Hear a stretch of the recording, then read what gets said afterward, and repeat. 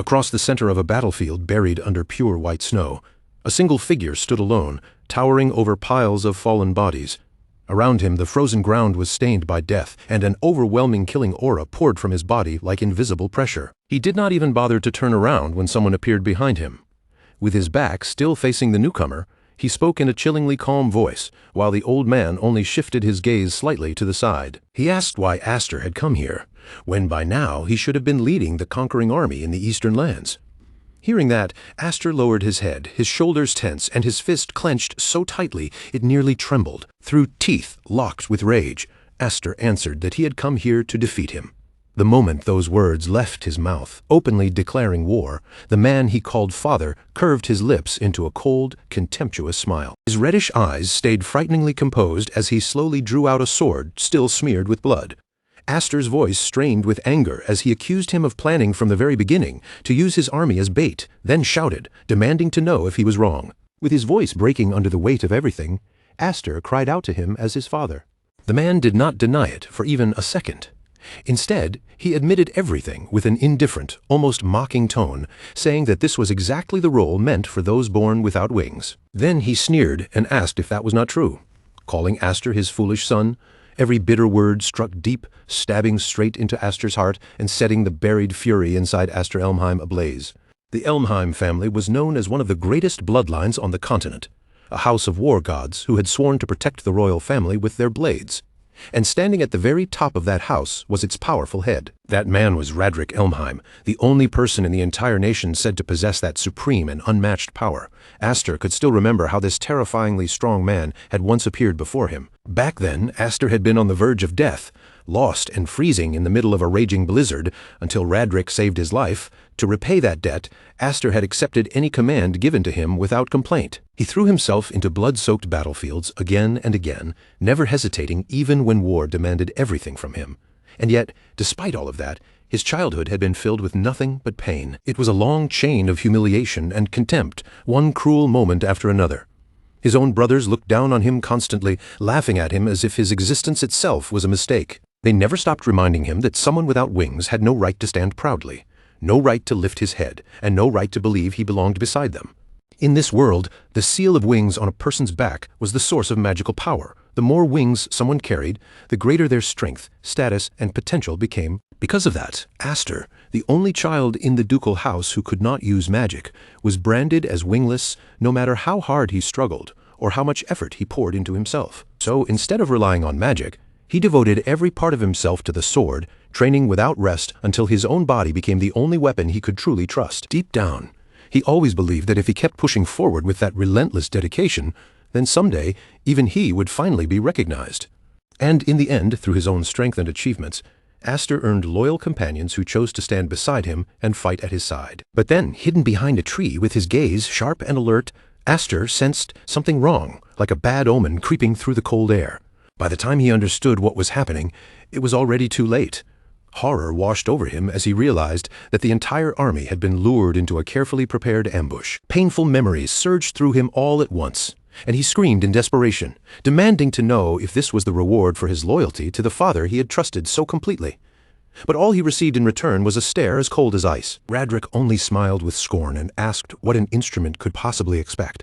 Then, with merciless calm, he declared that Aster's purpose had already been fulfilled and ordered him to disappear. Those words struck Aster harder than any blade, cutting into him again and again, while the hatred burning in his eyes grew even fiercer. Overcome by rage, Aster rushed forward like a man who had thrown away all fear, raising his sword high as he shouted for his father. He had trusted that man with everything, only to realize now how foolish that faith had been. With all the strength in his body, he unleashed a fierce spinning slash at the father who had betrayed him. The edge of his blade flashed past Radrik's neck, grazing the skin and carving out a thin line of blood. For the first time, Radrik's unshaken expression finally showed a change. But in the very next instant, glowing red magical chains burst out from nowhere and locked Aster in place. His own brothers had moved against him, attacking him together without mercy. Even with the chains binding him, Aster swung his sword in a frenzy, cutting down his attackers through sheer fury. Then he cried out in pain as the magical restraints tightened around him, forcing blood to spill from the corner of his mouth. But even then, even with his body trapped and wounded, his will to keep fighting did not fade. One of his brothers looked at him with a mocking smirk and asked if he still failed to understand the truth. To them, someone wingless would always remain nothing more than wingless. The three of them, father and sons, stood arrogantly above him as he collapsed into the snow beneath their feet. Another brother sneered that crawling on the ground suited him perfectly, pressing his hand down into the freezing white surface. Aster lifted his trembling voice from the snow and asked them if they had always intended to throw him away in the end, why they had taken him in at all. Radric bent down toward him and coldly told him to stop lying to himself. From the very beginning, he said, he had never needed Aster at all, and then he roughly grabbed Aster by the hair. With a cruel yank, Radric forced Aster's head up, making him meet that contempt-filled gaze. Then he leaned in closer, as if savoring the moment before revealing the truth. What Radric had truly needed was not Aster himself, but the power of the 7 wings sleeping inside his body. Aster's eyes widened in shock as he repeated those words in disbelief. 7 wings. The phrase alone left Aster frozen, while Radric's cruel smile only grew deeper. Then Radric added in the same cold voice that Aster's mother had been extremely useful to him. Without the slightest shame, he boasted that she had given birth to Aster only as the seed he required for his own benefit. The last thing Aster remembered was himself screaming desperately for answers from Radric as cold blades pierced into his body. His consciousness began to fade little by little, until all that remained was a bone-deep chill and the feeling of his hand sinking helplessly into the snow. In that final moment, as darkness closed in around him, Aster wondered in despair if this was truly where his fate came to an end. And if that was really true, then what meaning had there ever been in the life he had struggled so hard to live? Suddenly, a pale and gentle warmth wrapped around him. For one fleeting second, he thought he had reached the afterlife, until he realized that what surrounded him was falling snow. Then he felt it clearly. Someone was holding him carefully in their arms. It was a warmth he did not recognize, yet it felt strangely tender against him. His eyes flew open wide, and the thought struck him at once. No, this was not some fading dream created by his dying mind. This was real. Confusion filled him as he wondered where he had ended up, lying there beneath the softly falling snow. But then horror seized him when he noticed just how small his body had become. He stared at his tiny hands in disbelief, questioning whether they could truly belong to him. They were not just small or weak, they were unmistakably the hands of a newborn child. And that newborn body was being cradled gently in someone's arms. Aster looked up at the woman holding him and saw that she seemed to have just breathed her final breath, making him wonder if she was already dead. Then, without warning, an unfamiliar voice echoed inside his mind, commanding him to seek her. In the vision that suddenly opened before him, he saw armored knights charging through the raging snowstorm, their horses cutting hard across the frozen ground. Through the wind and swirling white, they shouted that she could not have gotten very far. One of the knights raised his voice above the storm, barking out that Duke Radric had given the order. No matter what it took, they had to recover the child that woman had taken from them. Then the vision disappeared as quickly as it had come, leaving him frozen in place, stunned by what he had just witnessed. He could not make sense of it at all, and around him the snow kept falling in cold, silent sheets. But the moment he remembered the name spoken in that vision, his entire body went stiff. Duke Radric. A wave of horror slowly spread through him as the truth became clear. The newborn those knights were hunting for was not some stranger at all. It was him. The memory of being found on a night swallowed by a violent snowstorm came rushing back, and with it came an impossible suspicion. Had he somehow been sent back into the past? He tried to force that thought out of his mind, but before he could settle himself, strange flashes of light flickered in front of his eyes, cutting straight through his thoughts. Even though he still could not fully accept what was happening, he pushed the question aside for the moment. Right now, there was a much more urgent danger standing directly in front of him. One thing was absolutely certain: if he stayed there any longer, he would end up captured again and dragged straight back into the hands of that cruel duke. With the hardened will of a warrior who had survived countless battlefields, he forced his weak newborn body to move, crawling out from the cold arms of the woman who had already lost all warmth. All of a sudden, a burst of golden energy surged from deep inside him, pushing his desperate will to escape even harder, as if his entire soul was screaming at him to get as far away as possible. Wherever his tiny hands touched the ground, heat spread outward, melting the thick snow beneath his palms and leaving wet marks behind him. But no matter how strong his mind was, the body of a newborn could only endure so much. Before long, he collapsed into the snow, his breathing growing heavier and more painful with every breath. In the middle of that biting cold, his small limbs burned as if fire were eating through them. Behind him, a long trail of melted water stretched across the white ground, marking every inch he had crawled. Still, he could barely pull himself forward anymore. Even then, his eyes remained fierce and unyielding, and deep inside he swore that no matter what happened, he would survive. The image of his merciless father turning his back on him surfaced again in his mind, and with it, a burning vow of vengeance took shape inside his heart. Gritting his teeth, he poured every last drop of hatred into his glowing hands and whispered Radric's name like a curse, swearing to himself that he would never forget. Using the final scraps of strength left in his tiny body, the newborn kept crawling with unbelievable persistence, dragging himself forward and carving a long, desperate mark through the snow until his strength finally ran out. At last, he collapsed completely, falling right at the feet of a figure who had just appeared before him. A little girl spotted the motionless child in the snow and pointed at him with bright excitement, calling out to her father as if she had discovered something incredible. The man known as Viscount Hyfried stared at the scene in front of him, unable to hide the shock that spread across his face. Carefully, he bent down and lifted the baby into his arms. His eyes filled with disbelief as he wondered how such a tiny child could have possibly ended up in a place like this. For a moment, the baby felt the safety and warmth of the man's embrace. His exhausted body finally gave in, and he slowly drifted into sleep. Viscount Hyfried continued staring at the strange newborn resting in his arms, still shaken by the impossible sight he had just witnessed. His gaze followed the long trail carved through the snow, and he could barely believe that a baby this small had somehow crossed such a distance all on his own. Looking down at the sleeping child's face, the Viscount could not stop himself from wondering who this boy really was, and what kind of mystery had brought him here. When Aster opened his eyes again, he found himself inside a warm room, far away from the howling storm outside. Still half drowsy, he looked around in confusion and wondered where he had been brought. Then, without warning, an illusion appeared before his eyes. A boy with hair as red as flames, reaching one hand toward him as though trying to pull him away. But just as suddenly, a soft pinch on his cheek snapped him back from the vision, pulling his awareness into the room around him. When his eyes focused again, he found 4 charming little girls gathered around him from every side. One of them excitedly called out to the eldest sister, announcing that the baby had finally woken up.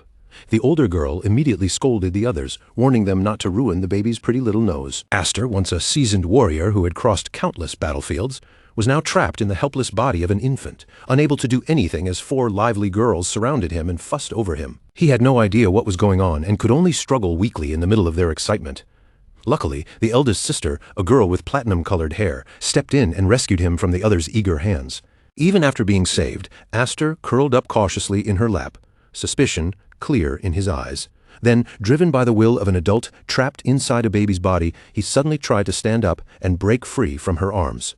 But his fragile newborn body betrayed him almost immediately. The moment he tried to move on his own, he tipped forward and fell face first onto the floor, sending everyone in the room into shock. One of the girls cried out in alarm, completely unable to understand what had just happened right in front of her. Startled, embarrassed, and frustrated, Aster began crawling away with all the strength he had. He could not understand why the girls were chasing after him, shouting for him to stop as if he were causing some huge disaster. The ridiculous chase only came to an end when his tiny body finally reached its limit again, leaving him too exhausted to escape before he was caught. Viscount Hyfried scooped him up just in time, holding him securely while staring in amazement. He could not help remarking that this child truly was strange, especially after seeming to fall from the sky like that. Aster's eyes widened at once. The moment he recognized the man holding him, his entire body froze. This was Viscount Hyfried, Duke Radric's own brother, and in shock, Aster quickly looked around at his surroundings. A terrible possibility struck him. Could this place actually be another residence belonging to the Elmheim family? Ygra Elmheim, the lord of the Viscount's house and the head of a lesser branch of the Elmheim family, had once stood side by side with his brother Radric. Together, the 2 brothers had been known as the Twin Wings, 2 powerful right hands entrusted with the duty of protecting the royal family. But in the memories Aster carried from his previous life, Viscount Hyfried had met a tragic death during a civil war, and his entire house had fallen with him. Seeing the Viscount alive before his eyes finally confirmed it. Aster had truly returned to the past. Even with that certainty, Aster could not stop himself from clutching his head, overwhelmed by the bitter irony of the situation. He had fought so desperately to escape the Duke's household, only to end up falling directly into the hands of the Duke's own brother. Meanwhile, the Viscountess held him gently in her arms and wondered aloud if perhaps the child's magic had gone out of control, causing him to fly through the air. Convinced that he was no ordinary baby, she looked down at him with tender eyes and a warm smile, one so gentle that it was completely different from the cruelty Aster remembered. She hugged him softly against her chest, comforting him in a calm voice and telling him that he must have been terribly frightened. but that everything would be all right now. For the first time across both of his lives, Aster felt the warmth of a mother's embrace surrounding him, and the unfamiliar tenderness left him completely stunned and unable to say a word. From a short distance away, Viscount Hyfried watched the tender scene unfold before him, and a quiet, satisfied smile slowly spread across his face. Then he stepped closer, his expression turning thoughtful, and stated that this child carried an extraordinary power within him. To the Viscount, the mark on the baby's body was the clearest proof of that hidden strength. As the Viscount gently lifted the baby's sleeve in front of the mirror, a vivid red mark was revealed on the child's skin. The moment the Viscountess saw it, her eyes widened and she gasped in horror. Her voice trembled as she stared at the mark in disbelief and whispered, asking if this could truly be the 7 wings. The words left the Viscountess in a shaken murmur, but Aster went completely rigid. He could not understand why the mark of the 7 wings had appeared on his body now. At that exact moment, fragments of dreadful memories from his previous life crashed back into his mind like a violent wave. Aster fully awakened to the truth, and Radric's cruel words echoed once again inside him. What Radric had truly wanted was the power of the 7 wings hidden deep within Aster's body. From the very beginning, that man had never planned to raise Aster as his son. He had taken him in with only one purpose in mind. He wanted to steal the 7 wings, and after all of that, he still dared to call Aster wingless, even after tearing away the wings that had belonged to him in his previous life. A burning sense of injustice erupted in Aster's heart like fire.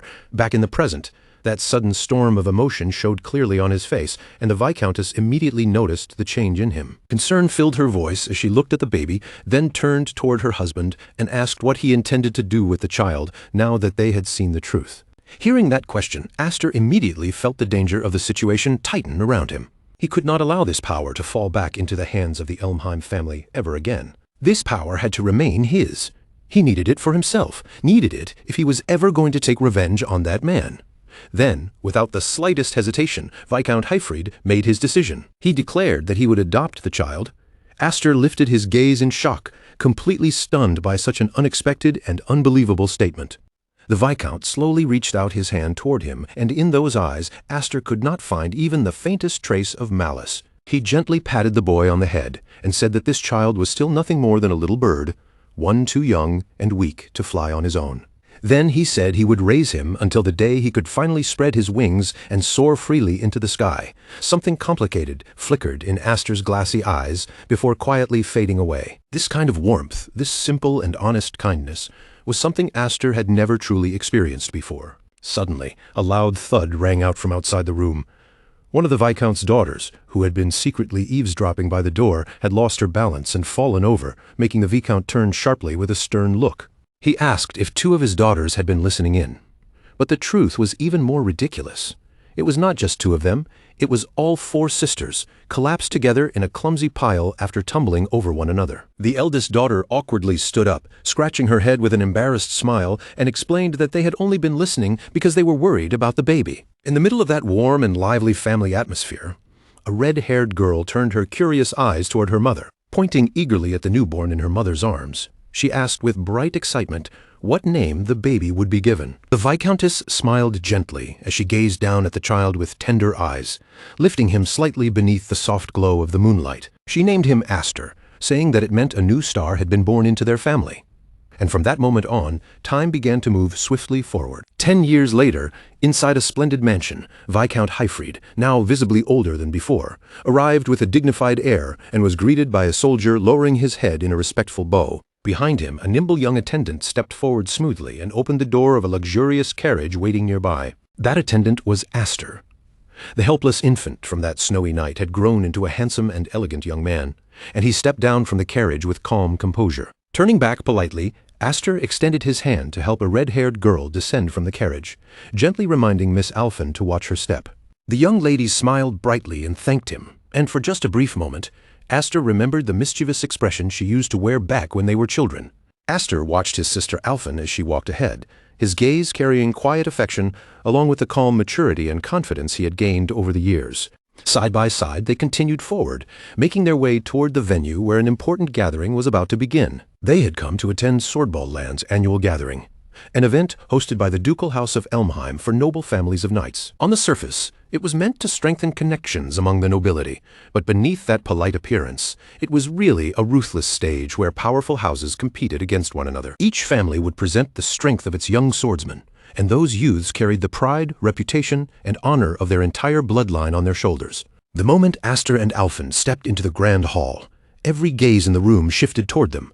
Whispers spread through the crowd almost immediately, and mocking voices began to rise, each one carrying a thin layer of disdain toward their house. Some sneered that the Viscount's house had only come here to humiliate itself, especially after adopting a brat of unknown origin instead of producing a proper heir.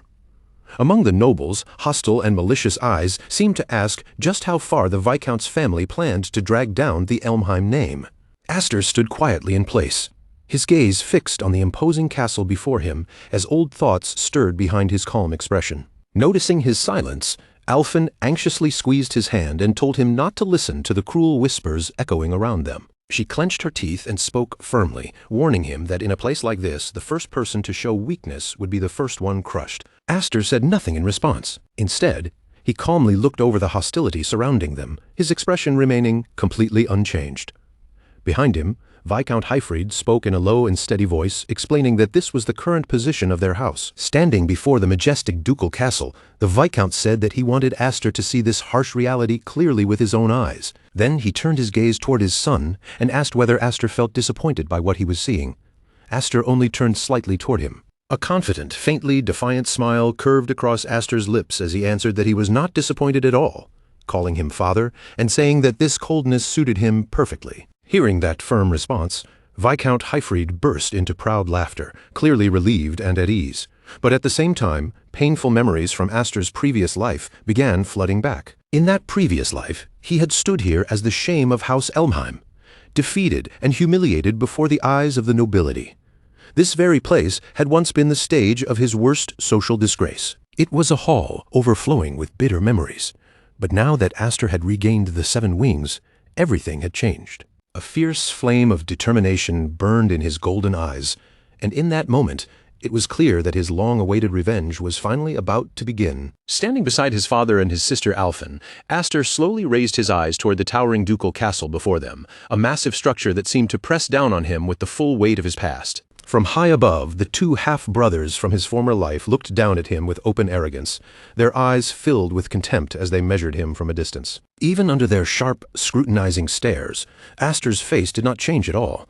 Beneath the shadow of his fringe, his eyes carried an almost unnatural calm. This was not the time to hesitate or shrink back. Now he had to step forward with dignity and face everything waiting for him head-on. A confident light flashed in Aster's eyes as the thought settled quietly in his heart. If he was going to enter this place, then he would make that entrance unforgettable. Inside the grand hall, a fierce fencing match was already taking place on the central stage, and the surrounding nobles watched every movement with intense fascination. In an age where knights stood at the peak of honor and status, they were expected to possess not only overwhelming strength, but also the noble presence worthy of their houses. Their strength was proven through refined swordsmanship, through speed, precision, and force, while their grandeur came from the reputation carried by the family name behind them. At the very center of the hall, beneath the eyes of the gathered nobles, 2 young swordsmen faced each other with the pride of their lineages resting on their shoulders. They clashed in a fierce duel, their movements bursting with explosive energy as their blades flashed and their bodies drove forward without hesitation. In the next instant, both of them charged across the arena toward one another, closing the distance so quickly that the entire hall seemed to hold its breath. Then came the decisive collision, a brilliant display of strength and splendor that captured exactly what noble swordsmanship was meant to represent. Magical energy flared around the fighters, and with one clean, perfectly timed strike, one of the combatants brought the duel to an overwhelming end. His blade struck with such precision that his opponent's sword shattered apart, sending broken fragments scattering through the air. The defeated youth's face froze in pure disbelief, as if his mind could not accept what had happened, and a heartbeat later his body collapsed. The victor straightened proudly before the watching nobles, revealing the absolute symbol of his family's bloodline, the wing emblem. On the back of his hand, the mark of 2 wings shone with a bluish light, glowing clearly as undeniable proof of the power he possessed. From the balcony above, Aster watched everything in silence, his gaze steady and impossible to read. He remained perfectly composed, quietly thinking that this place was just as intimidating as he remembered. It was no wonder his other sisters, Fran and Free, had both refused so firmly to come to a place filled with this much pressure and hostility. Ignoring the mocking looks aimed at him from every direction, looks he remembered all too well from his previous life, Aster felt his resolve harden like tempered steel. One bitter memory still haunted him above all else. It was the memory of his humiliating defeat in this very hall. As that old shame stirred inside him, his gaze drifted far away for a moment. Seeing that distant look on his face, Alphen softly called his name with genuine concern. She asked if he was nervous, since this was, after all, his very first swordball. Aster, however, simply smiled, and there was a strange confidence in that calm expression as he answered her. He told her he was not nervous in the slightest. If anything, standing here made him feel something much closer to nostalgia. That unexpected answer left Alphen completely puzzled, and she stared at him in confusion, unable to understand what he could possibly mean. Just then, Viscount Highfried excused himself, saying he had to attend a conference. Before leaving, he entrusted Aster with looking after Alphen, which immediately made her bristle. Alphen protested indignantly, reminding her father that she was actually 1 year older than Aster. Aster only teased her with a light smile, saying she was far too clumsy to be trusted on her own. The Viscount placed a firm hand on Aster's shoulder and advised him to use this chance well, since many young nobles around his own age had gathered here today. Then his voice lowered, turning serious, as he warned Aster not to let anyone discover the truth about the 7 wings. As the Viscount walked away, Aster stayed where he was, quietly weighing his adoptive father's warning. At the same time, the gazes directed at him from every corner of the hall were filled with barely hidden hostility. He thought dryly to himself that in an atmosphere this openly unfriendly, making connections the way his father suggested would be almost impossible. But instead of stepping back, a cold determination settled deep into his golden eyes. When Alphen noticed him suddenly walking forward with firm, deliberate steps, she called after him anxiously and asked where he was going. Without even turning back to look at her, Aster answered in a calm voice that he was going to make friends. With steady strides, he descended the grand staircase, heading straight toward a group of young nobles who were lounging and chatting around a sofa. The red-haired youth at the center of the group looked up at Aster with obvious disdain and demanded to know who he was. Aster gave a slight bow, his confident smile never wavering, and politely said that it was a pleasure to meet him. Then he addressed him as Brother Darius and formally introduced himself as Aster Elmheim, openly declaring that he was his younger brother. Darius stared at him in stunned silence for a moment. Aster then added casually that he had seen him from outside and thought he should come over to greet him, while another young man nearby reacted. Leo leaned closer to Darius and explained in a low voice that this was the adopted boy taken in by the Viscount's house. The moment Darius understood, he burst into wild, mocking laughter, finally realizing why this brat had the nerve to call himself an Elmheim. At that instant, memories of his death in his previous life surged through Aster's mind. He recognized them clearly.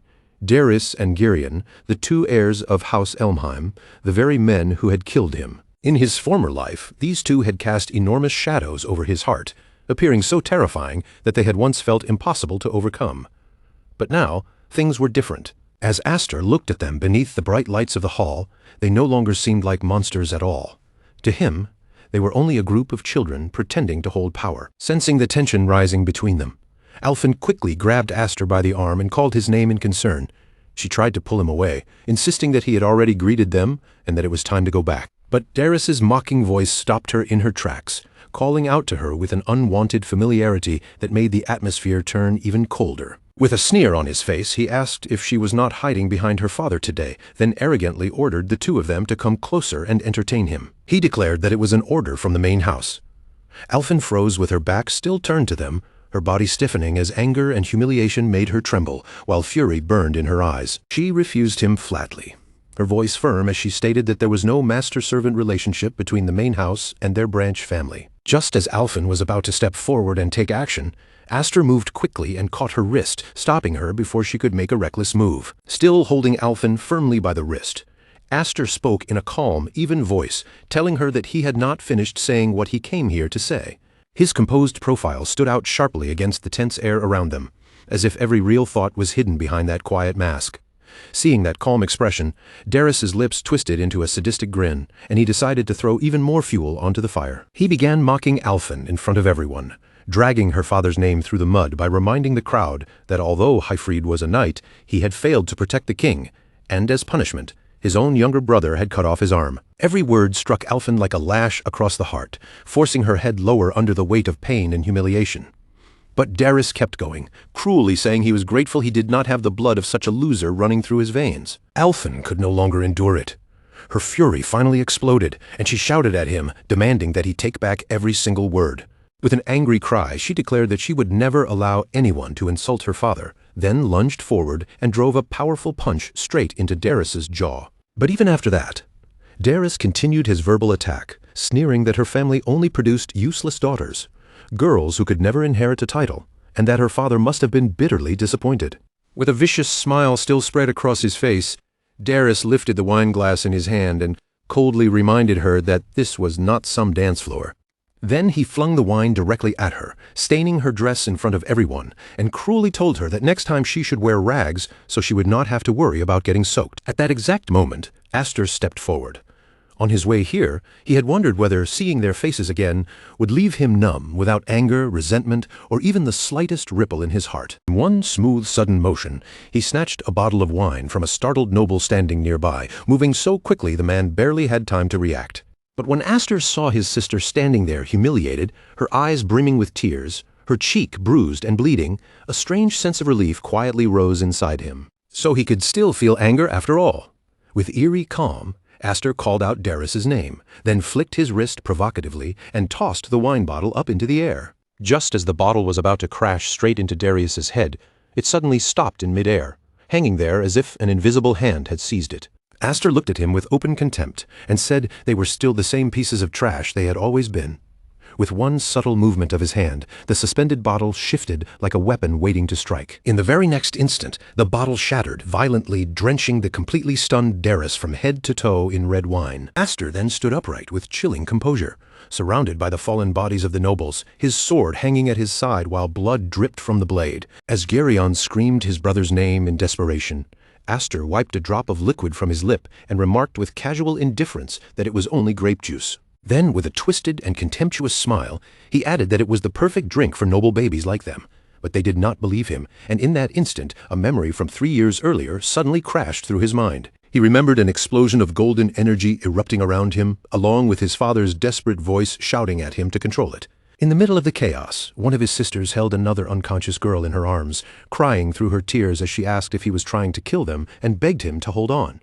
Alfyn, his eldest sister, had pleaded with him in terror to control himself, while spirals of dark and golden power twisted violently around his body. He remembered the power of the 7 wings, releasing a force so dangerous that even he could barely understand it. Then the image of his father, Hyfried, surfaced in his thoughts.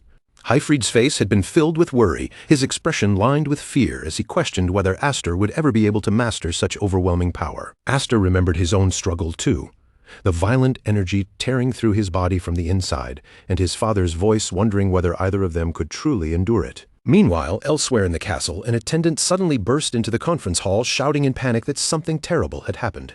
Viscount Hyfried immediately cut him off, demanding in a stern voice what could possibly be so urgent in the middle of such an important meeting. The attendant, still panicked, reported that the children of the main house and the Elmheim branch family had gotten involved in a duel. At that report, Viscount Hyfried and his brother, Duke Radric, exchanged a tense and heavy glance. In the next instant, the Viscount sprang to his feet and rushed out of the hall, his cape billowing behind him.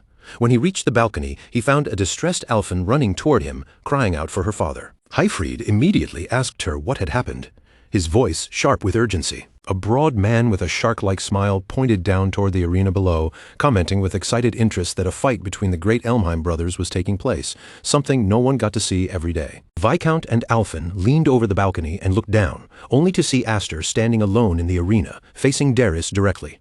The broad man added that depending on how this duel ended, the consequences could become enormous. That single thought visibly unsettled the nobles gathered around them, making the atmosphere on the balcony grow even heavier. With a sinister grin, the red-eyed man predicted that this sword dance was about to turn ugly. Down in the arena, Daris erupted with fury and unleashed his power, shouting that some fool had dared to provoke the Duke's house. He called Aster nothing more than a stray dog who did not understand the difference between them. Between them, the emblem of 4 wings on Darius's hand glowed with blue light, and the crowd murmured in awe, saying that the Duke's son truly stood on a completely different level as Darius pressed the tip of his sword close to Aster's face. Darius smirked and demanded that Aster show his own wing emblem, asking whether he was too ashamed to reveal it.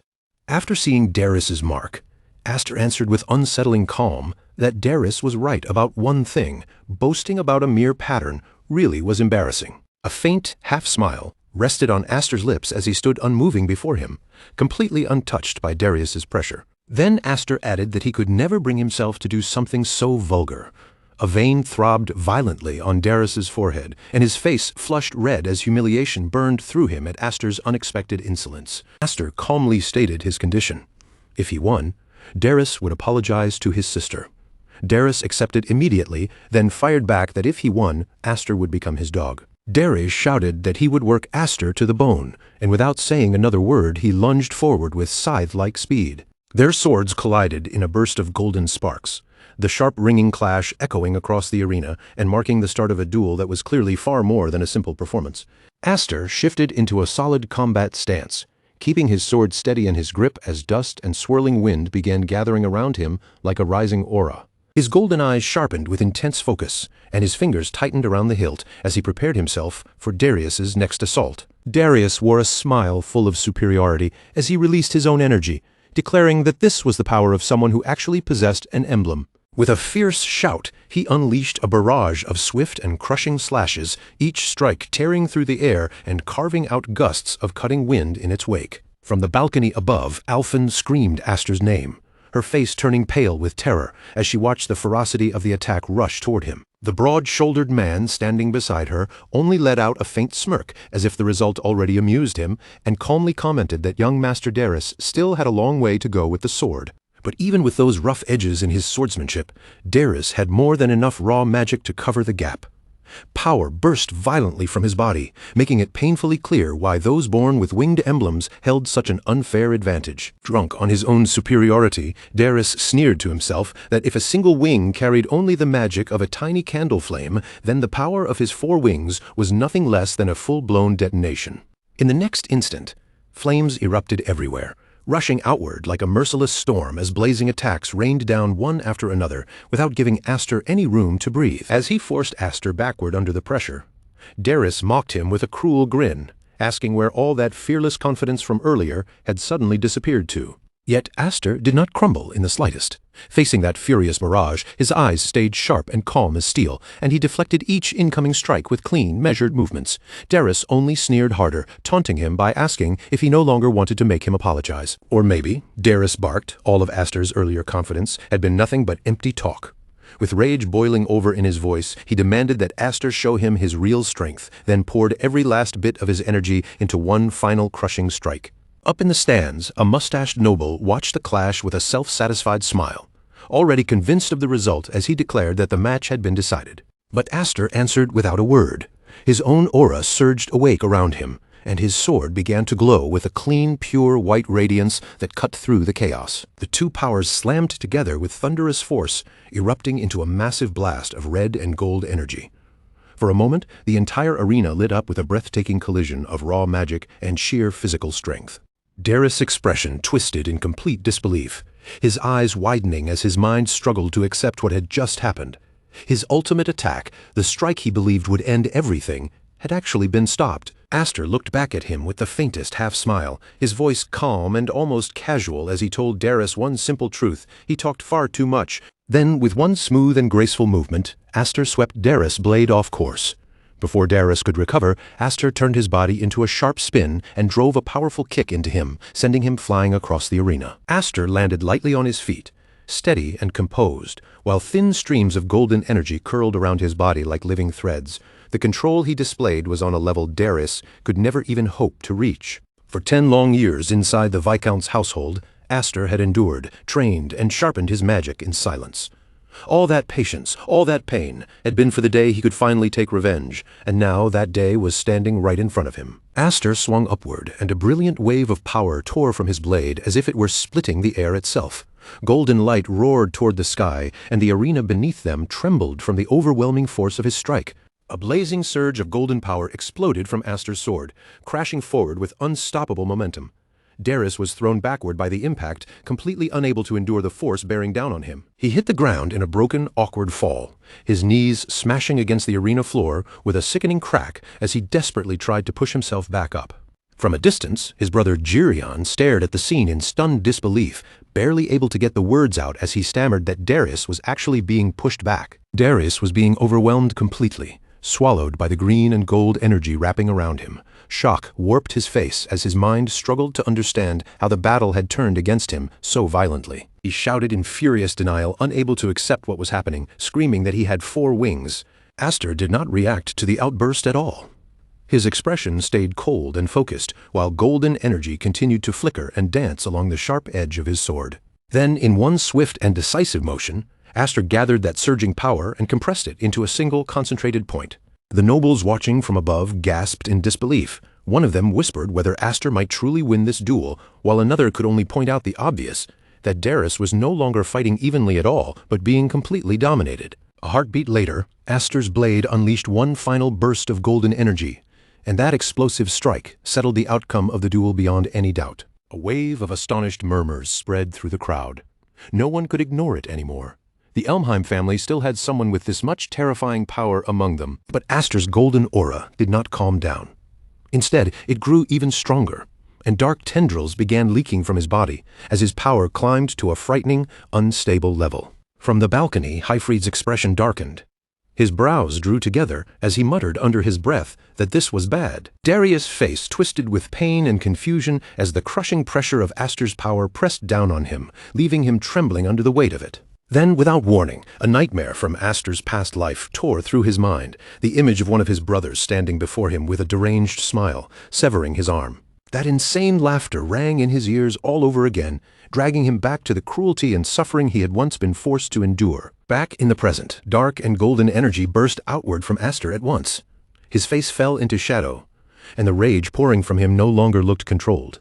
Caught inside that violent vortex of power, Darius screamed curses through gritted teeth, desperately trying to resist, even as the overwhelming force swallowed him whole. From above, Alphen cried out in panic, his voice breaking as he begged Aster to stop before things went any further.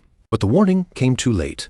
The power of the 7 wings erupted completely, detonating in a blinding explosion that tore through the arena and carved a massive crater into its center. When the dust finally drifted down and the ruined arena came back into view, the broad man stood there with his arms crossed, his expression far heavier than before. Aster's sword was buried deep in the ground, its blade planted only inches away from Darius' pale, terrified face. The strike had stopped just in time. Sitting helplessly on the ground in total defeat, Darius could only listen as Aster calmly threw his own cruel words back at him. With an icy look in his eyes, Aster told him that next time he should wear rags so he would not have to worry about getting wet. Cousin. Then Aster turned away and sheathed his sword with quiet, unshaken confidence. Deep inside, Aster declared that he was no longer the wingless failure everyone had once mocked and looked down on.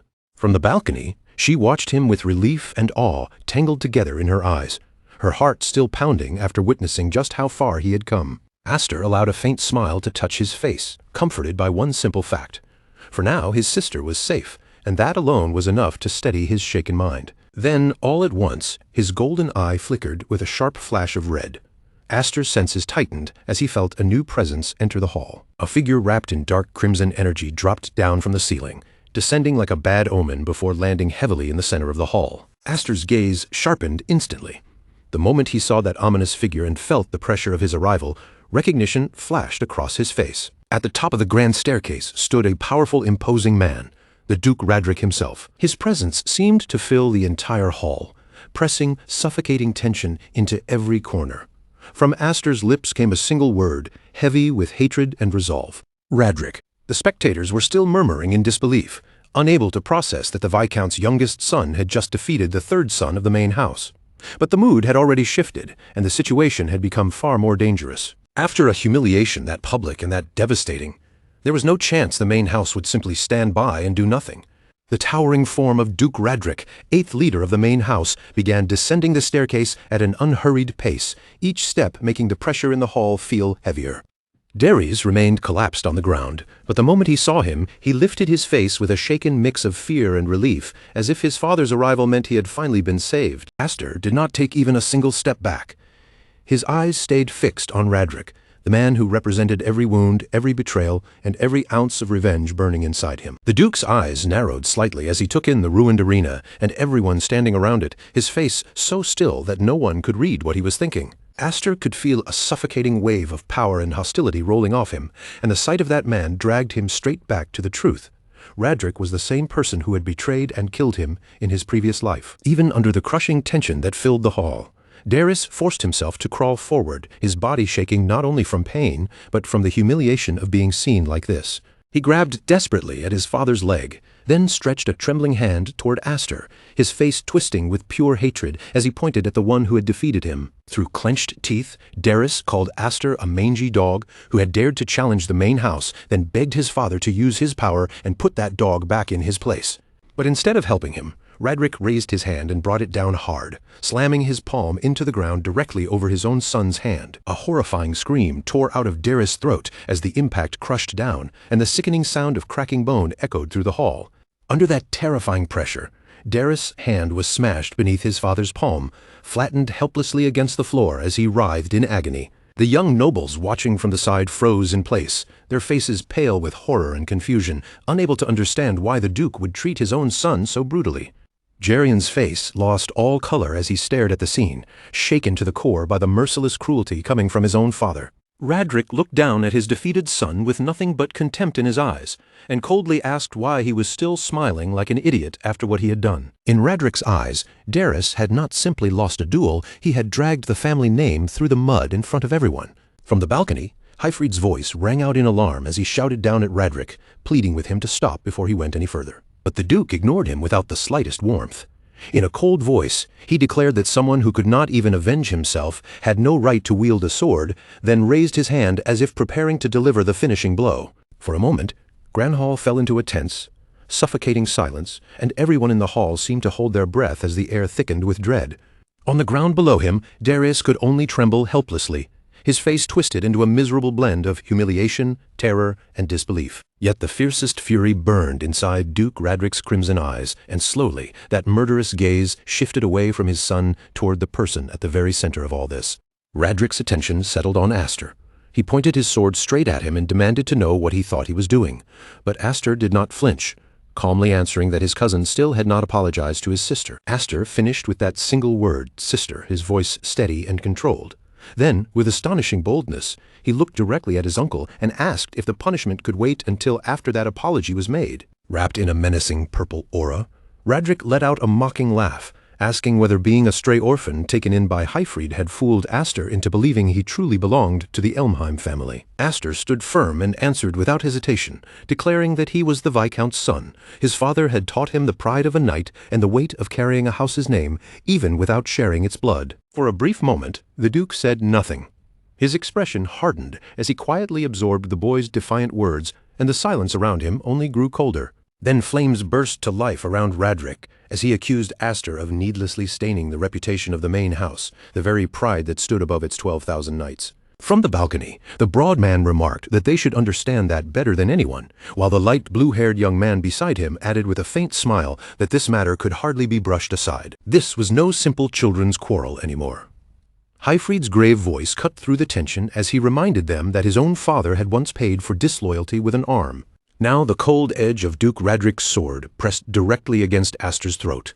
With that deadly blade resting there, he demanded to know what Aster intended to offer in exchange. With all due respect, Aster began in an even voice, refusing to let fear shake him, as he explained that this had never been a simple fight between relatives. It had been a legitimate duel, and all Aster had done was answer insults against his house with a blade in his hand. The Duke's eyes burned with silent fury, his glare sharpening at the boy's bold response, especially because Aster's reasoning left so little room to dismiss him. Aster met that glare head-on, repeating Radric's own brutal words back to him, that one who could not avenge himself had no right to wield a sword, and declared that he had no intention of giving up even a single finger. Above them, Alphen trembled as she watched the confrontation unfold, while the broad man beside her gently patted her head, trying to calm her shaking nerves. The blue-haired youth gave a quiet chuckle of disbelief, murmuring that Aster was only 10 years old, and that this whole situation had to be some kind of joke. Radric remained silent for a long, dangerous moment, his red eye glowing with a fierce intensity that made the entire hall feel ready to snap.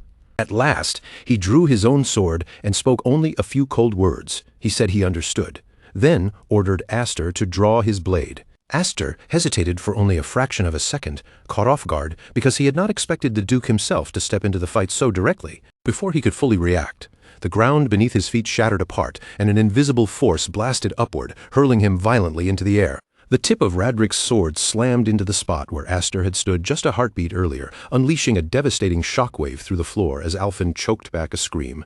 Her eyes went wide with terror as she stared down at the overwhelming power on display, unable to hide the fear spreading across her face. Hyfried shouted his brother's name again, his face twisting with rage as he saw the attack for what it was, a cowardly strike against a child. Without hesitation, Hyfried leapt down from the balcony and placed himself between Radric and Aster, sweeping his own sword forward in a brilliant arc of blue light. The two brothers' blades collided with a violent burst of sparks and force. At last, the leaders of the two houses had clashed, and the shockwaves from their duel thundered through the great hall, revealing just how terrifying the gap in power truly was. The Viscount landed beside Aster and immediately turned toward him, urgently asking if he was all right after being thrown so violently. In front of them, a massive pillar of stone surged up from the floor, blocking the Duke's path. The Viscount's face tightened with both surprise and concern as he recognized the defensive technique. Aster forced himself back onto his feet with difficulty. His body was battered, bruises marked him clearly, and blood ran down from his forehead, but his will had not broken. His eyes burned even brighter than before, filled with a fierce mix of pain, fury, and unshakable resolve that refused to fade. Duke Radric watched everything unfold with a faint, superior smile, as if the direction things had taken pleased him in some twisted way. Then, without saying another word, he turned and started walking back toward the stairs, abandoning the confrontation. With one agile leap, he landed on the balcony beside his defeated son, leaving the shattered hall behind him. The Viscount watched Radric leave without lowering his guard, then quietly reached out and placed a firm, protective hand on Aster's shoulder. Still standing beside him amid the fading tremors of power, the Viscount looked shaken to his core. He gathered the injured Aster into his arms and called his name, his voice heavy with worry. Even with blood on his face and bruises marking his body, Aster still managed to give a small, satisfied smile. He assured his father that he had kept his promise properly and that everything truly important had been protected. Relief softened the Viscount's face, but pride shone there just as strongly.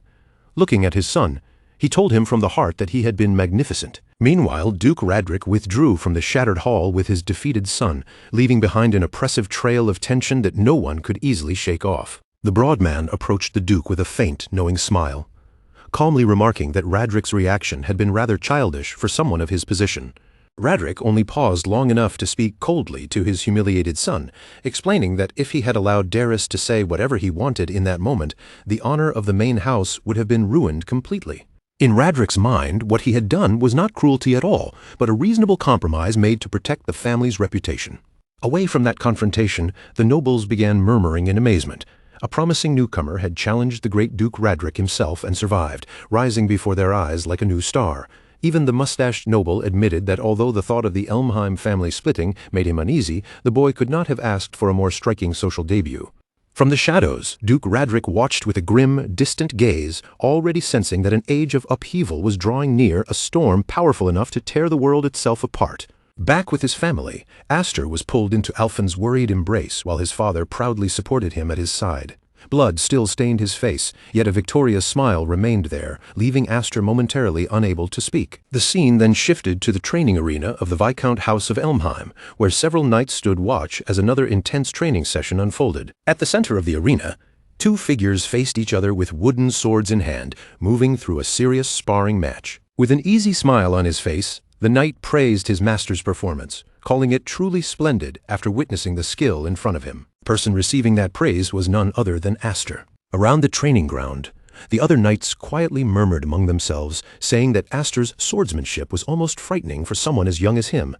They also noticed that ever since the sword dance assembly, his training had become even harsher, as if he were driving himself forward without pause.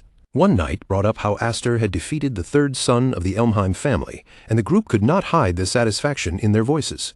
After all, The main family had looked down on the Viscount house for years, so watching one of their own stand tall against them felt deeply refreshing. As Aster continued cutting down one opponent after another in training, his mind slowly turned inward beneath that steady rhythm of battle. At the sword dance assembly, he had shown enough strength and presence to silence those who dared call his family a disgrace to House Elmheim. Even so, Aster knew the true obstacle still remained ahead of him, standing far beyond that single victory, the Elmheim main house itself. Part of him wished he could have tested himself even further on that stage, facing more opponents and measuring his strength more clearly. But even now, Aster understood the truth. At his current level, he had no chance of defeating Radric Elmheim, because to him, a wing crest was only a sign of magical potential. No matter how much inborn magic someone possessed, it was nothing more than a useless treasure if they could not fully control and master it. And despite everything he had accomplished, Aster still could not draw out the complete power of the 7 wings within him. If only he did not have to fear losing control and going berserk the moment that power pushed too far. Then, he would finally be able to test the true limits of that overwhelming strength without holding himself back. After one final exchange, Aster defeated the last knight still standing, leaving several knights sprawled across the training ground around him. Aster's gaze stayed sharp and determined as he looked over the fallen opponents, his breathing steady despite the intensity of the sparring. Then he calmly asked if anyone else wished to step forward. But before any of the knights could answer, a familiar voice cut into the moment. Alphen appeared nearby, immediately remarking that he was pushing himself too hard again. She asked if he even understood what rest meant, then told him that their father was calling for him. Aster accepted at once without arguing, saying that he would go see their father right away. As he started walking with her, Aster glanced over and noticed his sister's outfit, prompting him to comment on the change. Alphen looked confused at first, not quite understanding what he was trying to say as she blinked back at him. Aster explained that it was rare to see her wearing that outfit, since she used to dislike it because she thought it was not cute. Alphen replied calmly. That balance was important. Watching Aster throw himself into training had made her realize that she could not stay the same forever either, and those words caught him completely off guard. For a moment, Aster was left speechless, especially when Alphen lifted her training sword toward him with a confident smile on her face. She told him that once he came back, the two of them would spend plenty of time together. Aster answered her challenge with a grin of his own, politely asking her to go easy on him when that time came. Some time later, Aster arrived at his father's office, and as soon as he entered, Viscount Hyfried told him to come in and take a seat. Aster did as he was told, sitting across from his father with a serious expression as the atmosphere in the room settled into something heavier. Hyfried began by saying that 10 years had already passed since they first welcomed Aster into the family. He admitted that at one point he had considered waiting until Aster was older, but after everything that had happened, he had decided that the time had come to move things forward. With that, Hyfried placed a small case on top of the desk and opened it, revealing a ring resting quietly inside. Hyfried explained that the ring was proof of succession, the symbol carried by the next head of the Viscount house. Then, without hesitation, he declared that he wanted Aster to become his successor. Aster froze where he sat, stunned by how directly and firmly those words had been placed before him. The Viscount looked at him and said plainly that he wanted him to inherit the house, while the young boy remained speechless as his father continued explaining.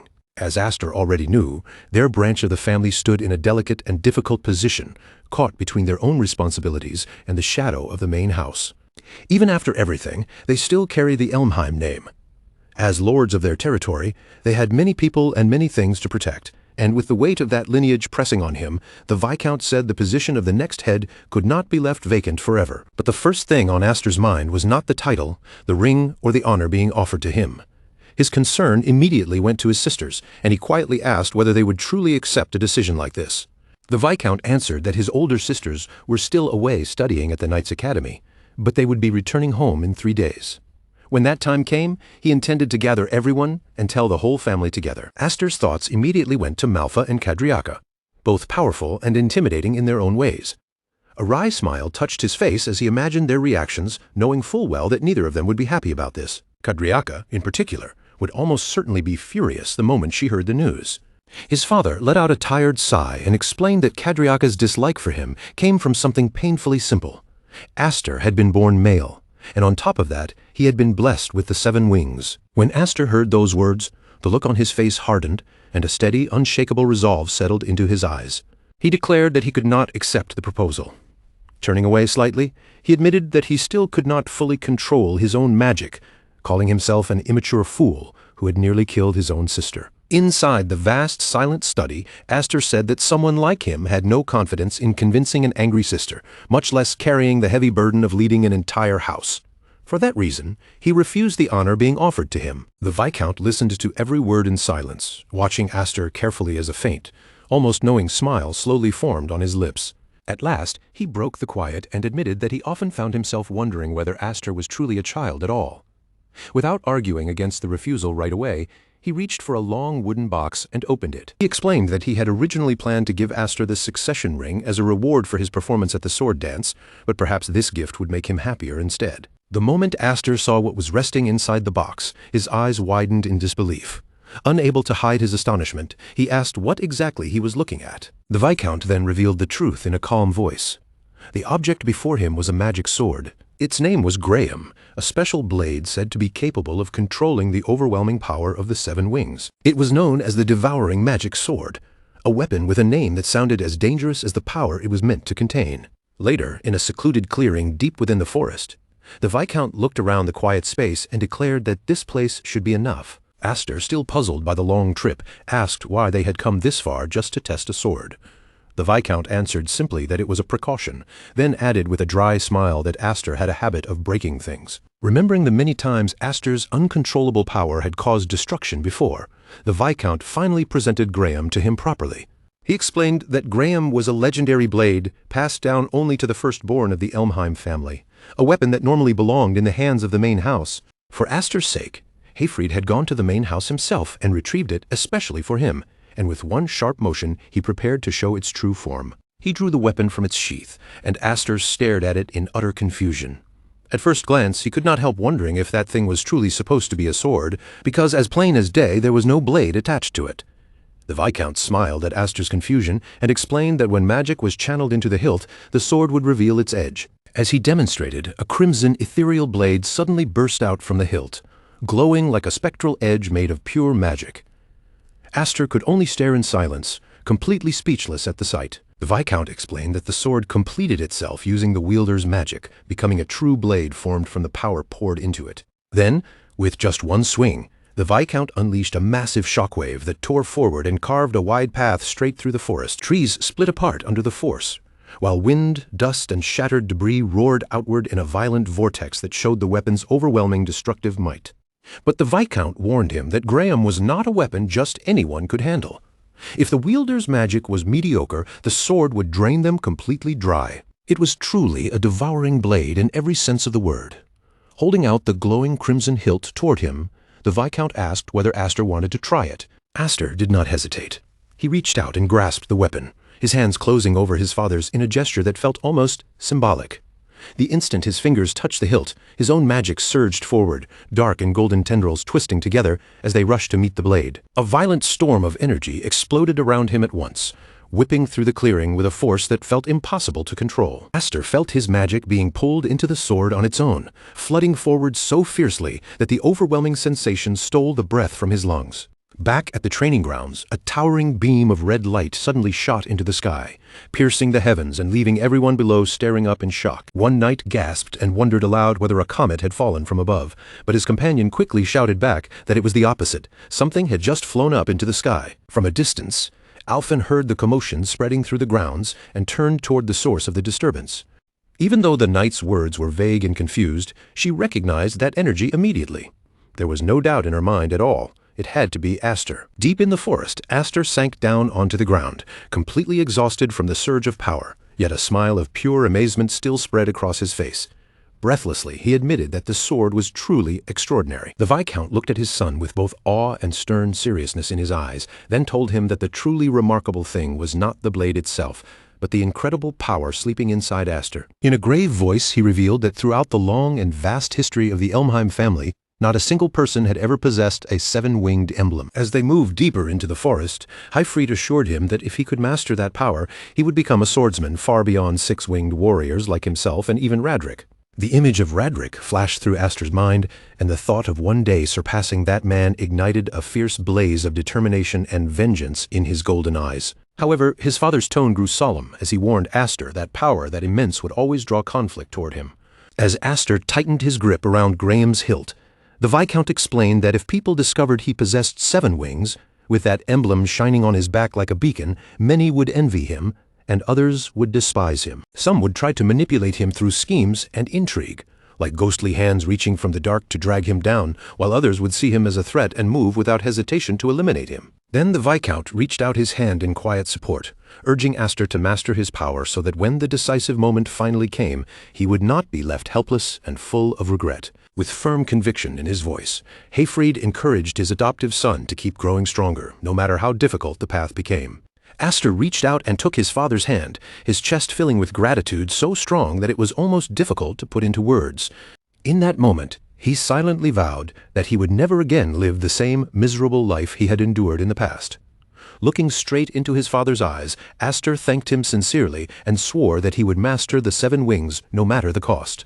3 days later, the Viscount and his wife waited together in the grand hall, preparing to welcome home their 2 daughters as they finally returned from the academy. 2 young women descended the staircase, one with short red hair and a fierce expression, and the other with long white hair and a gentle, graceful smile. The red-haired girl cleared her throat to regain her composure, then proudly announced with confidence that Kadriaka had returned. She threw both arms open with a bright, radiant grin, clearly expecting a warm welcome as she invited her beloved little sisters to rush over and embrace her. But instead of running into her arms, the 2 younger girls darted straight past her and clung happily to the white-haired sister Malfa, joyfully welcoming her back home. Left all alone in the middle of the grand hall with her arms still spread wide, Kadriaka blinked in stunned confusion, wondering why no one had come to hug her. The little girls snuggled closer to Malfa and explained honestly that it was because Sister Kadriaka always ruined their hair whenever she hugged them. Kadriaka crossed her arms with an offended look, flatly denying the accusation. With absolute seriousness, she declared that she had perfectly mastered knightly etiquette and would never behave in such an improper way. But that dignified act completely collapsed the moment her eyes landed on her sister Alphen, and a joyful shout burst from her before she could hold herself back. In the next second, Kadriaka lunged forward and wrapped Alphen in an overwhelmingly tight embrace, squeezing her so hard that it nearly looked like she might suffocate her. Kadriaka loudly asked whether Alphen had been a good girl while she was away, while Alphen struggled desperately in her arms, trying to escape the crushing strength of that hug. Alphen demanded to know why Kadriaka was coming at her so aggressively, but Kadriaka continued her overly enthusiastic greeting without slowing down. Meanwhile, Malfa, the white-haired sister, glanced around and noticed someone missing, then calmly asked where Aster was. The Viscount answered with a mysterious little smile, simply saying, "Oh, that boy."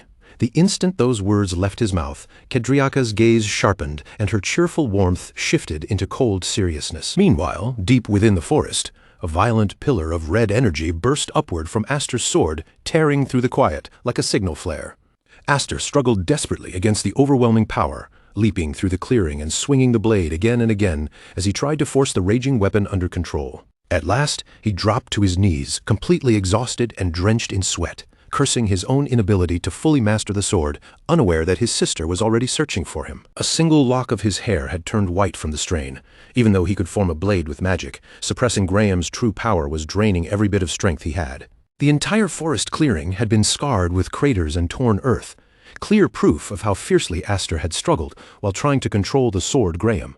As he wondered how his father could wield the weapon so effortlessly, a familiar voice suddenly pulled him out of his thoughts, teasing that she could see he was going all out again. Startled, Aster turned toward Kadriaka and greeted her, asking when she had returned, while she smiled back with a playful but sharp expression.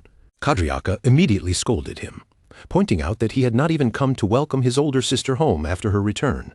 Then she raised an eyebrow and asked whether he thought he was so special now that his own family no longer mattered to him. She added that she had heard about the sword dance, and that the Knight Academy was full of rumors about him. When she said their father must be very proud, Aster brushed the praise aside and insisted that she was the one who was truly impressive. After all, even as an apprentice, Kadriaka had already distinguished herself through countless missions and accomplishments. Aster continued praising her, saying he had heard she was the only knight that year to receive the Medal of Honor. Kadriaka answered with cool indifference, saying that if she could not accomplish at least that much, she would never be worthy of inheriting their father's position. Then her gaze settled on him with sudden seriousness, and she asked directly whether he had rejected the offer to become heir because he was thinking of her. Aster sighed and muttered that it was troublesome that their father had told her about it, then explained that he simply did not feel qualified yet. Kadriaka lowered her eyes for a moment, quietly taking in his answer. Then she turned away and began walking deeper into the forest, complaining bitterly that both their father and Aster were cruel, because they knew perfectly well that becoming heir had always been her dream, yet they still offered it to him. Her figure slowly disappeared between the trees, leaving Aster standing there in confusion, unable to understand why her mood had shifted so suddenly. Then, without the slightest warning, Kadriaka spun around and unleashed a powerful slash of blue energy straight toward him. The attack sliced through a tree as cleanly as if it were butter, forcing Aster to dodge by a hair's breadth. The severed trunk crashed down beside him, and he had to leap back again to avoid being crushed. Landing lightly a short distance away, Aster stared at her in disbelief and demanded to know what she was suddenly doing. Kadriaka stood within a blazing aura of power, her expression fierce and challenging, and declared that after all this time, his older sister would finally put him to the test. With a fierce grin and her sword resting casually against her shoulder, she warned him that from this point on, she was going to come at him for real. Panic flashed across Aster's face as he tried to stop her, pleading for her to wait while explaining that his sword was still incomplete. Kadriaka answered coldly, asking whether he thought he could give that same excuse to an enemy standing before him on a battlefield. The word enemy echoed sharply in Aster's mind, forcing him to understand that she was not treating this like a playful sparring match. Kadriaka took up a proper combat stance and reminded him that a knight's creed was to always be ready for battle, warning that if he held back too much, she would crush him. Her first strike came with such terrifying power that Aster barely managed to slip out of its path in time. As he leapt backward to escape her relentless attacks, Aster realized this was no joke. He was already struggling just to keep his own magic under control. But when he saw the genuine killing intent in his sister's eyes, he knew he had no choice. Driven by desperation, Aster unleashed Graham's crimson power, and the red energy of his blade collided violently against her incoming force. With Kadriaka wrapped in that blue aura, a terrifying thought flashed through Aster's mind. She truly looked as though she intended to kill him. Their battle raged deeper into the forest, far away from any watching eyes. From a distance, it looked as if lightning itself had descended among the trees, with bursts of light flashing through the woods. Kadriaka clicked her tongue mid-swing, her blade carving clean, ruthless arcs through the air. With a sharp and merciless expression, she told Aster that his swordsmanship was still as skillful as ever. She admitted that after all the growth she had achieved at the Knight Academy, she had never expected him to keep pace with her so well. Aster met her relentless strikes one after another, blocking each blow as best he could. Then Kadriaka twisted her stance with practiced precision and unleashed a crushing strike that hurled him backward. Coldly, she declared that his control over mana was still pathetic. Aster slid across the ground from the force of the blow, his boots digging deep grooves through the soil as he fought to stop himself. Even so, he forced himself to stay upright. Looking up at Kadriaka, he remarked that she was just as merciless as he remembered. His thoughts drifted unwillingly back to the past, remembering how Kadriaka had always been like this, fierce, confrontational, and completely unyielding. As the only man in the family with the formal right to inherit, and as the bearer of a seven-wing crest that surpassed everyone else in the household, Aster had always stood like a silent thorn in her existence. To Kadriaka, everything about him must have felt unfair from the very beginning. She had grown into a storm that challenged every injustice she saw, real or imagined. And if Aster was being honest, she was the one opponent who felt like his natural enemy. Then, without slowing for even a second, Kadriaka suddenly kicked off the ground and leapt high into the air. In that instant, Aster caught sight of her figure rising sharply against the thick forest canopy, her silhouette cutting through the leaves above him. The moment he saw it, his body tensed because he already understood exactly what was about to come crashing down. Her sword came falling like a sentence passed from above, heavy and merciless. The blade struck with terrifying force, splitting the forest floor open as a brutal shockwave burst outward, tearing through dirt, roots, and trees around them. As she stood over him with her blade still poised, her voice came down cold and absolute. She declared that someone like him had no right to become the next head of their family. Meanwhile, far away from the forest inside their father's chamber, Alphen stood beside the window with worry tightening her voice. She asked whether it was truly wise to leave those two alone to fight each other like this. To her, this was not some harmless sibling argument.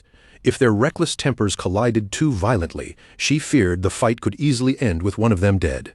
Their father, however, remained composed. In a calm voice, he answered that Aster and Kudo might be rivals, and they might both be reckless.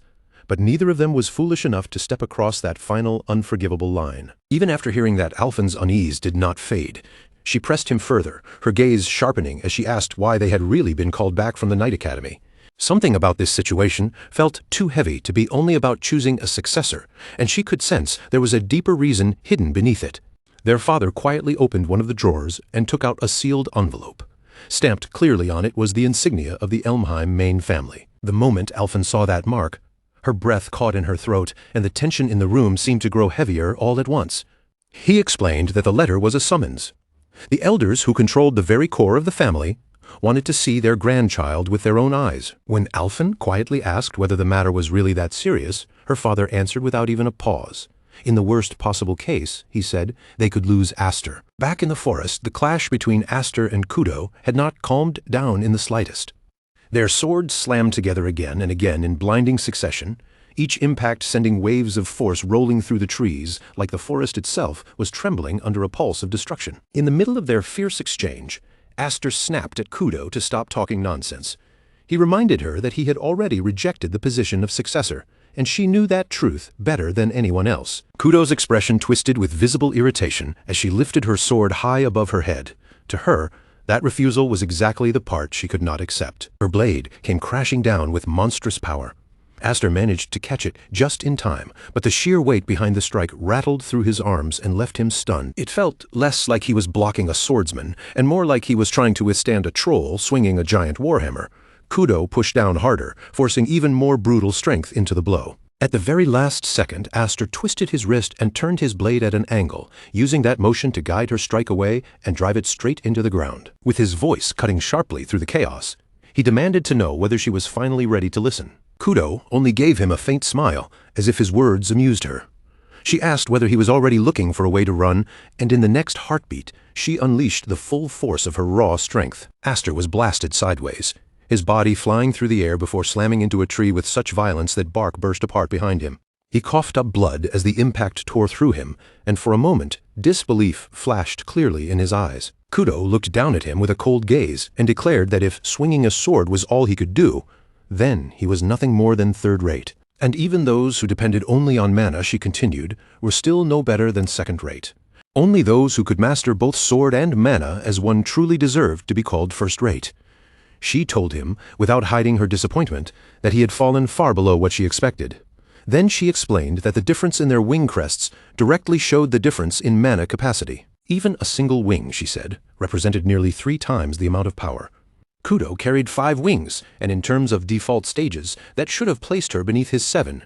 Yet, despite that advantage, Aster still avoided matching her in direct contests of raw strength, choosing instead to shelter himself behind polished technique. With a faint, knowing smile, she asked whether he truly had so little faith in himself, or whether deep down he was afraid of losing control again, just like he had 3 years ago. Those words struck Aster harder than any blade. His entire body went still, as if the question had cut into a place he had kept buried. A memory rose inside him without warning, dragging the past back into his mind. For the first time, he wondered if fear had been guiding him all along. Had he been sealing away his own power without even realizing it because of what happened back then? That question shook him, forcing him to look at himself in a way he never truly had before. His eyes lowered to the sword in his hand, and in a low murmur, he wondered if that same suppression was the reason behind it. Maybe that was why Sordran had always felt so unstable in his grasp. Across from him, Kudo's expression grew even harsher. She told him that he possessed everything she had ever wanted. If he planned to let those gifts waste away because of ignorance and arrogance, then he should hand them over to someone who actually understood their value. Then Kudo lunged forward, and this time the killing intent around her was no longer being held back. But this time, Aster did not step away. He faced her all-out attack directly, meeting the strike head-on. Their blades crashed together with a thunderous roar that rang out across the forest. To Kudo's shock, she was the one forced backward. Her footing slipped for an instant, disbelief filling her eyes as she struggled to accept that Aster had actually deflected her full-powered blow. Aster gave her a faint smile and thanked her. Because of her, he said, he had finally awakened. Then he surged forward at full speed. Kudo narrowed her eyes, unable to understand why he would charge in so recklessly. Why would he attack before even stabilizing his blade? Was he already out of mana? The thought crossed her mind, but it felt almost impossible. As Aster advanced, mana poured into his sword in massive, surging torrents. The 7 wings upon his back hid an enormous reserve that seemed almost inexhaustible, even though he knew he still could not control it with perfect precision. So instead of trying to force that power into delicate control, he threw away restraint completely. For one brief instant, he abandoned his dependence on technique and poured every ounce of mana into the simple, pure motion of his strike. The blow came down with unstoppable force. Kudo raised her sword and blocked the attack cleanly, regaining her stance almost at once. But even as she held firm, she could feel the difference in him. Something inside Aster had truly shifted. After steadying herself, she let a small, amused smile rise and asked whether he had actually thought this through. Or was this just another one of his half-baked impulses? Aster looked straight into her eyes without wavering. The hesitation that had clouded him before was gone, and he told her plainly that he had no intention of wasting this second life. This time, he would take hold of everything that had once slipped through his fingers. The power of the 7 wings, the sword Graham, and even his rightful place within the family. Those were the things he had once struggled desperately to obtain, only to fail in the end.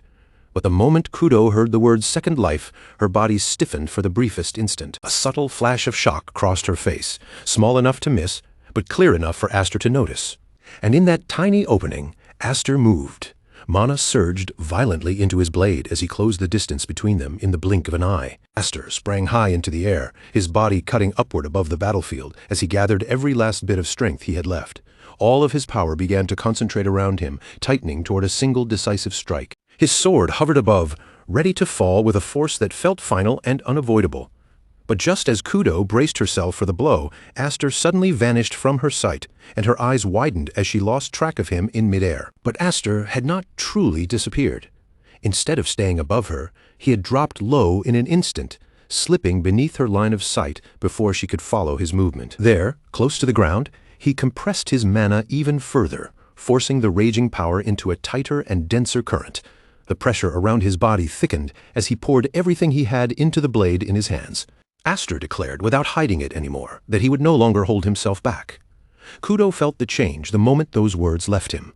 The air grew heavy around them, and she understood at once that this clash was about to decide everything. Then Aster brought his sword down with crushing force. The descending arc of mana tore through the air so violently that it seemed to scream as the strike came crashing toward her. Some time later, Kudo slowly opened her eyes. But the first thing she saw was not the torn forest or the battlefield. It was the familiar ceiling of her own room, and for a brief moment she could not understand how she had ended up there. Soft sunlight slipped through the parted curtains, spreading across the quiet room. Beside the window stood her older sister, Malfa, watching over her in silence. Malfa turned toward her with a calm expression and remarked that Kudo had certainly taken her time waking up. Kudo immediately pushed herself upright, her body reacting before her mind had fully cleared. With sharp urgency in her voice, she demanded to know what had happened to the duel and what the final result had been. Malfa gave her a gentle smile and explained that Aster had personally carried her back. He had told everyone that Kudo had simply fallen asleep right in the middle of their fight. According to Aster, the exhaustion from her long journey back from the Night Academy had finally caught up to her all at once, and she had passed out before the duel could properly continue. Kudo lowered her gaze toward her sword, falling into silence. She knew immediately that what he had said was not the truth. She remembered that final instant with painful clarity. Aster's blade had stopped only a few inches away from her, and she had felt the crushing pressure of his mana bearing down with enough force to split her body in two. And yet, right before the attack could connect, he had scattered the mana blade himself. Only the fading shockwave swept across her body, and even that remaining force had been enough to knock her unconscious. In that moment, Kudo understood one simple truth she could not deny. No matter what Aster said or how fiercely they fought, he would never actually kill his own sister. Even so, for one tiny heartbeat, she had truly believed he might do it. A faint smile slowly touched her lips as that realization settled in. He was younger than her, and yet somehow he had grown into someone so infuriatingly formidable. What an unbearable little brother he had become. Then she rose suddenly, gripping her sword, and asked Malfa where Aster was. Her eyes sharpened with stubborn resolve as she declared that she refused to accept a duel ending in such a way. Next time, they would start over properly, both of them fighting at full strength from the very beginning. At that, Malfa's expression shifted slightly, the softness fading from her face. She told Kudo that Aster had already left the castle. Kudo froze in place, her body going still as those words sank in. Malfa explained that the main house had summoned him, and earlier that very day, Aster had departed together with their father. Seeing the confusion spreading across Kudo's face, Malfa looked at her more closely and asked whether she truly had not known about the summons. Anger immediately flared in Kudo's voice. She demanded to know why no one had bothered to tell her something that important. Meanwhile, beyond the castle grounds, a horse-drawn carriage rolled steadily along the forest road, its wheels rattling over the path as the trees passed by on both sides. Inside the carriage, Aster sat across from his father, the space between them filled with a heavy and thoughtful silence. His father explained that the person Aster was about to meet was one of the old lords who secretly supported the Elmheim family from behind the scenes.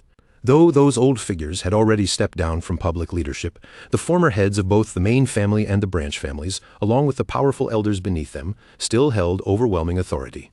They no longer stood openly in the spotlight. But from the shadows, they continued to rule quietly. His father added that those elders had never shown even the slightest interest in Aster after his adoption. So, for them to summon him now could not be treated as some minor matter. Aster listened without panic, then calmly replied that the summons was most likely connected to the sword dance assembly. He said he had heard something before about the elders. The elders of Elmheim, he continued, valued the family's honor above everything else, more than gold and even more than life itself. Anyone who stained that honor, he said, would be thrown at the feet of a beast cage. His father stared at him in disbelief and demanded to know where he had heard such an absurd story. Aster looked slightly flustered at first and answered that he had heard it somewhere long ago.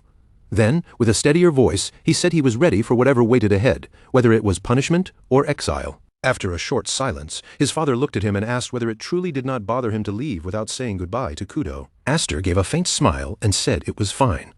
Their departures had already been arranged for around the same time anyway, so in his mind, leaving quietly was better. He believed that since Kudo disliked him, she would probably feel more comfortable if he was not around. Even so, he admitted that thanks to her, he had finally started to understand how to properly wield the sword Graham. He could now draw out the power of the Seven Wings far more freely than he had been able to before.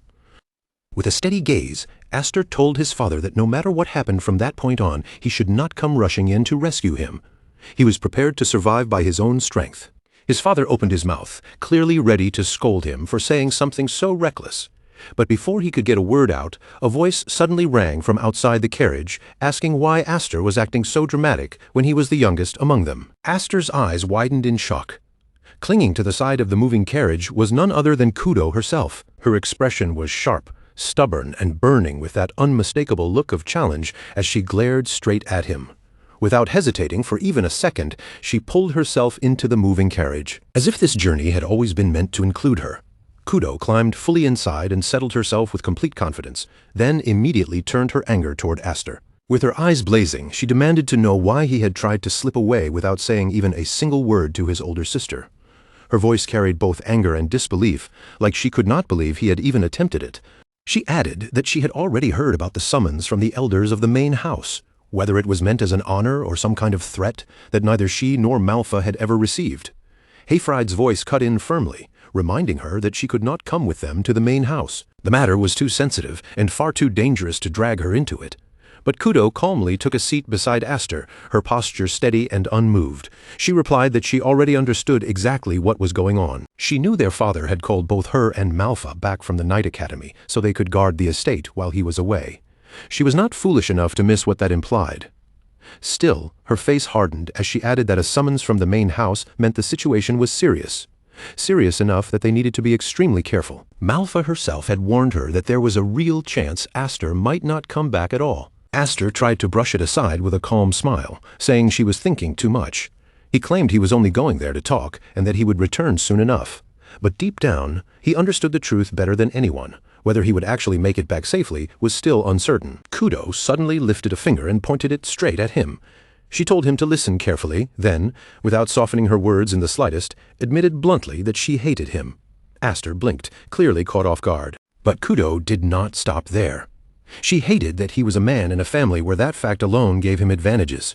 She hated that he carried 7 wings, and she hated that everyone treated him as if he were someone special. She hated that he was stronger than his older sisters.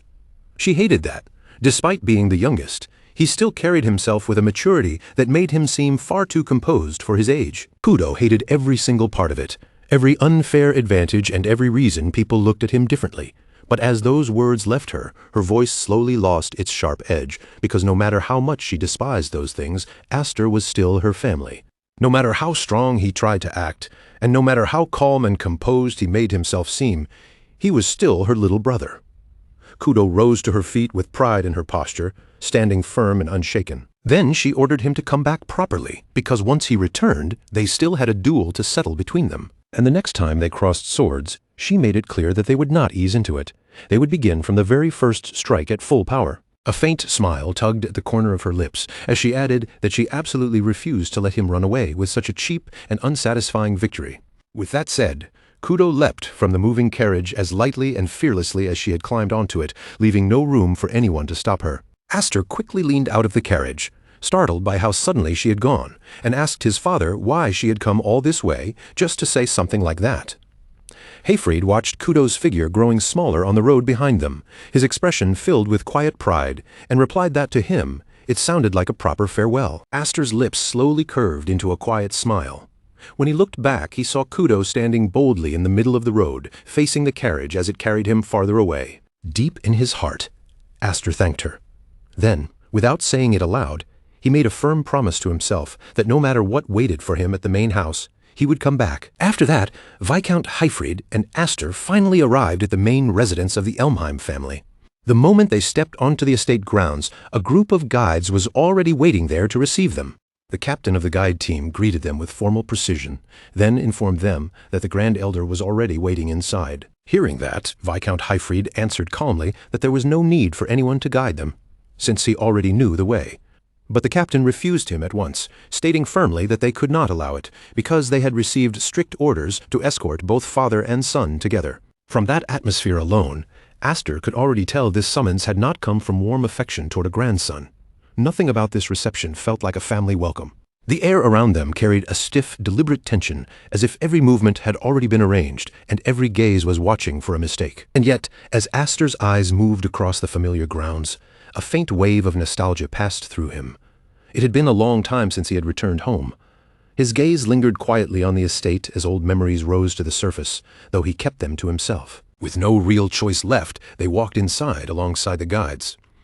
As they moved through the estate, Viscount Hayfried lowered his voice and spoke to Aster in a serious tone, telling him that he assumed Aster understood the situation. He warned him not to lose his temper, at least not today, no matter what anyone said to him. Aster listened, then answered without hesitation that it would depend on how the other side behaved. His father let out a small breath and replied that the other side was exactly the problem. Then he told Aster to listen carefully, because the person they were about to meet was no ordinary elder. Before Hayfried could finish, Aster interrupted him in a casual tone, still looking elsewhere instead of at his father, and remarked that Darius was nowhere to be seen.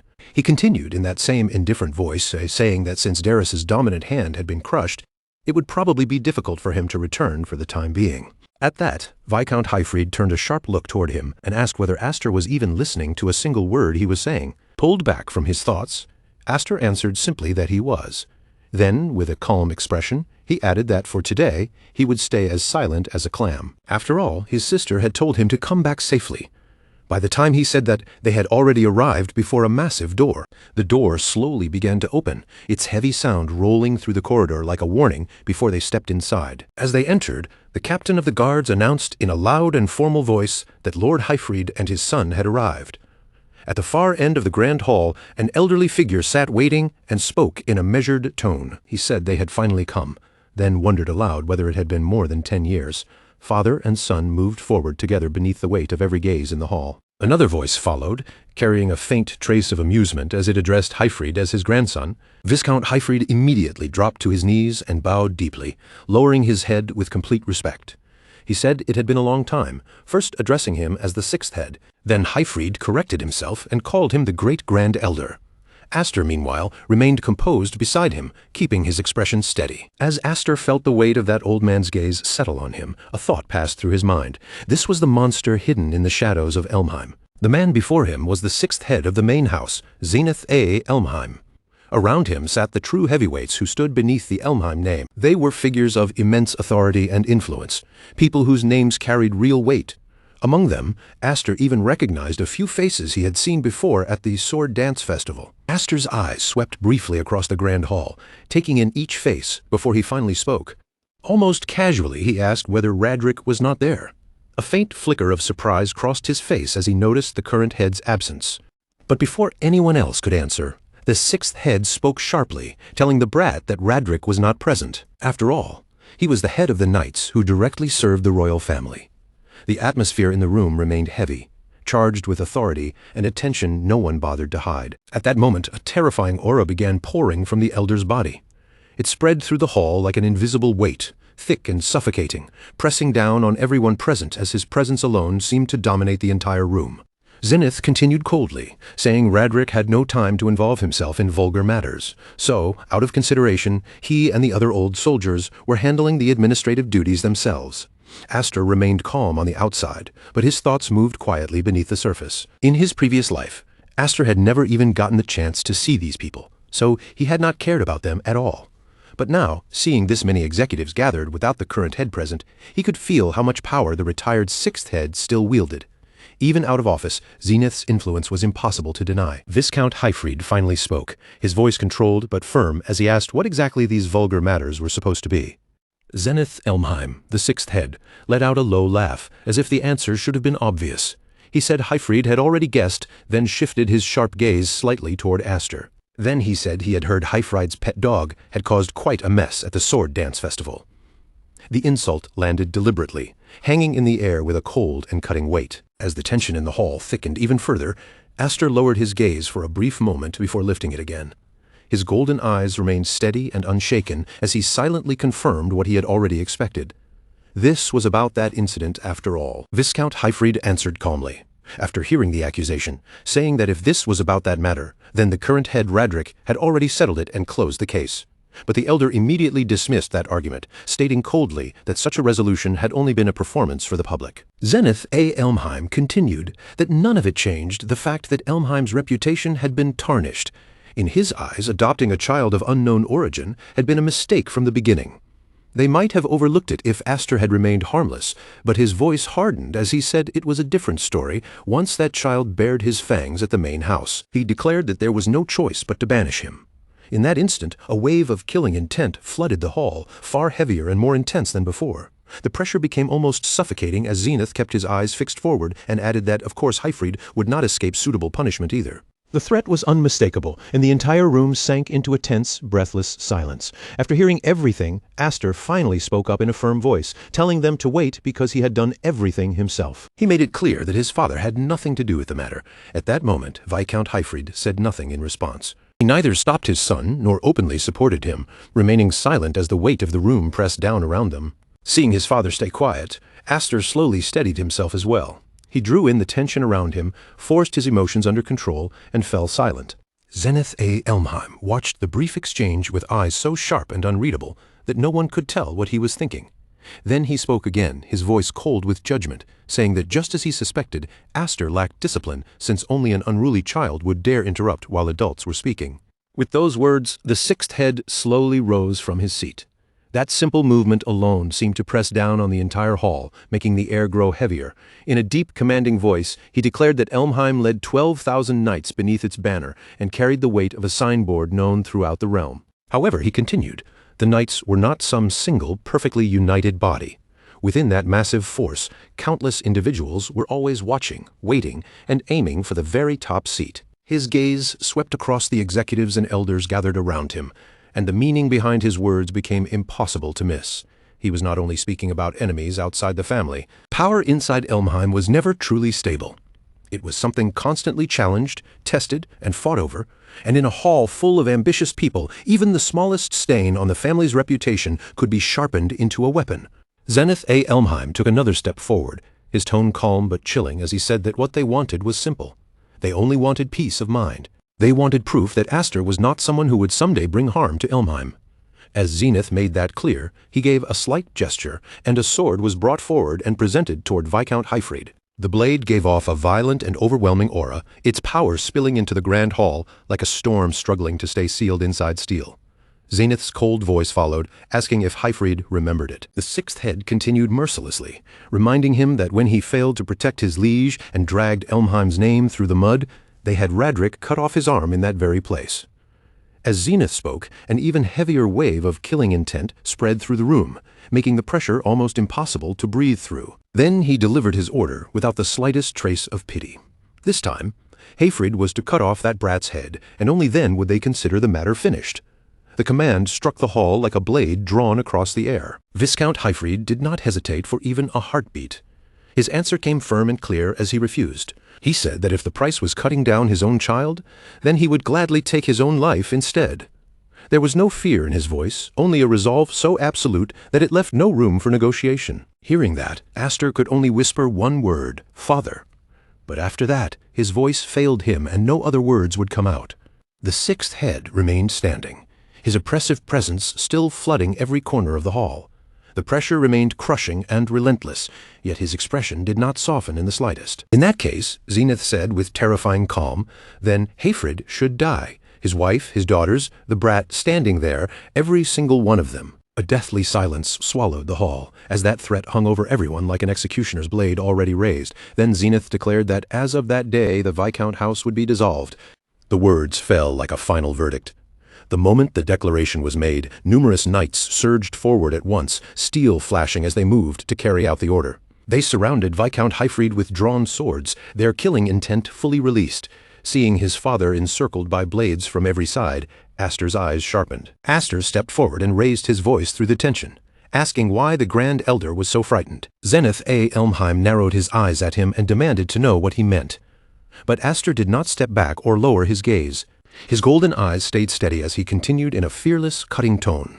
If they were so afraid of being bitten by a pet dog, then seeing grown adults huddle together and tremble like this was truly unsightly. The entire hall went still, stunned by the sheer audacity of his words. Aster continued, saying they could banish him or execute him if that was what they wanted, but if they intended to lay a hand on his family, then the situation would change. As he spoke, he began removing his shirt without hesitation. His father watched in silence, already understanding what his son was about to reveal.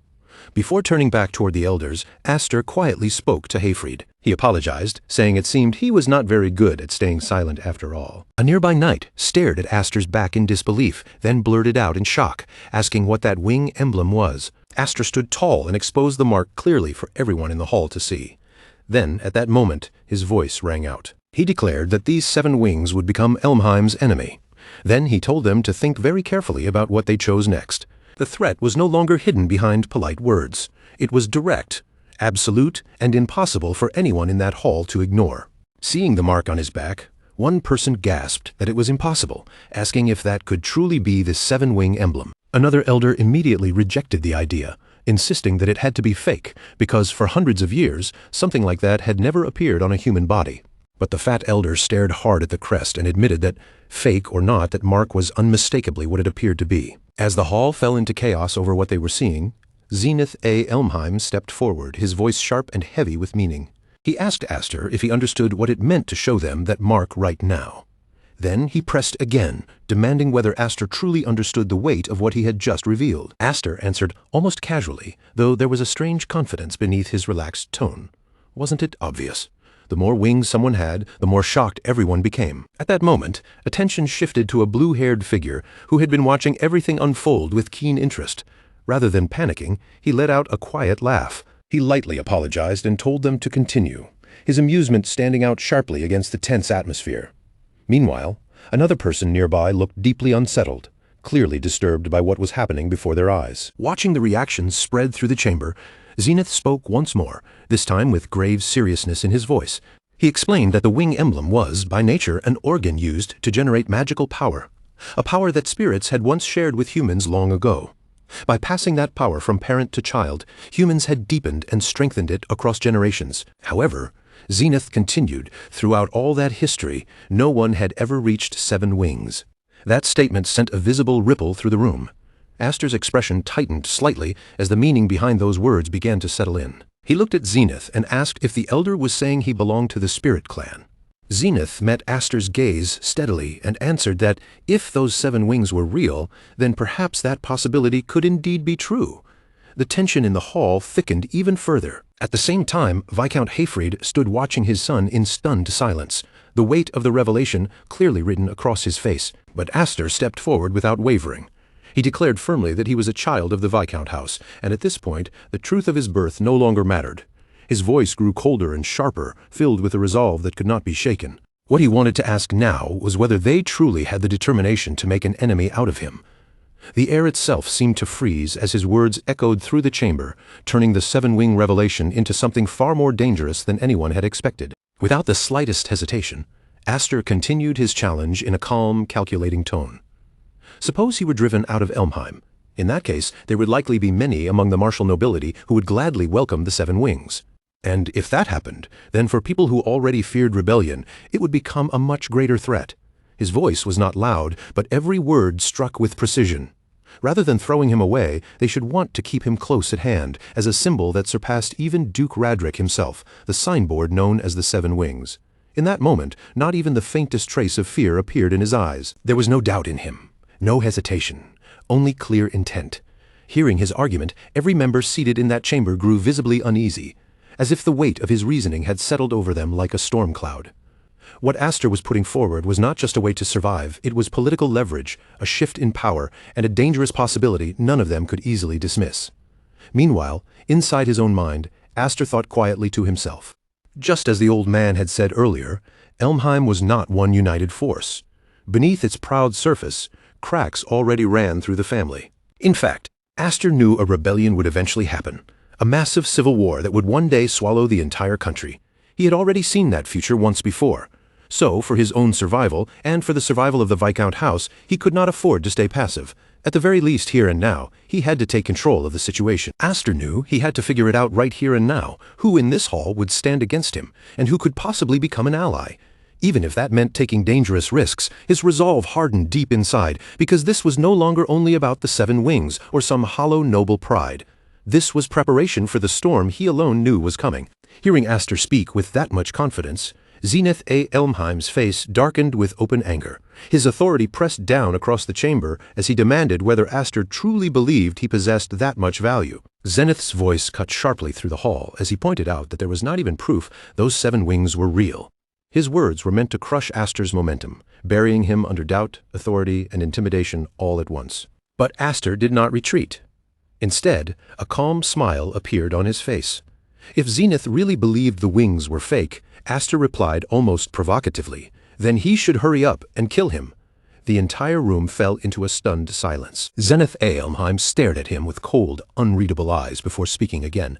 Just as he thought, Aster had no discipline at all, a mere child daring to cut in while adults were speaking.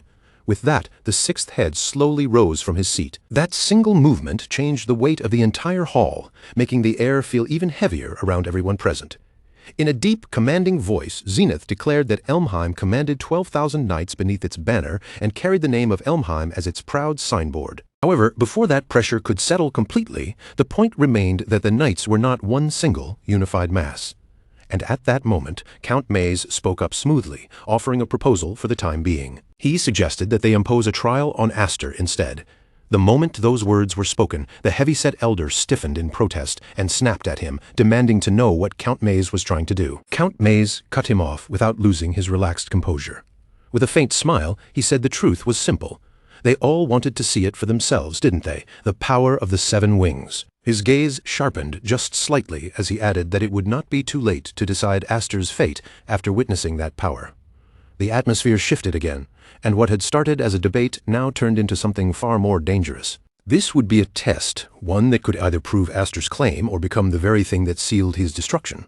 The blue-haired noble pressed the idea smoothly, asking the others how they felt about it. After all, this was the mansion of the world-renowned martial clan. Surely, he said, they could prepare one or two suitable trials. Hearing that name spoken aloud, Aster's thoughts sharpened at once. Count Mays? There was no mistake. This man was an ally. The realization settled firmly in Aster's mind as he considered the timing of the suggestion and the way Count Mays had shifted the conversation. It was not simple curiosity. It was a lifeline disguised as interest. After a long, tense pause, Zenith A. Elmheim finally gave his answer, coldly, telling them to follow him. His tone remained controlled, but there was no warmth in it. Teaching a lesson to a grandson who did not know how to speak properly, he said, was also an old man's duty. With that, Zenith turned away and led them to a heavy structure deeper inside the estate. They arrived before the entrance to the trial grounds, a place swallowed in darkness. Zenith began explaining that beyond that darkness lay an underground bunker connected to the waterways, originally built as an emergency evacuation shelter. However, he continued, that shelter was not empty anymore. At the moment, they were keeping a single magic beast locked away inside. He paused on purpose, letting the weight of those words settle. The trial itself was simple. Aster only had to defeat that magic beast. That was all Zenith said, but the simplicity of the demand only made the challenge feel even more ominous. Upon hearing that, Viscount Hyfried let out a deep sigh, unable to hide his frustration. He muttered that Aster had always been such a troublesome child, crying and screaming in the past. And yet, Hyfried had told him countless times to keep the existence of the 7 wings hidden. There was disappointment in his voice, but beneath it was clear worry. Aster listened quietly, then stepped forward without arguing further and placed his hand against the door, saying that something so conspicuous could never stay hidden forever. He calmly added that this was the perfect opportunity, then pushed the heavy door open. The hinges groaned as thick, cold darkness spilled outward from inside, and whatever waited beyond that entrance felt like far more than just a beast. It was proof, and Aster walked straight toward it without hesitation. Hearing the determination in his son's voice, Viscount Hyfried called out to him one final time, his words carrying both authority and concern as he told Aster not to let his guard down. Aster answered immediately that he was going. Then, before descending, he briefly looked toward the blue-haired noble. Count Maze was still smiling quietly, observing everything with calm interest, and that faint smile stayed in Aster's mind as he moved forward. As Aster stepped down into the underground bunker, darkness closed around him from every side. The air inside was damp, heavy, and still with a silence that seemed to cling to the walls. It was undeniably dark, but not so dark that he could not see, and then his eyes caught something lying on the ground. A severed head. Even under the dim light, the sight was impossible to mistake. At that moment, a cold and detached voice echoed down from above. The voice remarked that they had even given that man a chance to clear his name, though all he had done was cry and scream until the very end. Listening to it, Aster could feel how little pity there was in those words. They were talking about Duke Roderick, and the severed head lying before Aster was his. The voice continued from above, carrying a faint warning as it told Aster not to disappoint them now. The meaning behind it was clear. This was not simply a test of strength, it was judgment. Then, without warning, the ground seemed to tremble beneath him as a massive presence began emerging from the darkness. Before Aster stood a gigantic magic beast, terrifying in size and power. Its mere presence shook the underground chamber, and the force of its movement made the air feel unstable. The sound was so fierce that it seemed like the bunker walls themselves might crack under the pressure. Aster tightened his grip around his sword, the blade giving off a faint gleam in the darkness, while from above, the declaration came again. The voice rang out, firm and merciless, announcing that the trial would begin. As Aster faced the beast, a thought passed through his mind, so the rumor really was true. Elmheim truly did keep a magic beast inside its own mansion. Just this once, Aster actually found himself feeling sorry for Darius, having been born into a house filled with people who were monsters in every sense of the word. At the same time, Aster lowered his hand close to the ground, preparing himself. In that very instant, the magic beast unleashed an incredibly powerful roar that shook the entire area. Hearing that roar, Aster remained calm and quietly steadied himself. But the moment he finished speaking, he burst forward with astonishing speed. In a single flash, Aster dashed past the magic beast, moving so fast that his figure was almost impossible to follow with the eye. The instant he crossed by it, the magic beast's body was sliced apart, breaking into several pieces in one clean motion. Watching from above, everyone was left completely stunned by the impossible sight. After landing, Aster hid his true thoughts behind a casual tone and said that, to him, Sister Kudo was much scarier than this. But just then, something shocking began to happen behind him. The broken pieces of the magic beast's body started to twitch and move. Slowly, piece by piece, the creature pulled itself back together, regenerating right before Aster's eyes. The moment Aster noticed it, disbelief flashed across his face. Completely shocked, he muttered that this could not be happening because the thing in front of him was undead. And sure enough, the monster he had just cut into pieces was already standing before him again, as if the damage had meant nothing at all. Without wasting even a second, the creature unleashed another terrifying roar. Meanwhile, from above the trial grounds, a panicked voice suddenly echoed through the area. Viscount Hyfried shouted in shock, asking why something undead was being kept beneath the mansion. As the terrifying truth became clear, Zenith Elmheim stood watching everything unfold from above. A dark, sinister smile slowly spread across Zenith's face as he calmly explained that creatures like that were drawn to the smell of death. According to him, it had wandered down there thinking it would find plenty of fresh corpses to devour. No matter how many times they cut it apart or burned it, the creature simply refused to die. In the end, they captured it and kept it as the perfect opponent for testing someone's strength. Then, in the same cold tone, he added that thanks to it, they no longer had trouble getting rid of bodies. Hearing those words, the fat elder nearby looked genuinely shocked, and immediately pointed out that even skilled knights could barely manage to capture an undead creature. Then he asked whether Zenith truly intended to let the boy with the 7 wings die for nothing in such a place. Zenith Elmheim simply smiled even more coldly and replied without the slightest hesitation.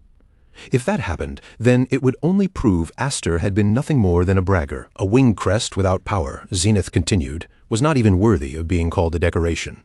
From above, everyone remained silent, watching the deadly situation unfold below. Zenith continues without the slightest change in expression, his voice so flat and detached that it makes his words feel even colder. He tells them not to worry, because even if Aster ends up dying, there are still ways they can turn that outcome to their advantage.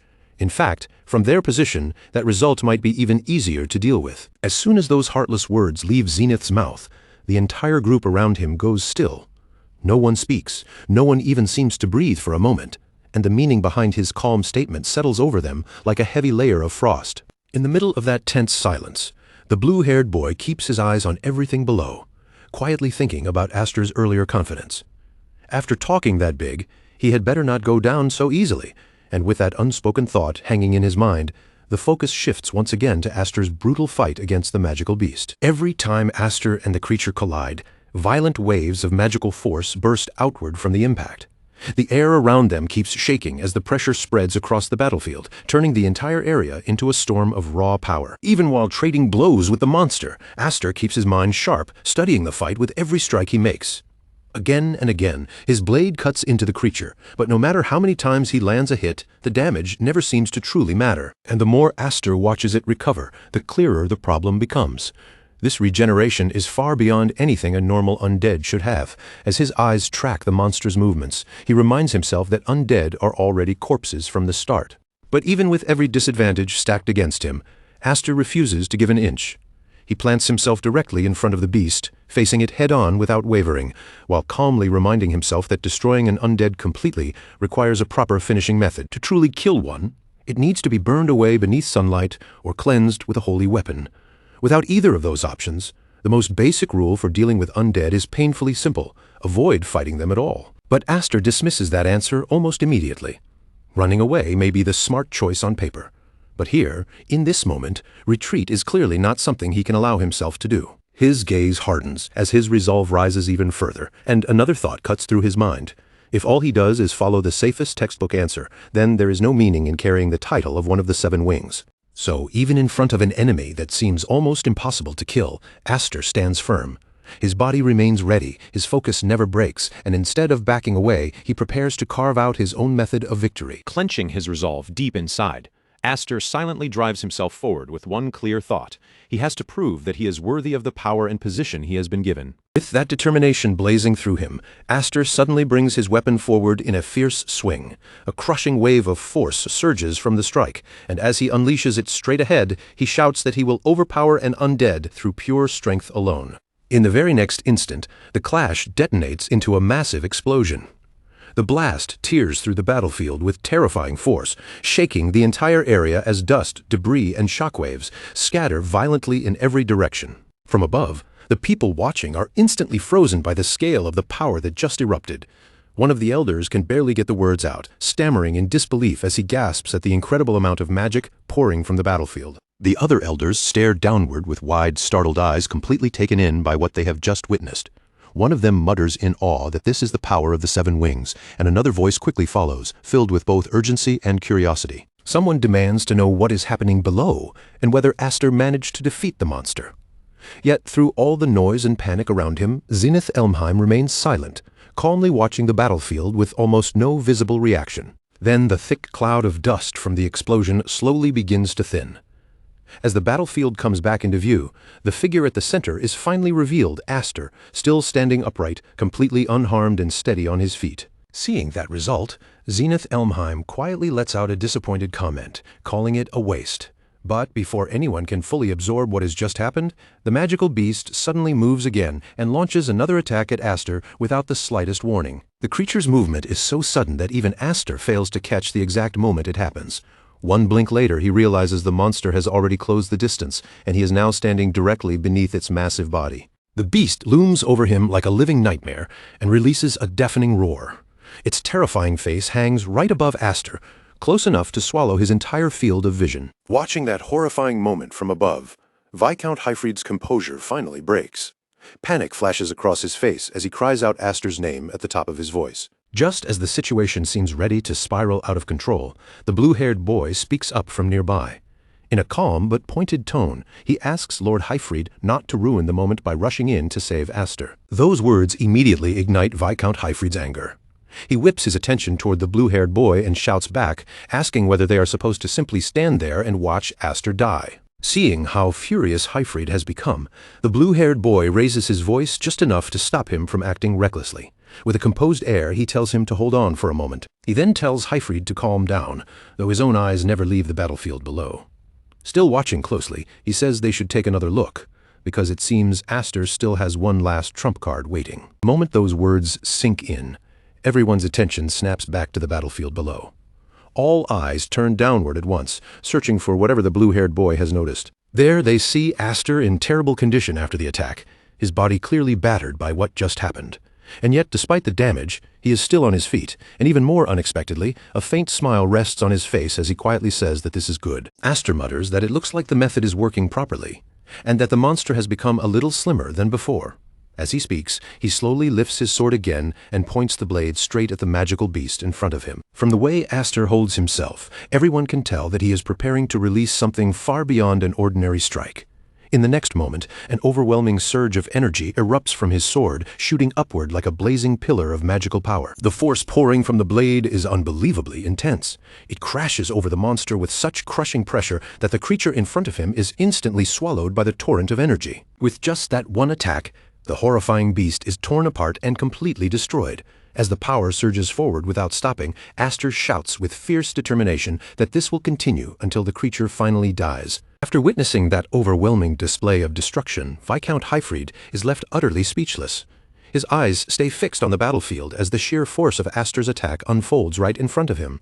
A thought rises in Hyfried's mind as he watches in disbelief. That move looks like the one he had shown Aster only once before. Fragments of memory flash through him, bringing back the moment when he had demonstrated that technique. He can almost see the motion again as he compares it to the power now raging below. But the longer he watches the terrifying energy pour across the battlefield, the more he realizes something is off. The foundation may look familiar, but the feeling behind it is not the same. After observing it more carefully, Hyfried corrects himself in stunned disbelief. No, this is not the exact technique he showed Aster before. It is something completely different, something that has changed into another form entirely.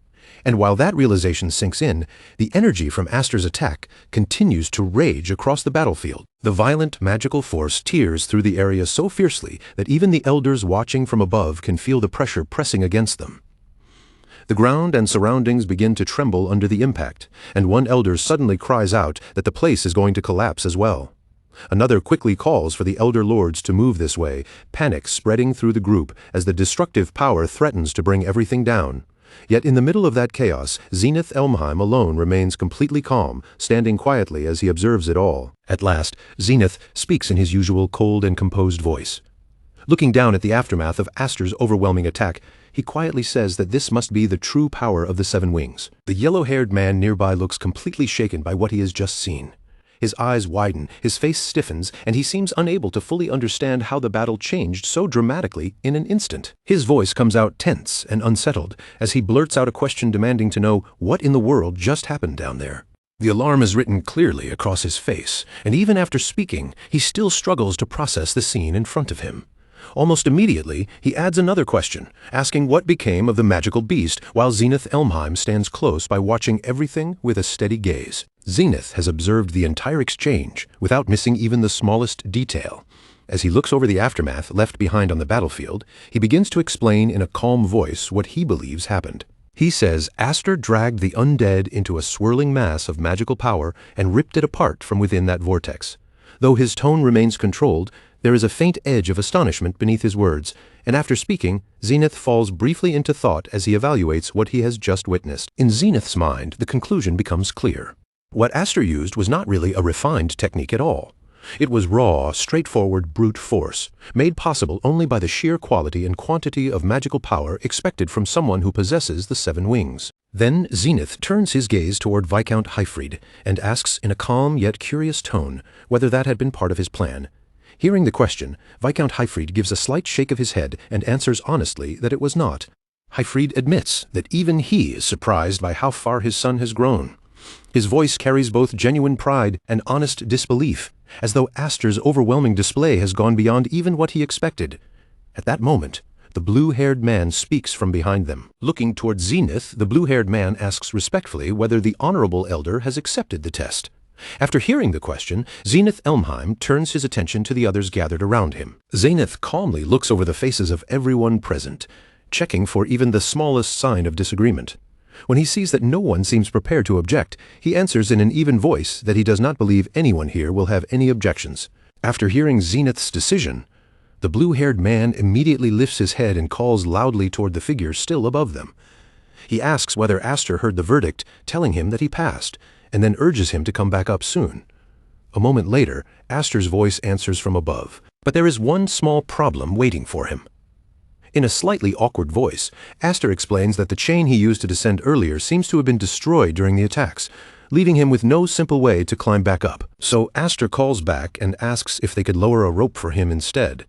After that brief and almost embarrassing exchange, the scene slowly moves away from the battlefield and shifts into a much quieter room. Inside the room, Zenith Elmheim sits calmly, his posture composed and his expression steady, as though he has already settled on an important decision. Looking directly toward Aster, he speaks in an even voice and asks if this is truly acceptable. Zenith warns him that if he lets this opportunity slip away, there will not be another chance waiting later. His words land with a quiet sense of finality, making it clear that this is a turning point that cannot be repeated. Yet Aster answers without hesitation, his tone calm, firm, and already decided. Aster says that he has no interest in fighting over the succession of the main family. If someone like him were to linger around the mansion, his cousins would never be able to relax either. Besides, he makes it clear that the place where he truly belongs is the Hyfried house. His answer sounds humble and straightforward, like someone who has already accepted his own role and position. But the moment Zenith Elmheim hears those words from the young boy, he suddenly lets out a soft laugh. It is not a laugh of mockery, but one filled with quiet amusement. It is almost as if Zenith can see something hidden beneath Aster's calm surface. With a faint smile, he asks whether Aster really believes those words sound humble, and whether he thinks the ambition shining in his eyes can be hidden. Then Zenith's gaze sharpens as he studies him more closely. Zenith asks Aster directly whether he intends to turn his sword toward Elmheim someday, and whether his true target is Radric's head. Faced with such a sudden and piercing question, Aster looks briefly confused, caught off guard by an accusation he had no time to prepare for. Seeing Aster react that way, Zenith laughs again, casually brushing aside the tension in the room. In a lighter tone, he tells him not to become so defensive. Zenith adds that, for now, he has no need to pry into Aster's thoughts. After listening to him speak, Aster finally opens his mouth again. Unable to hold back his curiosity any longer, he looks straight at Zenith and asks him why. Aster asks whether the rebels should not be Zenith's enemies. The question hangs between them, direct and difficult to ignore. This time, Zenith Elmheim looks at him with a much more serious expression than before. The trace of amusement in his voice disappears, replaced by a calm but weighty tone as he reminds Aster that he has already said they are not a single united faction either. Zenith says that Radric's character is far too forceful, and if Aster's existence can serve as a restraint against him, then that is acceptable too. As he finishes, his eyes become slightly sharper and the air inside the room grows heavier. But then Zenith gives Aster a clear warning. If Aster ever bares his fangs at him, then he should already understand what will happen. The words are not shouted, and Zenith's voice never rises. But the pressure behind them makes the meaning impossible to mistake. Aster says nothing for a moment, keeping his face calm on the outside, as if the warning has not shaken him. But deep inside, a bitter thought flashes through his mind as he curses this damn old monster of Elmheim. Just then, the door to the room opens, and Viscount Hyfried steps inside. Looking toward Aster, he asks plainly whether the discussion is finished and what Zenith said to him. Aster turns to his father and answers calmly, saying Zenith wanted to bring him into the main family. Then Aster adds that he refused. The instant Viscount Hyfryd hears that answer, his eyes widen in complete disbelief, and he blurts out a shocked response. At the same time, another voice nearby suddenly cuts in, calling the decision a waste. That voice says that if Aster had officially entered the main family, he could have gained far greater benefits than anything he has now. The one who speaks is none other than the blue-haired man. Hearing him speak, Aster turns his attention toward the man and studies him carefully for a moment. Then he asks if he is Count Maze. Aster then asks why Luna made that earlier proposal, since it had seemed as though she was trying to help him. Hearing the question, the blue-haired man looks slightly puzzled, then replies in a casual tone saying he has no idea what Aster means and only felt a bit annoyed by an arrogant-looking brat. After saying that, Count Maze steps closer and rests a hand on Aster's shoulder in a friendly but confident way. Then he tells him to put that matter aside, because from this day forward, Aster has become, both in name and in reality, a son who possesses the 7 wings. With those words, Count Maze gestures lightly around the room and tells Aster to look at the people surrounding him. As Aster lets his gaze move across the room, he begins to notice the expressions on the faces of everyone present. Most of them remain silent, but their eyes are far from empty, and the thoughts they are hiding are written clearly in their stares. Some people watch him with fascination and desire, while others look at him with calculating eyes. Even without speaking, many of them are clearly turning over the same idea in their minds. So this is what the 7 wings mean. Some of them cannot suppress their greed, silently thinking that they want that power and that it must eventually fall into their hands. Others are more cautious, their thoughts growing darker as they decide that before Aster becomes an obstacle, he should be removed, because in the end he is still only a child. There are always ways to make use of someone like him. Around Aster, the atmosphere quietly fills with hidden motives, ambition, and schemes. Noticing those reactions, Count Maze speaks to Aster again in a calm voice, saying that, just as Aster himself said, the emblem of the 7 wings already carries tremendous value by name alone. From now on, in many different ways, more and more people will try to pull him to their side. Hearing that, Aster looks directly at him and asks bluntly whether Count Maze is one of those people as well. For a brief instant, the blue-haired man seems a little caught off guard by the straightforward question. However, Count Maze quickly recovers his usual composure. With an easy expression, he replies that, although it may not look like it, he is actually a member of the board of the Knights Academy. Aster listens quietly while observing him. In Aster's mind, a cautious thought begins to form. Count Maze is certainly a strange man, and for now, it still feels far too early to decide whether he can truly be considered an ally. At that moment, Viscount Hyfryd steps closer to Aster and gently places a hand on his shoulder. With a satisfied look on his face, he says that they should be leaving as well. Hyfryd adds that Aster still needs to tell his sisters about the impressive performance he gave today, and there is a clear warmth in his voice as he says it. Aster gives a small nod and answers, "Yes, father." Then, almost as an afterthought, he adds that if his mother sees these wounds, she will probably faint right away.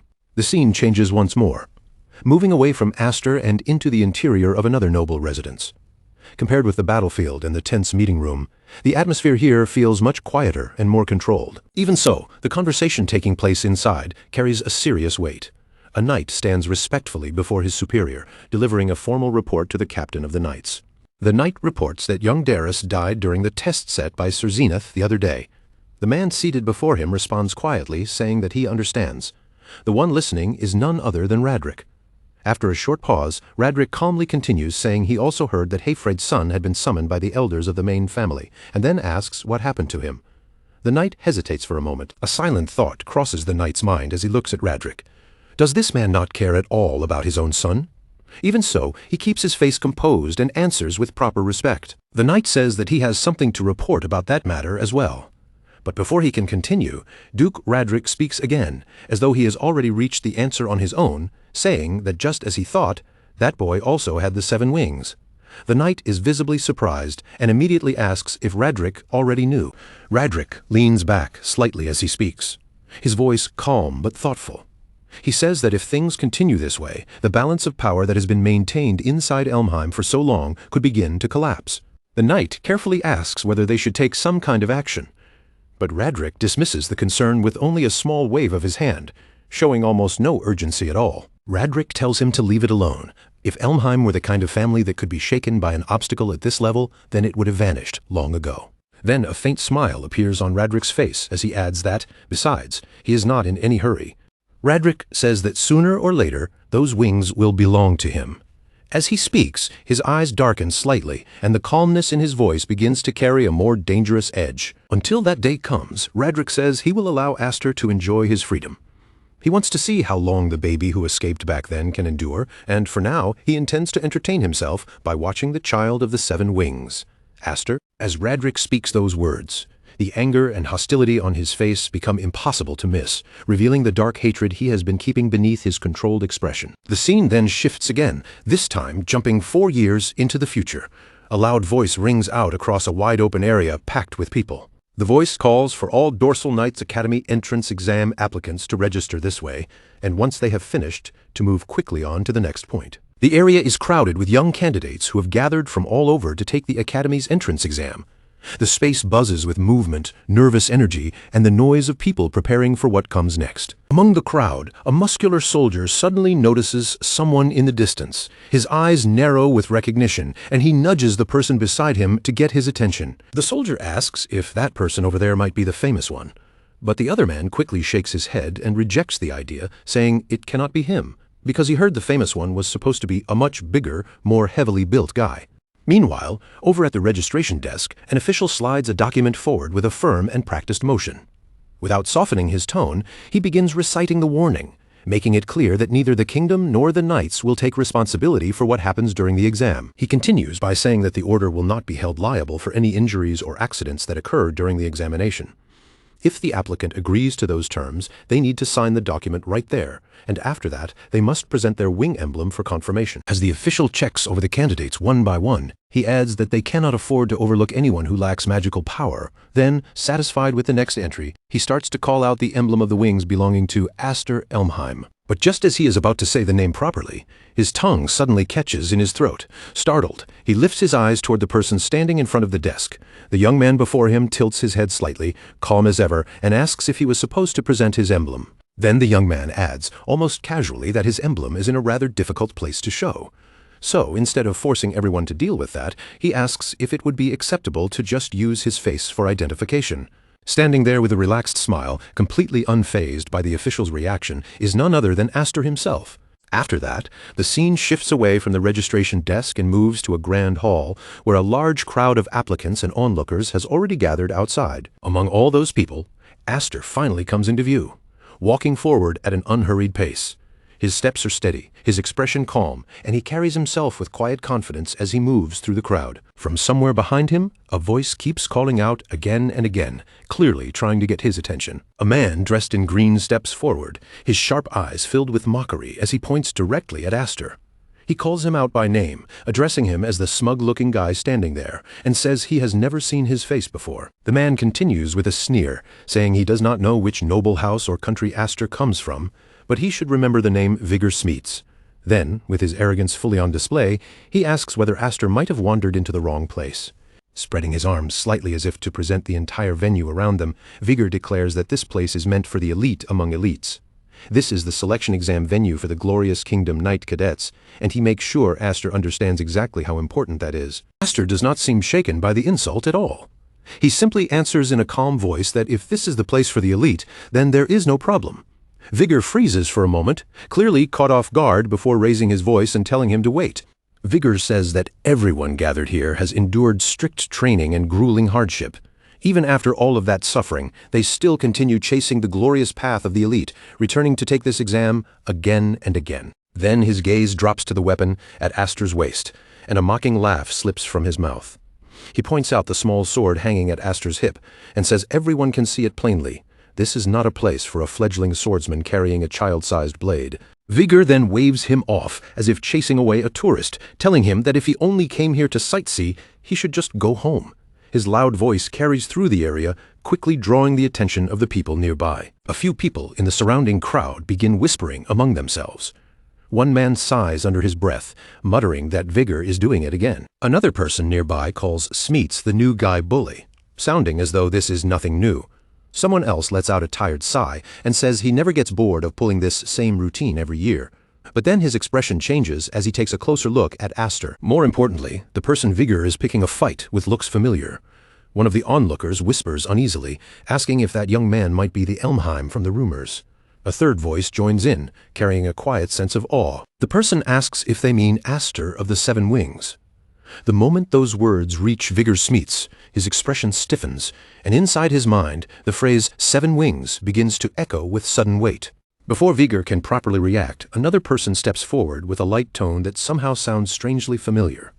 With a faint smile, the newcomer says he had been wondering who caused the commotion, only to find that it is none other than his cousin Aster. At those words, Aster's calm expression finally changes. He turns his gaze sharply toward the speaker, his eyes narrowing just a little as recognition settles in. Then he says the name Geryon. Seeing Aster recognize him, his cousin Geryon smiles faintly and steps closer. His voice is casual on the surface, but beneath that easy tone, there is a sharper edge as he says, "It has been a while, cousin." Geryon then says that since no one seems to know exactly when or where Aster was born, he has taken the liberty of calling him cousin. Aster listens without interrupting, his expression unreadable as the insult hangs between them. Then, without showing the slightest hesitation, Aster replies that what happened to Darius was a shame. For a brief moment, silence falls over the space between them, but Geryon's smile does not disappear. Instead, it grows sharper. Geryon tells him not to worry about it, speaking in a light and careless voice. He says a disgrace like Darius deserved to die, and honestly, now that Darius is gone, he feels refreshed, all because Darius had been 1 year older. He continues, saying Darius was always bossy, always throwing his weight around like he owned the place. To Geryon, he had been nothing but a nuisance as well. As he speaks, his eyes narrow slightly while he looks straight at Aster. The false friendliness in Geryon's voice turns cold. He says he does not know whether Aster really has 7 wings or whatever people are calling it, but Aster had better not underestimate those from the main house. With that warning delivered, Geryon turns his back and begins walking away. As he leaves, he glances over his shoulder with a chilling, almost sinister look, telling Aster that here there is no one left to protect him. Even after Geryon walks off, the tension he leaves behind continues to cling to the air. Nearby, one of the onlookers exhales in disbelief and mutters that there are 2 people from Elmheim here, meaning the examinees this term must have truly rotten luck. Another man nearby wonders if the main house and branch house are still at each other's throats. A third person quickly adds, with obvious unease in his voice, that he has no desire to get dragged into their family conflict. Meanwhile, Vigor Smeets, who had been so loud and arrogant only moments earlier, now looks completely shaken. His earlier confidence collapses as the truth begins to sink in, and he stammers through the realization that Aster might actually be exactly who everyone says he is. Vigor finally manages to ask if Aster is that Elmheim. Aster gives him a small, calm smile, as if the whole situation barely matters, and simply tells him that just Aster is fine, senior. With that, the scene shifts to the first exam venue.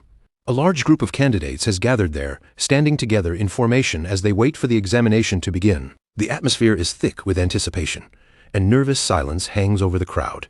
At the front, an examiner steps forward, his voice loud and commanding as it echoes across the entire area. He addresses the applicants and congratulates them for successfully making it this far. Then he begins by saying that, first of all, he wants to express his gratitude for their courage and patriotism. He declares that the Kingdom Knights are nothing like the provincial knights scattered throughout the countryside, then pauses just long enough for those words to sink in before continuing with obvious pride.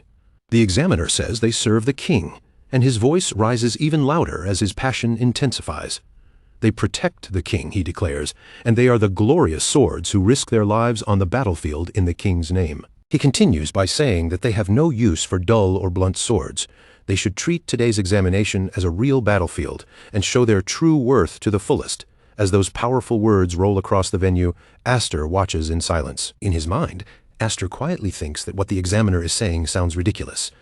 Even so, his gaze grows steadier, and a quiet determination begins to take hold inside him as he realizes he has finally returned to this place. This is the path to becoming a Kingdom Knight, the very right he had never even been granted back when he was still wingless. For a moment, memories seemed to pass through Aster's mind, bringing back the time when he stood outside this path, unable to take even a single step forward. But now, everything is different. Beyond this exam waits a world ruled by the strong, a world Aster could never reach before. His eyes sharpen as one particular figure rises in his thoughts, the man still standing at the very top, Kingdom Knight General Commander Radric A. Elmheim. A faint but confident resolve settles inside him. In his mind, Aster tells Radric to wait right there, because he will catch up to him before long.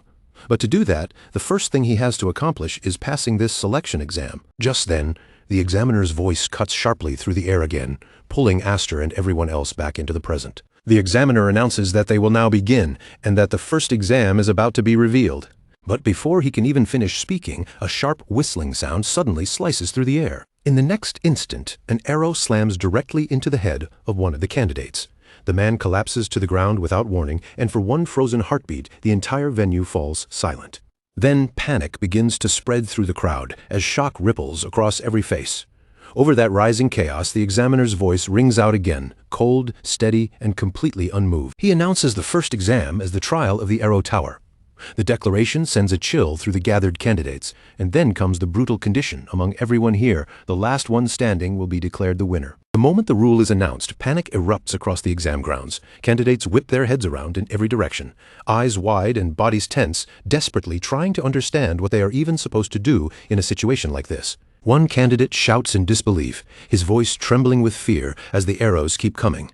Then another applicant screams at the top of his lungs, panic completely taking over as he yells for everyone to run, warning that if they stay where they are, they will all be killed. But another voice cuts through the chaos and yells for everyone to group up instead. He shouts for them to watch each other's backs and block the arrows together. Those words snap several candidates out of their terror, and they quickly begin moving into small groups, raising weapons and trying desperately to protect one another from the endless rain of arrows pouring down from above.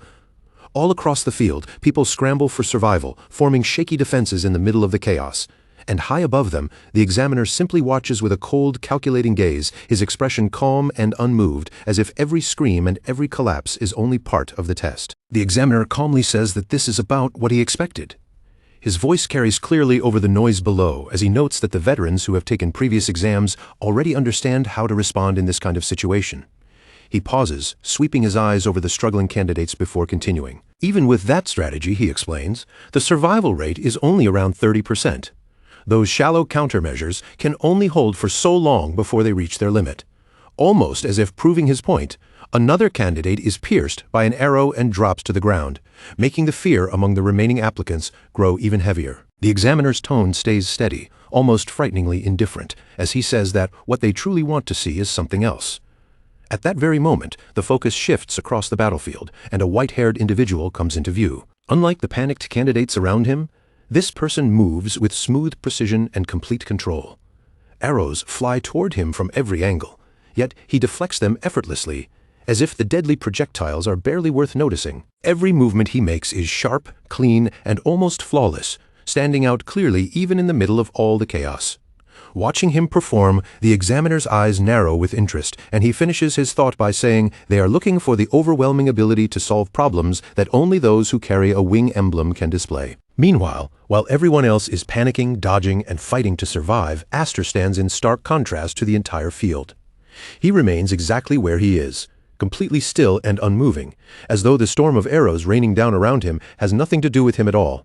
Seeing this, a nearby candidate stares in disbelief and shouts, wondering why that idiot is just standing there. Another person asks if Aster has frozen from fear. Watching him from a distance, Gerion's lips curl into a cold smile, as he thinks Aster should just die there and become a hedgehog full of arrows. But in the very next moment, the entire situation changes. Aster calmly reaches for the small sword at his side, the very same blade everyone had mocked. The instant Aster draws that small sword, a powerful surge of energy bursts outward from his body. The force around him is so intense that the arrows flying toward him never even manage to touch him. Before they can reach his body, they are shattered and destroyed in midair. It looks almost as if the arrows are being erased by Aster's presence alone. Everyone nearby is left completely stunned, staring with wide eyes, and one person can only stammer in disbelief that he deflected every single arrow. Aster stands there calmly, a faint smile resting on his face as he tells them to bring every arrow to him.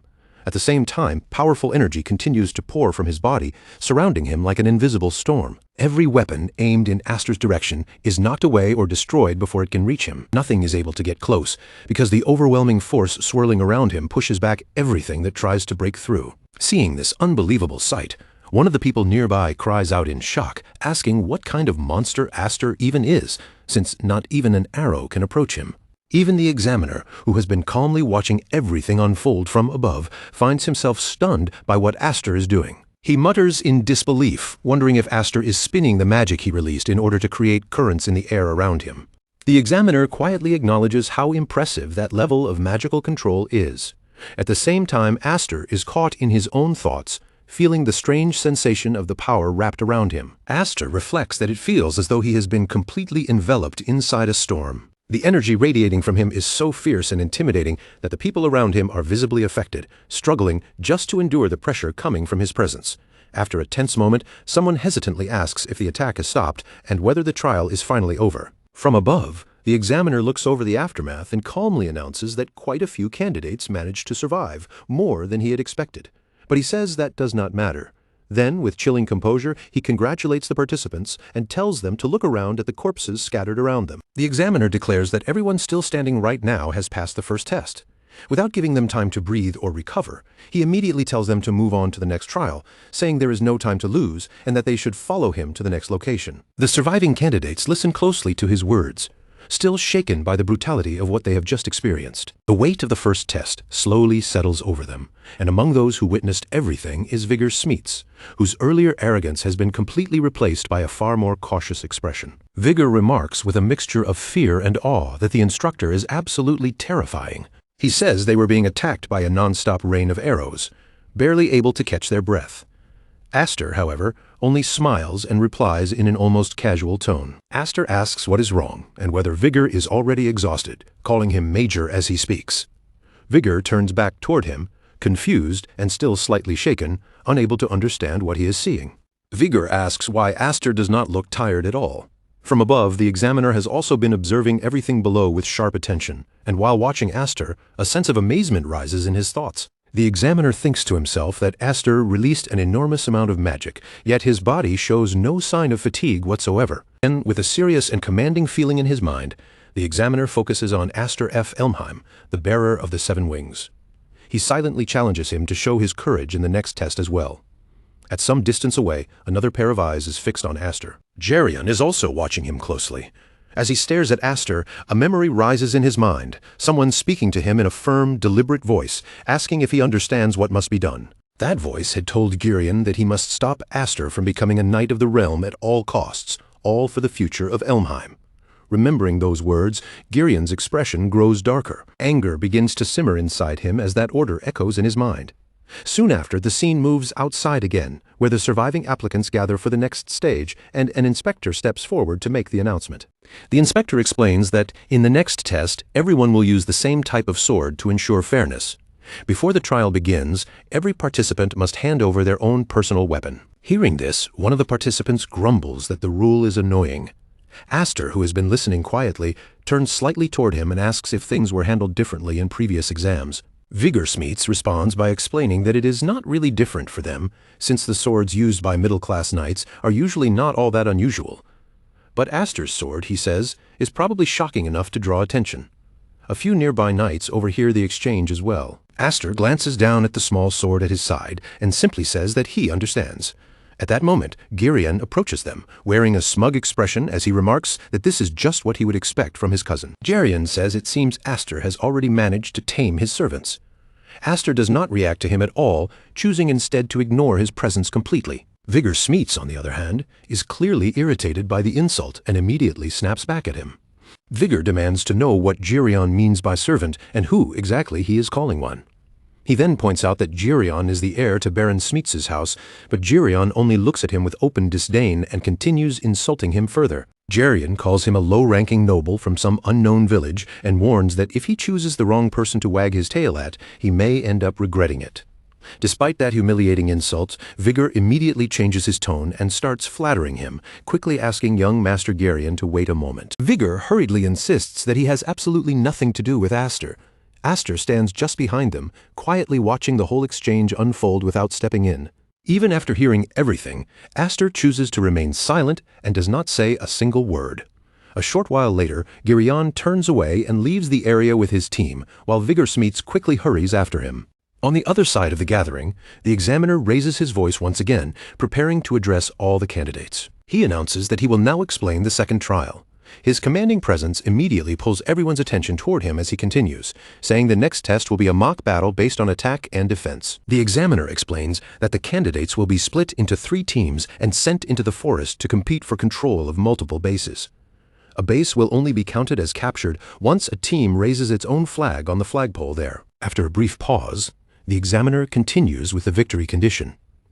The team that manages to capture 2 or more bases before the sunset bell rings will be declared the winner of the second trial. The examiner then makes one rule absolutely clear. Destroying the flags, stealing them, or damaging them so they can no longer be used is strictly forbidden. Aside from that single restriction, however, the candidates are free to act however they choose. Then his voice drops into a colder, more dangerous tone as he points out the swords that have been handed to them. Those blades, he says, can be treated as permission to kill an enemy if the situation demands it. Once he finishes explaining the rules, the examiner steps forward again and announces that he will now reveal the teammates each participant will face the test with. After that, he begins dividing everyone into 3 separate groups. The first team is placed under Jirian. The second is led by the white-haired participant who had stood out so impressively during the first test, and the third team, standing apart from the others, is assigned to Aster. Each leader takes their position at the front of their own group, with their teammates gathered behind them, all preparing themselves for the battle that is about to begin. With the teams decided, Aster stands inside his assigned area and calmly goes over the situation in his mind. He notes that the signal to begin will be the moment a smoke signal rises into the air. There are 3 flags in total, one representing each faction taking part in the trial. To win, a team has to capture at least 2 bases, including its own. At that same time, Vigor Smeets, who has somehow ended up on Aster's team, either by coincidence or pure bad luck, speaks up with a tense and serious expression. Vigor says that this means only one team out of the 3 will actually be able to pass the test, right? Aster listens to him and answers calmly that, yes, that is how it works, but he asks if that is really something they need to worry about. Another participant, clearly unsettled, adds that this means they will have to fight Elmheim. A third person hesitates, unable to finish properly, only saying that it is a little difficult. Hearing their uneasy voices, Aster quietly begins trying to understand why they are so afraid. But before Aster can say anything in response, Vigor Smeets suddenly raises his voice. His fear is now written plainly across his face as he tells Aster that he clearly does not understand. They are scared. They are terrified of going against Elmheim, because their opponent is the young master of the Elmheim main house. Vigor says that if they oppose someone like him, they may never again be able to proudly call themselves knights, and in the worst-case scenario, their entire families, along with their followers, could be wiped out. That is why, no matter how much they may want to pass, none of them wants to make Elmheim their enemy. After hearing all of that, Aster picks up the blue flag in his hand. His voice remains direct and steady as he asks if that means they intend to abandon the test. Vigor Smeets answers without the slightest hesitation, saying there will always be another chance. He says that giving up now is still better than ruining their lives forever, and that Aster could never understand what they, the weakest, truly feel. As those words sink in, Aster suddenly breaks into a run, his thoughts racing as he realizes he never imagined he would end up isolated during a team battle. Even so, Aster understands their fear. As he runs forward, he thinks that he had forgotten what Elmheim represents to ordinary knights, a tyrannical family they can never truly oppose. And among them, Jirian stands as the symbol of that terrifying rule. While Aster continues moving ahead, the words of his teammates keep echoing in his mind. They had said he would never understand them. Never understand what it feels like to stand on the side of the weak. As he turns those words over in his head, Aster quietly mutters to himself that, from another perspective, there may not be much difference between him and them. Still, as he keeps moving through the forest, Aster notices something strange. It is far too quiet, and he wonders whether no one has started fighting yet. Aster moves swiftly between the trees, heading straight toward the red flag's location. As he advances at high speed, another thought crosses his mind. Maybe the other teams are simply being cautious. Just then, a voice calls out from somewhere ahead, casually remarking that Aster really did come alone. Aster stops and looks forward, where the white-haired participant from the first test is waiting for him. The white-haired man speaks calmly, saying that so far, everything has gone exactly as he predicted. In his hand, he holds his own flag firmly, showing no sign of panic or hesitation at all. Seeing him standing there, Aster thinks to himself that this must be why the man remained beneath the flag at his own base. The white-haired participant looks straight at Aster and says casually that he was starting to get bored with nothing to do. Then, without a moment of hesitation, he suddenly tosses the yellow flag up into the air. With bold confidence, he challenges Aster directly and tells him to fight. Aster is caught completely off guard by this sudden action. His thoughts move quickly as he tries to understand what this is supposed to mean. At the same time, the white-haired man tightens his grip on his sword, and the air between them instantly grows tense. The clash is about to begin, but the focus shifts away to another part of the battlefield. On a different front, Girion advances with his full team behind him, moving through the forest with complete confidence and unwavering determination. With a cold resolve burning in his eyes, Girion declares that he will prove it to Aster. He will show his cousin exactly how the Elmheim family fights. The second test of the Kingdom Knight selection exam is now fully underway, and this stage is built around both attack and defense. With the battle already beginning, the 20 remaining participants are split into 3 groups, each one fighting under its own flag and trying to outmaneuver the others. The rule is simple and brutal. By the end of the exam, whichever team occupies 2 or more bases will be declared the winner. In other words, passing this stage depends on one clear goal: raising your team's flag at an enemy base before the time runs out. In the middle of the battle, Aster steps forward and asks the question that has been bothering him directly. He points out that his opponent should be on the yellow team, so he asks why the red flag is being raised. The white-haired man calmly replies that the reason is simple. An alliance has been formed between him and Elmheim. As he says this, he begins releasing energy through his sword, and the air around them immediately grows heavy with pressure. At that moment, a mysterious observer reveals the man's identity. He is Christopher Nolan, the eldest son of the Nolan family, a house famous as the founders of court fencing. Christopher Nolan carries the 5-winged emblem, marking him as one of the most talented candidates gathered for the exam. During the first test, his presence was somewhat overshadowed by the 7-winged participant, so he did not attract as much attention as he might have otherwise. Even so, in the Arrow Tower trial, only 2 people managed to pass without so much as changing their expressions. Those 2 were Aster, the bearer of the 7 wings, and Nolan, the bearer of the 5 wings. Both of them had stood through that deadly rain of arrows with terrifying composure.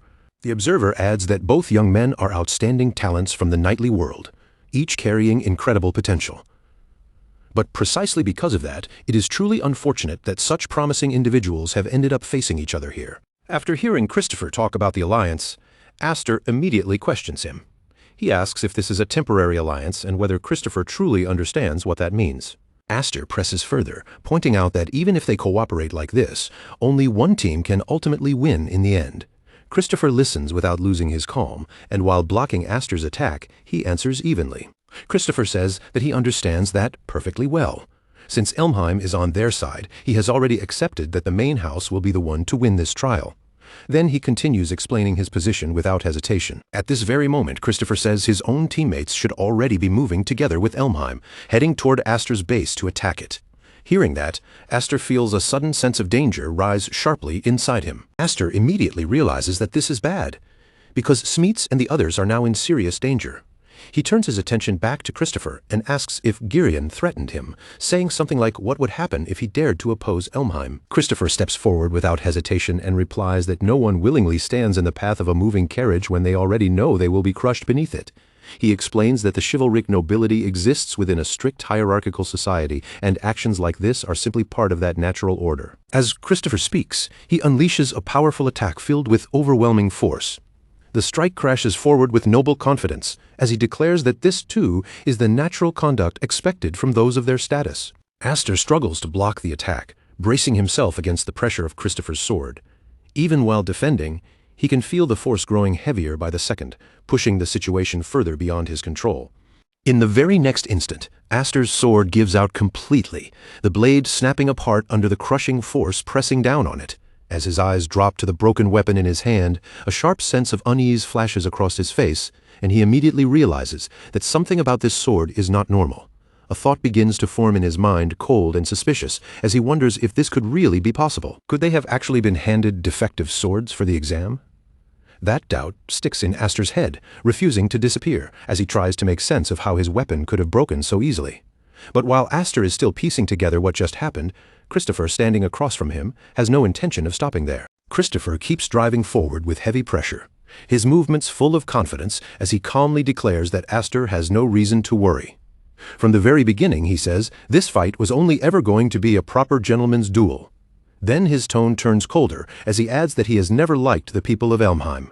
Christopher's disgust becomes even clearer as he talks about Elmheim's people, especially those who try too hard to stand above everyone else.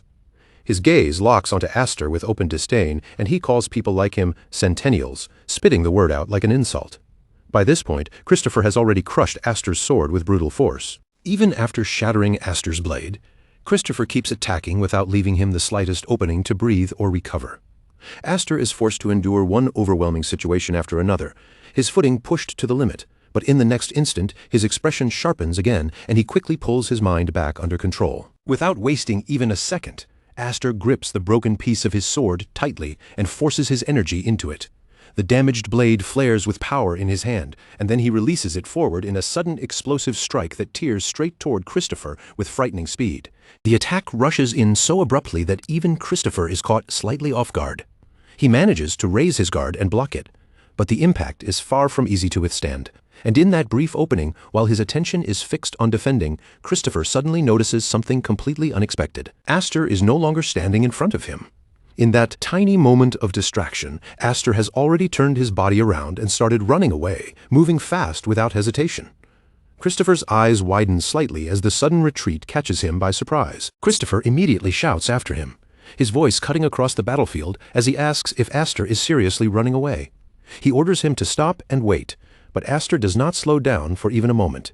As he continues putting distance between them, he only turns his head back just enough to answer. Aster tells him that their fight can wait until later, because right now there is someone else he needs to deal with first. His voice stays steady and controlled as he speaks, and when he mentions his cousin, it becomes clear that he is not leaving out of fear. He is moving with purpose. Hearing that, Christopher lets out an amused smile and mocks him without holding back, asking if he got scared and saying he does not even deserve to be called a gentleman. After throwing out those words, Christopher bends down, picks up the broken sword that had fallen onto the ground, and begins inspecting it closely. As Christopher studies the snapped weapon in his hand, his expression slowly shifts. He questions what kind of sword this is supposed to be, muttering that even if it were a cheap blade, its quality is still far too poor. The more he looks at it, the more obvious it becomes that this sword is strangely abnormal. The broken blade sits in Christopher's hand like clear proof that something about this exam is not right. Its condition is too strange to brush aside, and the atmosphere around him grows heavier as he starts to understand that this is far from an ordinary weapon failure. Christopher falls silent for a moment, then slowly lifts a hand and runs it through his hair. His posture loosens slightly, almost as if one missing piece has finally clicked into place in his mind. In a quieter voice, Christopher says he understands now. The look on his face hardens with irritation as he realizes that this must be the work of Elmheim. With a displeased expression, Christopher adds that this is a deeply unpleasant way to ruin the mood of a duel, clearly annoyed by the hidden manipulation behind everything. Meanwhile, Aster rushes back into his own territory and immediately calls out for Smeets, asking if he is all right. But before any answer can reach him, another familiar voice speaks up first. The voice says that Aster arrived sooner than expected, calling him cousin with calm confidence. Standing there is none other than Gerion, the one who has been pulling the strings behind this entire plan. Everything unfolding inside the exam has been carefully arranged by him, and he continues speaking as if it were all perfectly natural, saying that from the look of things, Nolan failed to stop Aster after all. All around them, the others are already positioned for battle, their weapons ready and their bodies tense, prepared to strike at any moment. Gerion does not seem worried in the slightest as he keeps talking, reminding Aster of what he said earlier. Gerion brings up Aster's earlier claim that he alone would be enough, saying that those words had made him expect quite a lot. Then, almost casually, he asks how things are going on Aster's side before revealing that they have already taken control of the third base. When Aster looks around, he sees the red flag raised clearly over the base. That red flag marks the territory as belonging to Gerion's team, and Gerion declares that this is only the beginning, with total conquest coming next. Hearing all of this makes Aster's anger surge at once. His frustration finally spills over, and he lashes out at Gerion with harsh words before demanding to know what happened to his classmates. Gerion's expression darkens a little after hearing the sharpness in Aster's voice, and he starts to respond. But before he can continue, something unexpected happens behind him. A figure suddenly steps out and raises a sword, pointing the blade directly at him. The person holding that sword is Vigor Smeets. His posture is tense, and his voice carries obvious nervousness as he quickly speaks up, telling Aster not to misunderstand what is happening. At that moment, the truth of the situation becomes much harder to ignore. The tension between them makes it clear that something like betrayal has happened even inside Aster's own team. Vigor continues, trying to explain himself while keeping his sword raised. He says that from the very beginning he had already told Geryon he would not follow along with his plans. His words make it obvious that not everyone was willingly part of Geryon's scheme, even though the damage has already been done. Vigor Smeets still looks shaken and confused as he speaks, saying that those who oppose Elmheim are cowards, but his voice wavers as if he himself is struggling to fully believe those words. Geryon steps forward with cold confidence, taking control of the conversation again. He says that they did not even show any real sign of resistance, even though they were nothing more than field monkeys. His tone is cruel and dismissive, as if he thinks their surrender was only proof that they understood which side of Elmheim they were supposed to support. Hearing Geryon speak that way pushes Aster's anger even higher. His eyes burn with fury as he challenges him directly, asking if Geryon truly believes he can defeat him just by gathering more people around him. Geryon only smiles at that question, calm and completely unshaken. Instead of answering with force, he simply tells Aster that he is wrong. Then Geryon states that the battle has already been decided. With a composed expression, he begins laying out the true victory condition of the attack and defense exam, making it clear that strength alone is not what determines the winner here. Geryon explains that whichever team secures 2 or more bases by the end of the exam will claim victory. Even if Aster were to fall into despair right now and rush around raising flags at every base, he still would not have enough people left to defend them all. As Aster scans the area, the reality of the situation becomes even worse. The blue flag has already been destroyed, removing one more chance for his side to recover. Geryon continues revealing the details of his strategy without hesitation. He says they only need to wait until Aster moves to another base, and once he does, they can simply raise the red flag again behind him. In other words, Aster's movements have already been accounted for. All Geryon's side has to do is maintain control over 2 or more bases until the exam ends. As he says this, his smile stretches wider, filled with calm certainty. Geryon makes the strategy sound almost effortless, as if the outcome has already been locked in place. But instead of backing away, Aster's expression hardens with firm resolve. He declares that if this is their plan, then he will make sure they cannot carry it out at all. With that declaration, the air around them grows tense, setting the stage for a fierce clash that is about to explode. Aster's determination becomes unmistakable as he stands his ground, refusing to let Geryon's scheme decide the outcome. Aster makes it clear that he will keep going until every last one of them is torn to pieces. The threat lands heavily on everyone nearby, and several of them visibly tremble in fear. Geryon, however, only listens with a smile, completely unfazed by Aster's rage. Geryon mocks him coldly, brushing off Aster's words as meaningless nonsense. Then he points straight at Aster's sword, drawing everyone's attention back to the damaged weapon in his hand. He says that the sword is not even useful anymore, adding that even if Aster has 7 wings, without a moon sword he is nothing but useless. The insult is aimed directly at Aster's strength, trying to strip away the confidence behind his threat. At the same time, Geryon continues exposing his plan piece by piece, making it clear just how carefully everything has been arranged beforehand. Every part of the situation has been prepared by Geryon, from the ruined weapons to the captured bases and the people surrounding Aster now. With that confidence, he challenges Aster directly, asking if he truly intends to fight everyone gathered here all by himself. After hearing all of that, Aster stays surprisingly calm. He admits that the situation is definitely troublesome, and then says that Geryon has actually managed to impress him. Aster draws his sword again, but the damaged blade is still clearly broken and incomplete. The sight of it is enough to make one of the people watching feel uneasy, as if even they can sense how bad Aster's situation looks. Aster says that Geryon thought everything through far more carefully than he expected. Then, in a sudden and unexpected move, he lets his sword slip from his hand and falls straight to the ground. The moment Geryon sees Aster drop his weapon, he immediately declares that the victory is already theirs. To him, that single movement looks like the final sign that Aster has accepted defeat. But the instant Aster's sword hits the ground, Aster begins preparing himself again. His body shifts slightly, and the atmosphere around him changes as if he has only just begun to move. Looking at Aster now, the determination burning in his eyes is impossible to miss. Even without the sword in his hand, there is no trace of surrender on his face, making it clear that he has not given up at all. After everything that had just happened, Aster suddenly speaks in a calm voice and says that he gives up. He then looks toward Geryon and admits that he is impressed, saying Geryon planned all of this much better than he had expected. Hearing those words, Geryon feels a deep sense of satisfaction rise inside him. He looks almost pleased with himself, as if Aster's admission has confirmed the success of everything he prepared. But in the very next moment, just as Aster's sword slips downward and falls, Aster bends his body slightly and releases a sudden surge of energy, making it clear that his so-called surrender is not the end of the fight at all. In that same split second, Aster twisted his body and struck backward with terrifying force. The blow landed so suddenly that Vigor Smeets had no time to react, and his entire body was sent flying far across the area like he had been swept away by a violent blast. The impact was so heavy that Vigor Smeets could not even keep hold of his weapon. His fingers loosened from the shock, and his sword slipped free from his hand, spinning away before clattering down out of his reach. Aster immediately took advantage of that opening. Without hesitation, he picked up the fallen sword as well, now holding another weapon in his grasp, and unleashed a crushing attack that tore through both the space in front of him and the enemies behind him at the same time. That single overwhelming strike was enough to decide everything in the area. Everyone caught within its range was knocked down at once, their bodies collapsing under the sheer force before they could even properly understand what had hit them. Watching the entire scene unfold from above, Geryon completely lost his composure. His eyes widened in disbelief, and the only thing he could shout in that moment was a stunned, "What?" Aster then raised his sword and pointed it straight at Geryon, the tip aimed directly at him with chilling precision.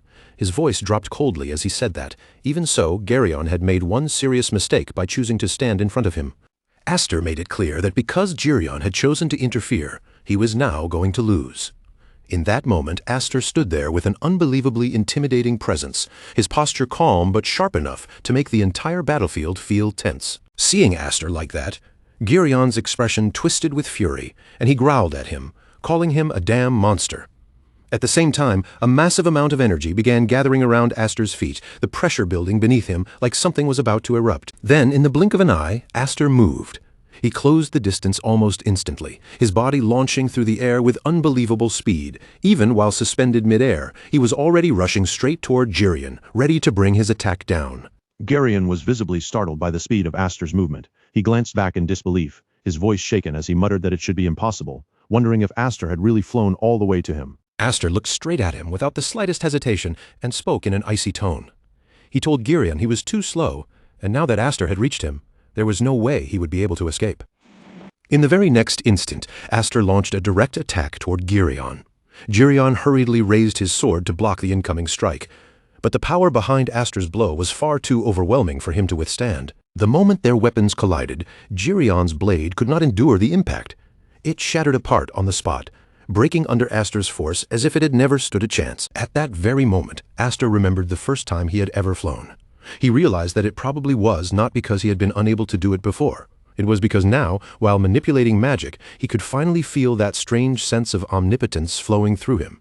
And, as he closed the distance completely, he came right up to Geryon and spoke. Aster said that having wings really was great, then told Geryon to look, reminding him how huge that wall had seemed.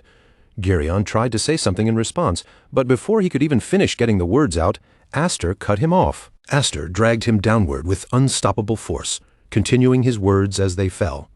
To him, that massive wall had never been as unreachable as it looked. For Aster, it had been small. As he said that, a faint smile appeared on Aster's face, calm and almost effortless, and in the very next second, the momentum of their fall reached its peak. Then both of them came crashing down together, their bodies slamming toward the ground with terrifying speed and force. The instant they hit, a massive explosion shook the entire area. Dust and shockwaves burst outward from the impact point, leaving everyone watching frozen in complete shock at the sheer violence of the collision. Seeing the destruction in front of him, Vigor Smeets could only stare in disbelief. His voice came out low and shaken as he muttered, wondering what kind of fight they were even witnessing. The others nearby were just as stunned, their faces pale and their bodies locked in place. None of them could fully process what had happened to those two after seeing such an unbelievable clash unfold before their eyes. Through the thick cloud of dust rising from the impact, a figure slowly became visible, dragging someone across the ground behind him. At first, the dust made it difficult to tell who it was, but as the shape came closer, everyone finally realized it was Aster. Aster was dragging Geryon with him, making it painfully clear that he had completely defeated him in that exchange. Geryon no longer even tried to resist, as if the will to fight had already left him. Aster threw him down roughly onto the ground, then spoke in a flat voice saying that it hurt. After that, Aster turned his attention toward the others standing around them. His irritation showed clearly as he shouted at them, asking what they were doing just standing there and watching like idiots. Even after being thrown down and humiliated, the situation was still not completely free from Girion's influence. The pressure of Elmheim still hung heavily over everyone present. Gerion raised his voice again, forcing his authority back into the air as he ordered everyone to hurry up and kill Aster. He declared that this was an order from the Elmheim family, trying to make them move through fear alone. The moment those words rang out, Vigor Smeets immediately rushed toward his fallen sword. On the other side, Aster watched him with a calm expression and asked if he was really that afraid of Elmheim's retaliation. Vigor Smeets grabbed his sword tightly, anger and fear mixing together on his face. He snapped back that, of course, he was afraid, because the Smeets family he came from was nothing more than a third-rate noble house, one that could vanish in an instant if Elmheim decided to crush it. He said Elmheim could destroy them like they were nothing. For weak nobles like his family to survive in this world, even if it looked cowardly, they had no choice but to lower their heads, act submissive, and avoid angering the powerful people above them. Then Vigor shouted even louder, his frustration spilling out completely. He said someone like Aster, someone who already possessed everything, could never understand the worries of people like them. But after hearing that, Aster simply smiled, and seeing that smile only made Vigor even angrier. Vigor finally snapped and demanded to know what Aster was laughing at now. Aster answered calmly, saying that his sister had once told him something very similar, that he did not understand the feelings of people who had nothing. Aster admitted that he did have his own objections to those words, and his tone made it clear that he had thought about them more than once. But even so, he accepted one part of it as true. Right now, in this moment, Aster knew that he was someone standing in a position of privilege. And because of that, Aster said there were things that only someone like him could do. As he spoke, Gerion remained beneath his sword, glaring up at him with anger burning fiercely in his eyes. Then Aster raised his voice, his words carrying across the entire area with intense conviction. He declared that his enemy was Elmheim, and if the others could not act against it, then he would do it himself. He would change that arrogant system. He said he would tear down the overpowered Elmheim of the present and rebuild it from the ground up. The moment those words left his mouth, everyone around him fell into stunned silence. They were completely shaken, unable to believe that Aster had actually said something so bold out loud. His thoughts were not just reckless words anymore. The sheer weight of Aster's declaration pressed down on everyone there. Even Gerion, still lying on the ground beneath him, looked stunned by what he had just heard. Gerion muttered in disbelief, asking what Aster was even talking about. Vigor Smeets was just as shaken, staring at Aster as he asked whether he truly understood what he was saying and what those words really meant. Aster met Vigor's gaze, head-on, without backing down. His answer was firm and immediate as he said yes. He understood perfectly, because this was a declaration of war. Then he continued, his voice steady but powerful. He said that no matter how obedient these people remained, and no matter how devoted they were to the arrogant Elmheim that existed now, loyalty alone would not save them. At the end of that blind devotion, Aster said, what waited for them was nothing but betrayal and a miserable death. And if they did not want to end up with that fate, then there was only one path left for them to take. They had to fight. Then Aster shifted his stance slightly, and spoke about the 7 wings he carried on his back, saying that this power existed for that very purpose. Aster told them to choose. His eyes moved across everyone present as he asked which Elmheim they intended to follow from that moment on, Gerion's Elmheim or his. In that instant, he placed the decision directly in front of all of them. This was no longer just a simple battle inside the exam. It had become a turning point that could change far more than the outcome of the match, especially because Gerion was the only heir of the main family. Choosing a side now meant choosing the future itself. Furious beyond control, Gerion glared at Aster and shouted at the top of his lungs, telling him not to talk nonsense. He insisted that something like this would never be allowed, then threatened everyone by saying he remembered their faces and their names. Gerion warned them that if they dared to betray him, they already knew exactly what would happen to them afterward. The moment Vigor Smeets heard that threat, panic began spreading across his face. Sweat gathered on Vigor's skin as fear and uncertainty swallowed him. He could not decide which side he should choose, what would be right for him, or what would protect his family. The pressure of that decision weighed down on him so heavily that he seemed almost frozen. But then, as if his resolve formed all at once, Vigor suddenly threw his sword down to the ground and stepped forward, making his choice in front of everyone. Vigor Smeets looked straight at Aster, his eyes tense but determined, and asked if Aster was truly going to defeat Gerion. He warned him that if this was only empty talk, and nothing actually changed after all of this, then he would reject him without hesitation. In that moment, Vigor was not standing there empty-handed. Clutched firmly in his grasp was the blue flag, the very symbol that could shift the direction of the battle. After hearing Vigor's challenge, Aster did not pause or look away. He answered immediately, giving him a clear promise without the slightest hesitation in his voice. With that promise given, Vigor Smeets lifted the blue flag high above his head and shouted so loudly that everyone nearby could hear him. He declared himself Vigor Smeets, eldest son of the Smeets house, and announced that he would support Aster F. Elmheim. The moment those words rang out, one of the onlookers froze in disbelief and muttered that it could not be real. Vigor had actually said it out loud. Another person quickly realized the weight of what had just happened and spoke up in alarm, saying that with this, Gerion's entire plan would begin falling apart. As those murmurs spread through the group, the anger in Gerion's eyes became impossible to miss. His gaze burned with open rage, sharp enough to make the air around him feel heavier. Gerion stared forward with pure fury and spat out a curse, calling Vigor a damn peasant. But after everything that had happened, Vigor Smeets finally stepped fully into the spotlight, his voice booming across the area as he shouted to the others. He demanded to know why they were all just standing around doing nothing. Then he urged them to take this chance and show those arrogant Elmheim snobs exactly what they were capable of. Vigor shouted that they should bet everything on the 7 wings.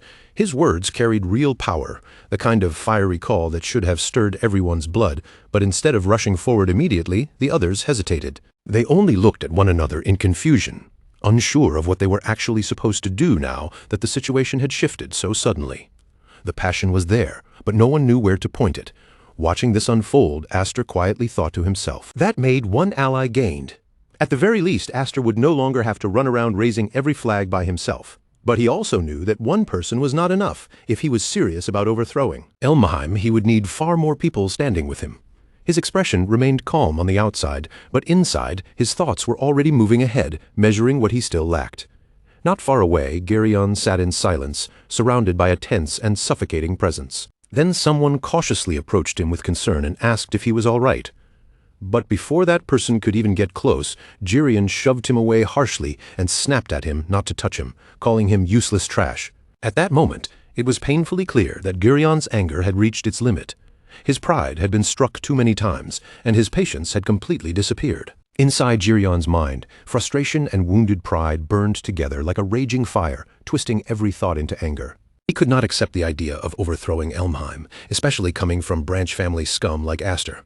If he let Aster keep acting freely, he would never be able to face the main family. He was not like his brother, and he could not allow things to end here. Driven by that fury, Gerion began trying to draw out the power of his 4 wings. The air around him grew tense and unstable, as if a dangerous force was gathering and about to explode at any second. But just then, a voice came from behind him.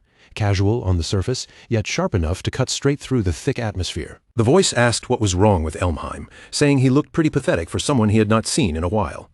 Gerion's eyes narrowed at once, and as he turned back, he immediately recognized who had spoken. Gerion, said Nolan's name in a heavy tone, filled with irritation and recognition, and just like that, Christopher Nolan appeared on the battlefield.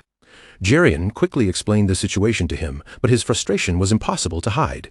He snapped at Christopher, asking what he had been doing all this time, because dealing with Aster was supposed to be his responsibility.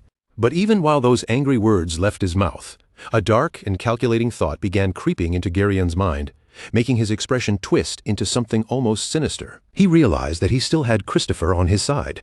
Christopher's wing badge might not equal Aster's 7 wings, but when it came to pure swordsmanship, Gerion believed he was stronger than anyone else present. With that thought, Gerion's confidence surged back in an instant. He raised his voice again, rough with authority, and ordered Christopher to hurry up and hack Aster to pieces. But in the very next moment, something happened that no one there could have predicted. The entire flow of the battlefield shifted in a way none of them had imagined. Christopher suddenly stepped forward and slammed a red flag straight into Gerion's face. Then, with complete calm, he said he had come to return it. Christopher said that, just as he had expected, Gerion's methods went against his chivalry. In other words, he was ending their alliance right there, and those words struck Gerion harder than any sword. Gerion, already shaken from everything that had happened, was left stunned on the ground, unable to fully process the betrayal in front of him. Around him, whispers of disbelief quickly began spreading through the crowd. One member from a smaller family could not hold back his shock and blurted out that this had to be a joke. Someone else behind him added anxiously that even the Nolan family was betraying them now. Another voice admitted they no longer knew who they were supposed to side with, and the entire situation began sinking into complete chaos. Alliances were breaking apart. Trust was collapsing, and no one could predict what would happen next. In the middle of that chaos, Christopher calmly drew his sword, the sharp sound cutting through the tension as he spoke with steady confidence. Christopher said that it looked like they were back to square one. Then he asked Aster if he really thought he could make it through the exam without settling things with him first. Aster, who had been watching and listening closely the entire time, stayed silent but fully alert. Christopher was not finished. With pride clear in the way he held himself, he continued, declaring that it would be the proud swordsmanship of the Nolan family against Aster's 7 wings. As he took a firm stance, his presence sharpened with focus. The air between Aster and Christopher seemed to tighten as they faced each other head-on. Their eyes locked, neither one backing down, and then, in a single instant, the battle began. Christopher was the first to move. He charged forward with incredible speed, his blade slicing through the air as he launched straight into his attack. His voice rang out with fierce determination as he demanded that they finally make it clear which power was truly superior. Christopher's attack carried overwhelming force, powerful enough to make the air itself seem to tremble around the blade. The moment Aster saw it coming, something inside him responded, and energy began surging from his body like a rising tide he could no longer completely suppress. Then, in a firm voice, he said that this would have to wait. In the next instant, Aster moved as well, launching his own strike straight toward Christopher. Even so, it was obvious that Aster was not fighting at his absolute best. Because he was using an ordinary sword, he could not properly draw out the full power of his 7 wings. Calling this Aster's full strength would not be accurate. He was clearly holding back, and yet he was still managing to stand his ground against someone as skilled as Christopher. But Christopher noticed that difference almost immediately. As their blades clashed, Christopher's sharp eyes studied every movement Aster made. In that instant, he realized that the person in front of him was completely different from before. Christopher's sword was forced down toward the ground as Aster's heavy strike landed, leaving a deep mark along the blade. Recovering quickly, Christopher looked up and asked if Aster had forgotten. Then, with incredible speed, he jumped backward to open distance between them and reminded him that only one team could pass this exam. Christopher said that if they were both aiming to become Kingdom Knights, then they had no choice but to settle things here and now.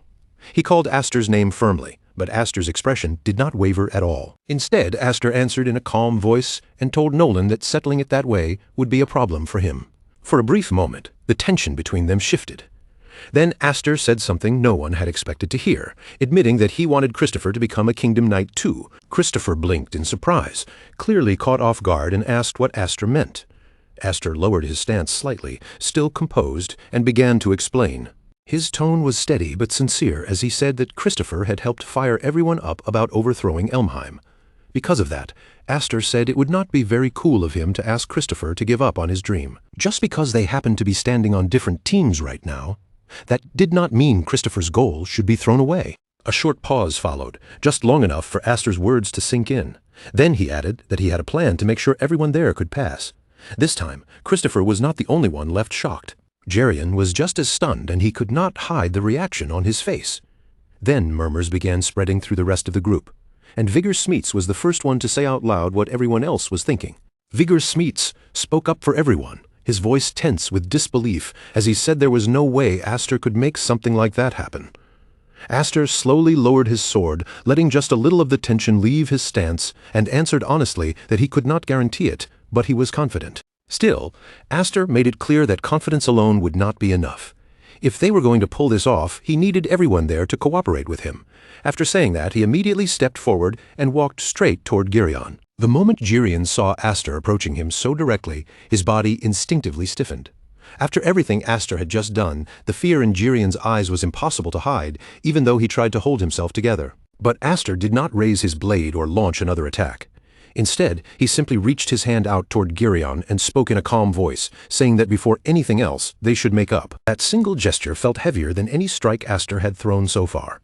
For a brief moment, the battlefield that had been filled with hostility and threats fell into an uneasy silence, as if no one knew what direction things would take next. Then the situation changed completely. Before long, all the flags could be seen gathered together, combined and tied into one long line, neatly arranged across the camps in a way no one had expected to see. It was such an unusual sight that it almost looked out of place for an exam like this. Instead of separate teams fighting over territory, the flags now stood together as proof of a strange new alliance. When the examiner arrived and saw what they had done, His reaction came instantly. His face twisted with anger as he shouted, demanding to know what this was supposed to mean and whether they even knew how to raise a flag properly. In the middle of that tension, Aster stepped forward and answered in a calm, almost quiet voice. Aster explained that the condition for victory was occupying 2 or more camps. But since no one had ever said that only one team could raise its flag at a single camp, the 3 teams had decided to form an alliance and jointly occupy every camp together. His explanation was steady, clear, and completely logical. Even so, it was obvious from the examiner's expression that he was not ready to accept such an unexpected interpretation so easily. Instead, the examiner's anger only grew stronger. He snapped back, asking if Aster seriously expected him to pass every single one of them, and accused them of making a mockery of the exam itself. Standing nearby, Vigor Smeets could feel the pressure around them tighten almost immediately. His body stiffened as he muttered that he knew this would not work. Beside him, Girion also shook his head, unable to believe this kind of approach could ever succeed. Girion said of course it would not work, because there was no way such twisted logic would be accepted. Meanwhile, the examiner kept his focus fixed on Aster, his face hardening as he stepped closer and let his sharp voice cut through the air. The examiner asked if Aster would simply shake hands with the enemy and return if he had been ordered to attack and destroy enemy territory. It was not just criticism, it was a direct challenge to Aster's way of thinking, forcing him to defend not only his plan, but the belief behind it. Aster met the examiner's gaze without flinching and answered calmly. Aster replied that if the enemy had more value alive than dead, then yes, that choice mattered. His answer only seemed to irritate the examiner even more. The man's expression hardened as he declared that a knight was the sword of the state and that Aster had no right to make that judgment.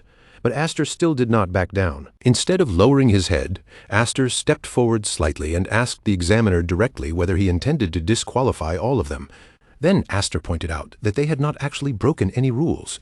If the examiner disqualified them anyway, would that not be his own ego overstepping the authority of an examiner? Those words landed with a different kind of force. For a moment, even the examiner seemed caught off guard, as if he had no immediate response. Aster did not let the silence stretch for long. He moved a little closer and added another point in a quieter, more deliberate tone. Aster said that besides, if everyone failed in this manner, he wondered whether the main family would really stay quiet about it. That one statement shifted the entire atmosphere. The tension in the air changed instantly. The examiner's expression was no longer filled with pure anger alone.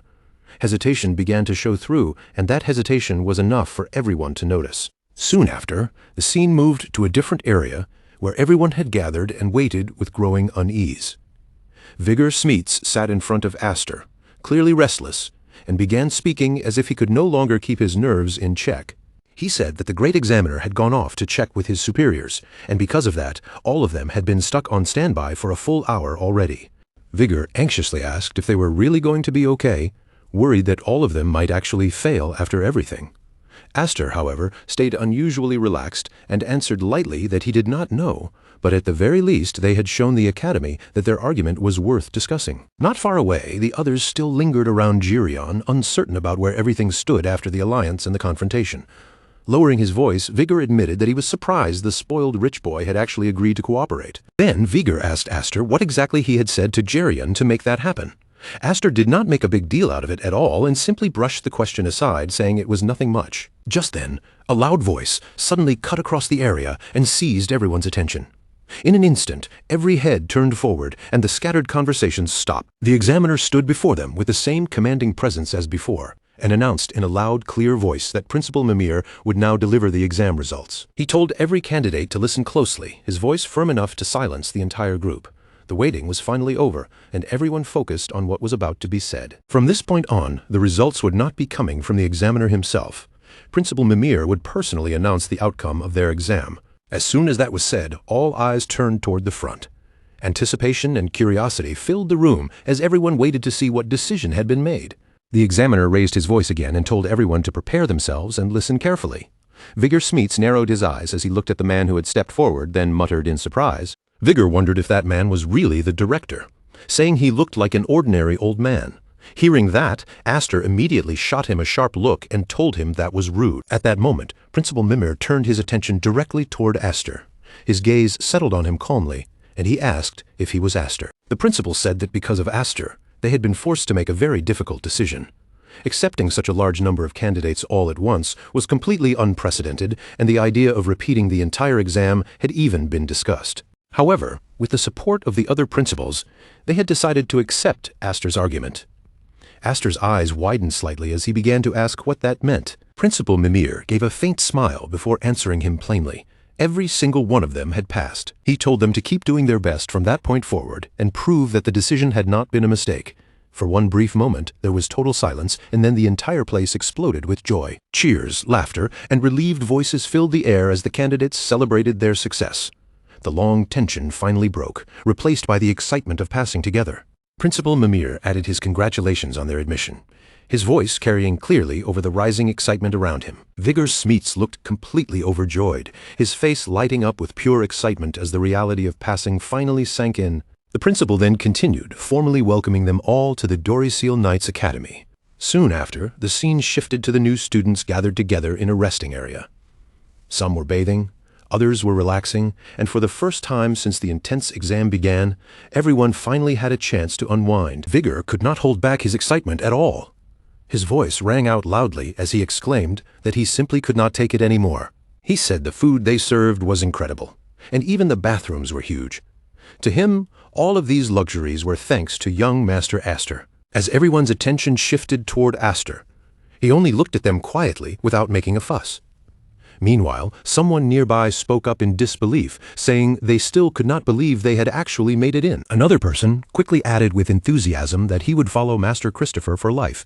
Then Christopher, almost as if responding to all that praise, spoke firmly and told them not to think he believed this had all happened because of him. Vigor Smeets smirked at that and teased him right away, asking what he meant, as if the guy who lost to Aster had any reason to act important. Christopher immediately brushed his hair back with confidence and answered that he had not lost. In his mind, the fight had simply ended in a draw. Aster then cut in calmly, his tone steady but serious. He said that no matter how anyone looked at it, they had challenged the people of Elmheim directly, and even after doing something that reckless, they had still managed to become candidates this way. Aster paused for a moment, and everyone around him instinctively turned their attention in his direction. Then he continued, his voice carrying a quiet but unmistakable intensity, as if what came next mattered more than the celebration itself. Aster's voice carried a quiet but powerful force, as he declared that together they would become a massive stream strong enough to destroy Elmheim. The mood around everyone shifted the moment those words settled in, and without giving anyone time to doubt him, he continued saying that from this moment onward their rebellion had officially begun. As soon as those words left his mouth, Aster's thoughts began turning inward. His two older sisters had already graduated, but his sister Alphen was still here. Since she had entered the academy a year earlier than him, she should already understand how this place truly worked from the inside. Aster was sure that Alphen would become his ally. With that thought giving him a little more certainty, he steadied himself and looked ahead, knowing that starting tomorrow, training at the gentleman's school would finally begin. Before anything else, Aster knew he had to get used to life in this new place. With that in mind, he turned around and began walking away. But just as he started to leave, he noticed something strange happening behind him. Vigor Smeets and several of the ordinary nobles were staring at him with unusually serious expressions, almost like they were looking at something sacred. Confused by the strange atmosphere, Aster stopped in his tracks and asked them what they were doing. Vigor answered with sudden enthusiasm, saying that seeing one of the 7 wings in person was supposed to bring good luck. He added that if they prayed in front of Aster, then, who knew, maybe they might even receive some kind of blessing from him. The very next moment, as if they had all agreed without saying a word, they folded their hands together and sat down in front of Aster like worshippers gathering before a shrine. Aster stared at them in stunned discomfort, looking more uneasy than he had during the actual battle, and immediately rejected the idea, telling them that of course nothing like that would happen. Nearby, Christopher quietly watched the strange scene unfold without saying a word. Christopher's expression remained unreadable as he took in everything that had just happened. Then the scene shifted to an unknown location, where a cold, displeased voice echoed through the room. The voice said that this outcome did not sit well with her at all. She was disappointed in Geryon, because instead of trampling that 7-winged brat, he had returned after being manipulated far too easily. And on top of that, it seemed Geryon had even allowed Aster to openly say that he would crush Elmheim. The owner of that icy voice was soon revealed to be Helen Elmheim. Helen's sharp gaze was filled with anger as she looked down at Geryon from above. Her expression showed no warmth at all as she continued speaking mercilessly. She asked if he was really saying that after receiving such an insult, he had simply stood there and watched. Unable to endure the crushing pressure from her words, Girion dropped to the ground and cried out in desperation, apologizing to his mother. Girion promised that he would make up for this mistake next time, swearing that he would meet her expectations. But before he could even finish pleading, a harsh slap struck across his face, leaving a deep mark as blood trickled from the corner of his mouth. The person who hit him stepped forward, her presence every bit as terrifying. She coldly told him there would be no next time, calling him trash and useless scum without the slightest hesitation. She said someone like him would be better off mixed together with meat scraps and fed to a magical beast. This cruel and frightening figure was revealed to be Lillian Elmheim. Without any hesitation, Lillian placed her foot directly on Girion's body, pressing him down as she looked at him with pure contempt. She sneered that he was just like that useless Darius. Girion trembled beneath her, his fear so intense that even his voice shook. He begged her desperately, asking for anything but that, calling out to her as his sister. His plea was cut off immediately when Lillian delivered a brutal kick, sending him crashing backward. As pain rushed through his body, Girion's thoughts twisted with hatred and resentment. In his mind, he cursed Aster, blaming him for everything that had happened. To Girion, all of this humiliation was that guy's fault. Then, the truth behind why he had ultimately sided with Aster began to come into focus. In a flashback, Aster stood before Girion with a calm but calculating expression, his posture controlled and his eyes fixed directly on him. Aster told Girion to cooperate with him, pointing out that he could not possibly return empty-handed after everything that had happened. Girion looked back at him with confusion and suspicion, asking what exactly he meant by that. Aster's expression did not change as he answered. He reminded Girion what it would mean to be defeated by the so-called scum of the Lena family branch, and then fail the exam on top of that, letting those words hang heavily between them. Aster stared at Girion with anger clear in his eyes, then lowered his voice into a threatening tone. He told him to try taking that result back to the great elder of the main house. Then Aster asked if Girion was truly sure they would not kill him for it. Those words alone were enough to strike fear deep into Girion's heart. Fear slowly spread across Girion's face as Aster continued in the same calm but terrifying voice. Aster said that he had seen how Darius ended, and that it had been extremely tragic. He added that no person should ever have to die in such a way, then asked Girion if he really wanted to end up suffering the same fate. Girion's entire body stiffened as those terrible images filled his mind. Aster stepped closer, pressing the fear deeper, and told him that all he had to do was stay quiet and ignore whatever Aster chose to do. Aster said that if Girion could manage that much, then he would help him. In that moment, Girion understood clearly that he had no real choice left. Refusing Aster was no longer an option for him. The scene then returned to the present, where a calm voice with a faintly amused edge suddenly spoke up and asked Lillian to forgive him, saying their lovely brother was crying and apologizing right in front of her. Girion truly was still on the ground, trembling and crying helplessly.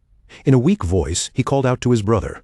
Standing before him was Julius Elmheim, smiling gently, as if there was nothing strange about the cruelty happening around them, and he reminded them that the Elmheim family was united by blood. Julius said that family members should get along, then turned and asked Arthur if that was not right.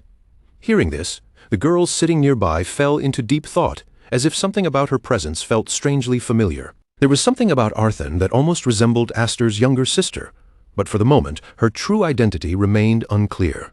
Just then, their mother spoke again, pulling the focus back to the danger in the room. Her voice carried absolute authority and cold intent as she said that House Elmheim's image of overwhelming power was the very thing that had kept the knights under control until now. But because of this seven-winged child, that image was beginning to shake. Helen's gaze sharpened as she continued, telling them to make sure everyone was reminded of what Elmheim truly was. She said their power was not just decoration, and ordered them to show the true meaning of brutality. As soon as they heard her command, both Julius and Lillian slowly began to smile, clearly understanding what had to be done next. In the next scene, the training ground was alive with intensity. Every candidate had gathered together, each one gripping a sword tightly as they prepared to face the Academy's first harsh lesson. The air filled with the sharp sounds of blades slicing through space. Every swing carried discipline, focus, and determination as the candidates pushed their bodies through repeated movements without letting up. Their instructor stood before them with firm authority, his voice cutting through the noise of training as he announced that they had been chosen as proud candidates for the Knights of the Realm. He made it clear that becoming a knight was not simply about knowing how to swing a sword. It required mastery over combat, strategy, and every discipline expected of someone elite. To stand above others, they had to become people capable of overpowering any opponent without hesitation. Only those who truly aimed for that title could move forward. To prove their worth, a massive stone had been placed before them as their first test, and one by one they had to shatter it using their swords.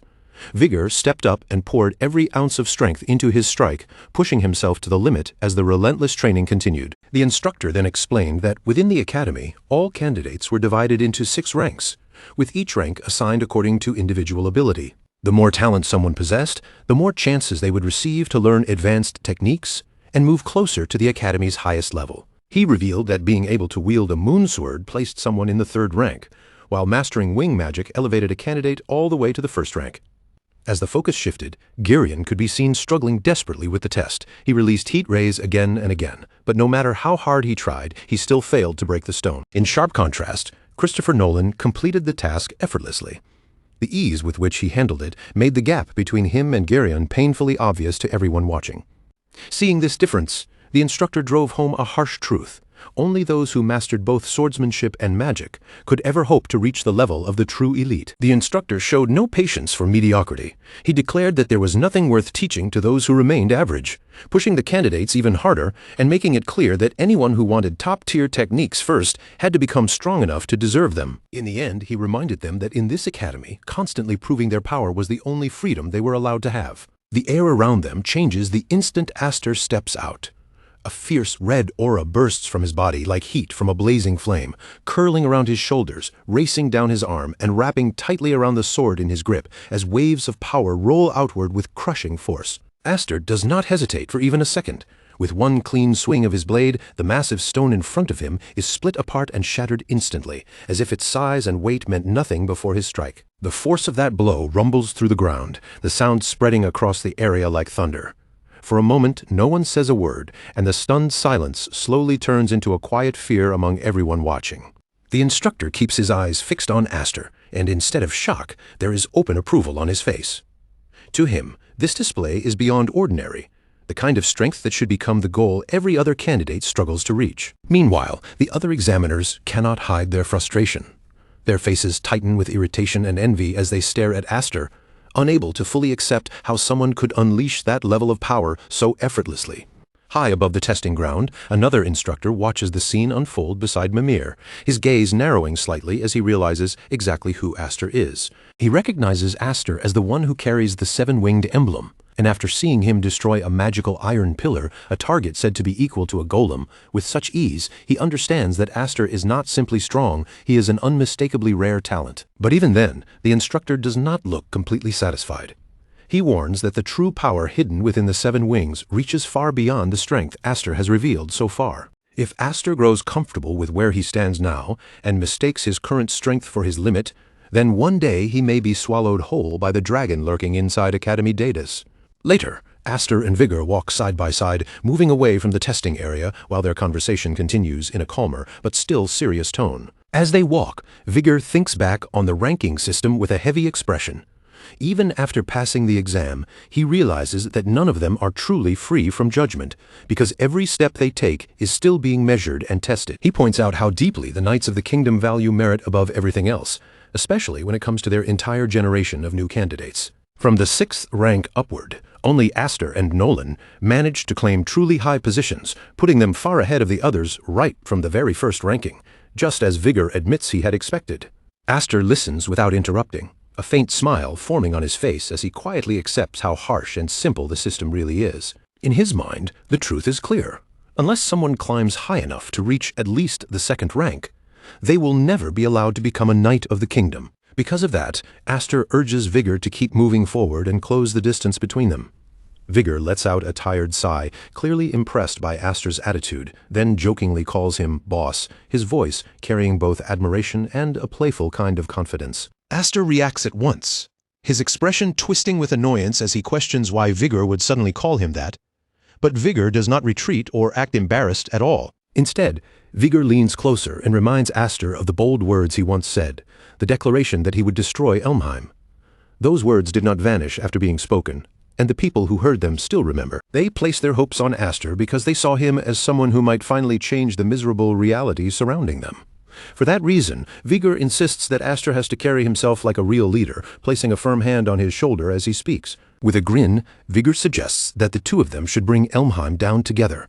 His words sound light on the surface, but beneath them is real loyalty and determination, making it clear that Aster does not have to walk this road alone. Aster answers with a small but steady smile, and in that quiet expression, he accepts the heavy expectations that have now been placed on his shoulders. He understands that if this is truly the path waiting for him, then staying as he is will never be enough.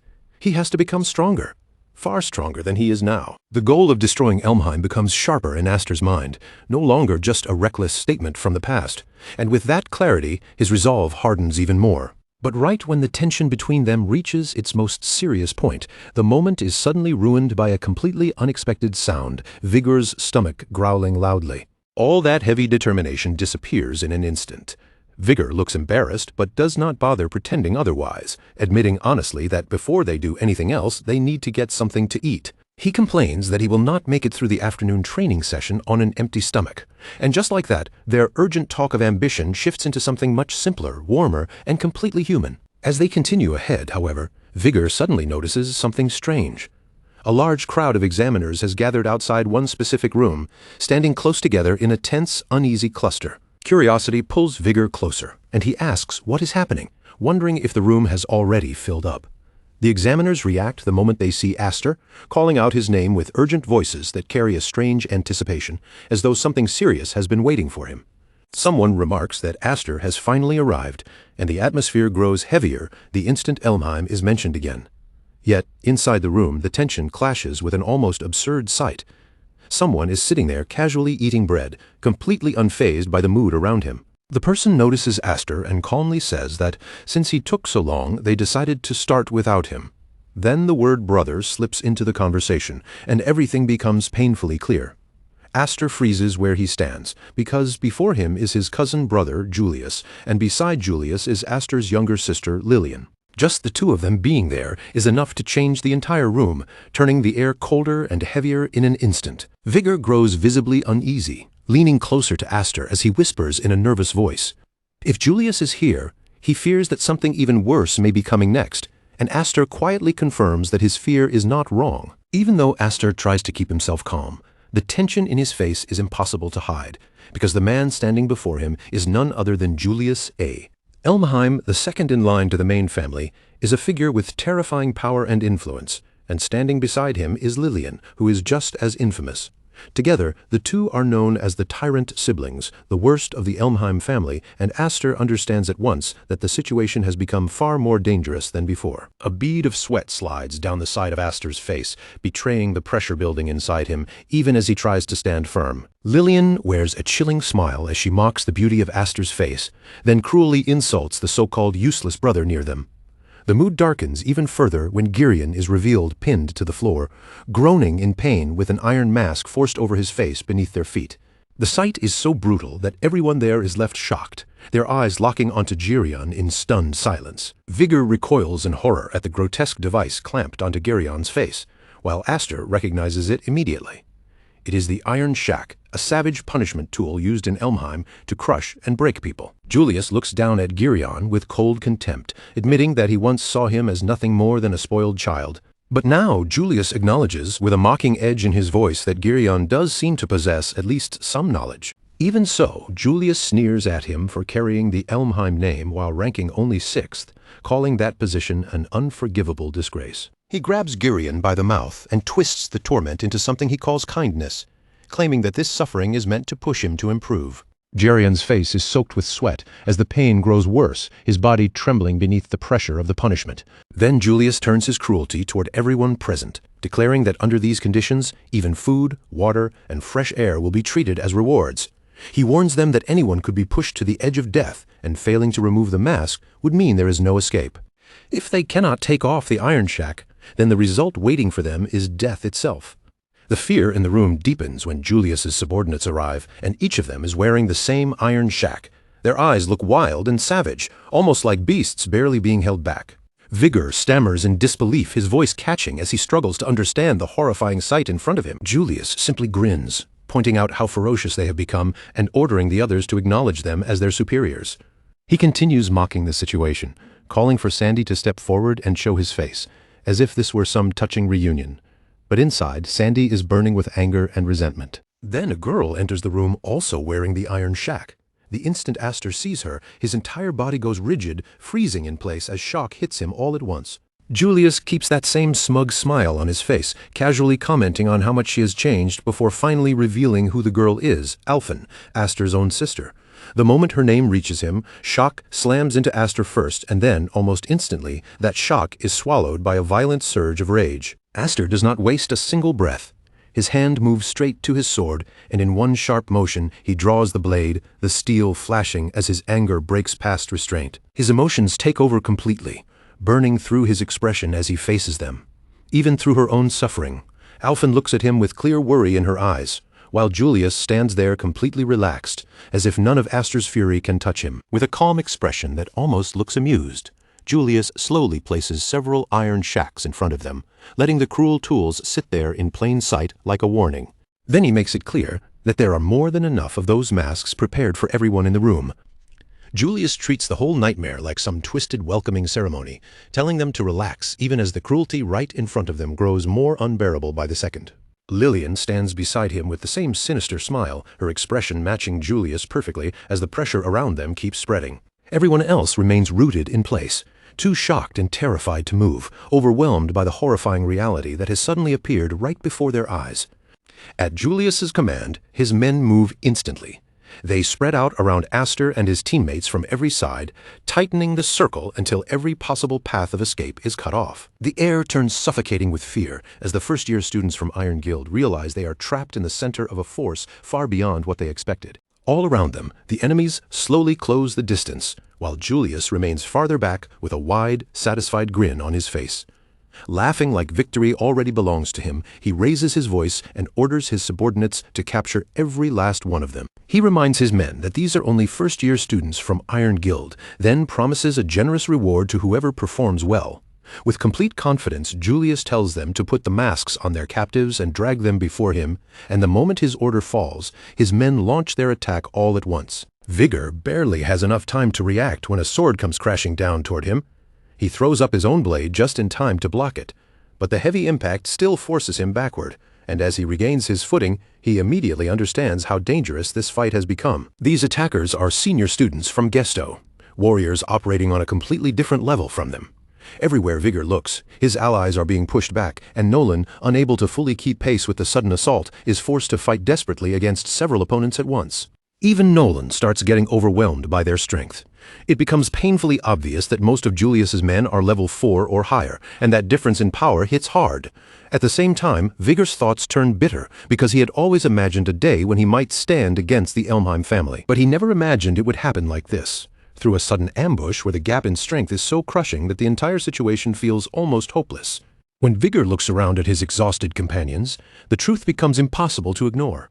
If this keeps going, every one of them will be captured and forced to wear those same horrifying masks. With worry rising in his chest, Vigor instinctively turns his eyes toward Aster, silently hoping he will do something before everything collapses. At that same moment, several enemies rush straight at Aster together, trying to crush him beneath their numbers. But Aster is nothing like the others. His face remains calm and unreadable as he steps forward, swings his sword just once, and in that single clean strike, every attacker surrounding him is blasted away and knocked unconscious on the spot. For a brief moment, the entire battlefield seems to stop breathing. After showing that overwhelming strength, Aster slowly lifts his gaze and takes in everything happening around him with cold, careful eyes. Then Aster turns that icy stare directly toward Julius and demands to know what he is trying to do. Julius only smiles even wider, looking almost entertained by Aster's anger. Calling him his cousin, Julius tells Aster not to glare at him so fiercely. Then casually claims that everything happening here is simply his own way of showing kindness. In Julius's eyes, most of the people around them have no real talent and are only alive because of his mercy.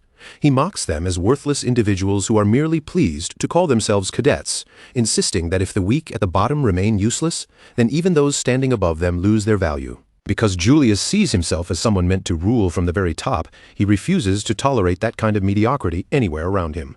That is why he decided to take control with his own hands, following what he proudly calls the Elmheim way. Julius keeps speaking with that arrogant grin, but before he can continue any further, Aster cuts him off. Aster makes it clear that he never asked for an explanation in the first place. Julius blinks for a brief second, caught off guard by the interruption, and in that instant, Aster's expression sharpens with fierce determination. Mana bursts violently from Aster's body, and his sword is instantly swallowed in a blazing red aura that burns around the blade like living flame. Without the slightest hesitation, Aster charges straight toward Julius, shouting at him to remove the filthy pink substance covering his sister's mouth. But right before his attack can land, something completely unexpected happens. Alfin suddenly moves between them and blocks Aster's strike herself, and the sight makes Aster freeze in place. Behind her, Julius keeps smiling shamelessly as he tells Aster not to hold a grudge. He claims that Alfin is standing at his side by her own choice, and then, with a mocking calmness, suggests that Aster ask her directly if he does not believe him. From the side, Lillian laughs and teasingly calls Aster cruel, clearly enjoying the confusion and pain spreading across his face. In that moment, countless thoughts rush through Aster's mind. He realizes he has not heard from his sister in a long time, and that silence suddenly feels heavier than ever. Their mother had been deeply worried about Alfin all this time, and now that Aster is finally standing before her again, he understands that something terrible must have been happening in the shadows all along. Without exchanging another word, Aster and Alfin charge toward each other at full speed. Their swords collide with a violent crash, and bright sparks scatter in every direction from the force of the impact. As their blades remain locked together, Aster tries to reach her through the chaos. He admits that he does not fully understand what happened to her, but insists there is no reason for her to keep following someone like Julius. Alfin leans in closer during the clash and whispers quietly that from now on, she will be the one to save him. Those words hit Aster so hard that he is left completely stunned. Shock flashes across Aster's face, and he instinctively steps backward to put distance between them. But before that moment can settle, Nolan and the others rush in from behind to back him up. Furious at what they see as hesitation, they launch themselves at Alfin, demanding to know why they are wasting precious time in the middle of such a dangerous situation. At the same time, Nolan shifts his attention away from Alfin and fixes his focus directly on Julius. Pointing his sword straight at Julius, Nolan declares that he will handle him personally. He tears into Julius with harsh words, saying that his behavior is even more disgraceful than his younger brother's, and that someone like him has no right to call himself a gentleman. As mana surges around Nolan, he demands that Julius draw his sword and face him properly under the pride of the Elmheim style, swearing that he will carve that arrogance directly into Julius's body. Julius, however, does not lose his composure for even a second. He stares at Nolan with pure arrogance, as if the threat means absolutely nothing, and when Nolan charges forward with everything he has, Julius casually catches the incoming sword with his bare hand. For an instant, the battlefield falls completely silent. Julius then asks whether simply working harder than others with a sword is enough to make someone a great knight, and Nolan can barely process the insult being thrown at him. Then Julius's expression turns cold. A terrifying aura erupts from his body and crushes the air around them, making it clear that in his eyes, effort alone is worthless without true power behind it. Julius tightens his grip around Nolan's sword and twists it violently, bending the moment into his control with brutal ease. A surge of energy races through the blade and strikes Nolan directly in the hand. His eyes widen in shock as he realizes what is flowing through the weapon: magic, and more specifically, fire magic. Julius smirks with absolute confidence and declares that only the strongest are worthy of the right to rule over others. In the very next second, Julius drives a brutal kick into Nolan's body, sending him flying across the battlefield before he crashes heavily onto the ground. Vigor immediately rushes toward him in panic. Nolan groans in pain and coughs up blood as Vigor reaches his side, supporting him and desperately trying to help him stand again. But the moment Vigor notices the severe burn spreading across Nolan's hand, his expression darkens even further, and the danger of Julius's power becomes impossible to ignore. Nearby, Lillian steps forward with a bright, playful grin, her eyes glinting with cruel amusement, as she admits that she has always liked men who act as if they stand above everyone else. To her, that kind of swollen pride is the most entertaining thing to break, because watching it crumble is exactly what makes the game fun. Vigor stares at her in complete confusion, unable to understand what she means, but Lillian only smiles even wider. She tells him that she will personally educate him in her own special way, then casually dismisses the bearded man beside him as someone who is completely useless to her. As Julius watches everything unfold, his grin returns once again. In a calm but arrogant voice, he declares that weakness itself is a sin, and in his eyes, only those with strength have the right to reach out and take whatever they desire. He even points the accusation back at Aster, saying that Aster also gathered people around him through strength, which makes him no different. While Julius speaks, Aster stays silent, his eyes moving across the battlefield as he takes in the situation. One after another, Aster's allies are being forced down, overwhelmed by the sheer pressure and numbers of Julius's men. The symbols of the shack are being burned and forced onto their bodies as they struggle desperately, crying out for help beneath the pain. Julius then turns his attention back to Aster and calmly says that, in the end, Aster will also stand among the strong, calling him his cousin once again. Then Julius asks him what kind of future he truly wants to choose, as if the answer should already be obvious. Aster gives no answer. Instead, he suddenly charges at Julius again. But this time, Julius stops him with almost effortless ease. Flames burst from Julius's mana as he clamps his hand around Aster's throat and holds him in place. Aster lets out a strained gasp as the grip crushes against his neck. While Vigor and the others can only watch from the side, helpless panic spreading across their faces, Julius mocks him without mercy, asking if this disappointing level of strength is really supposed to be the legendary power of the Seven Wings. He admits that he expected something far more impressive from Aster, even as Aster struggles to breathe in his grasp. But Aster, even weakened, still forces out a response. He tells Julius that stopping him once is not enough reason to get so excited. The instant those words leave Aster's mouth, Julius's expression shifts. A flicker of alarm crosses his face as he realizes something is wrong. Aster is not simply resisting him. He is absorbing his power. Julius recognizes the technique at once. It is rotation. Aster is pulling Julius's fire mana directly into himself, taking that power in before Julius can properly react. And in the next instant, Aster moves with explosive force. He strikes Julius head-on, the blow landing with enough force to send him flying backward across the battlefield before he crashes violently into the ground.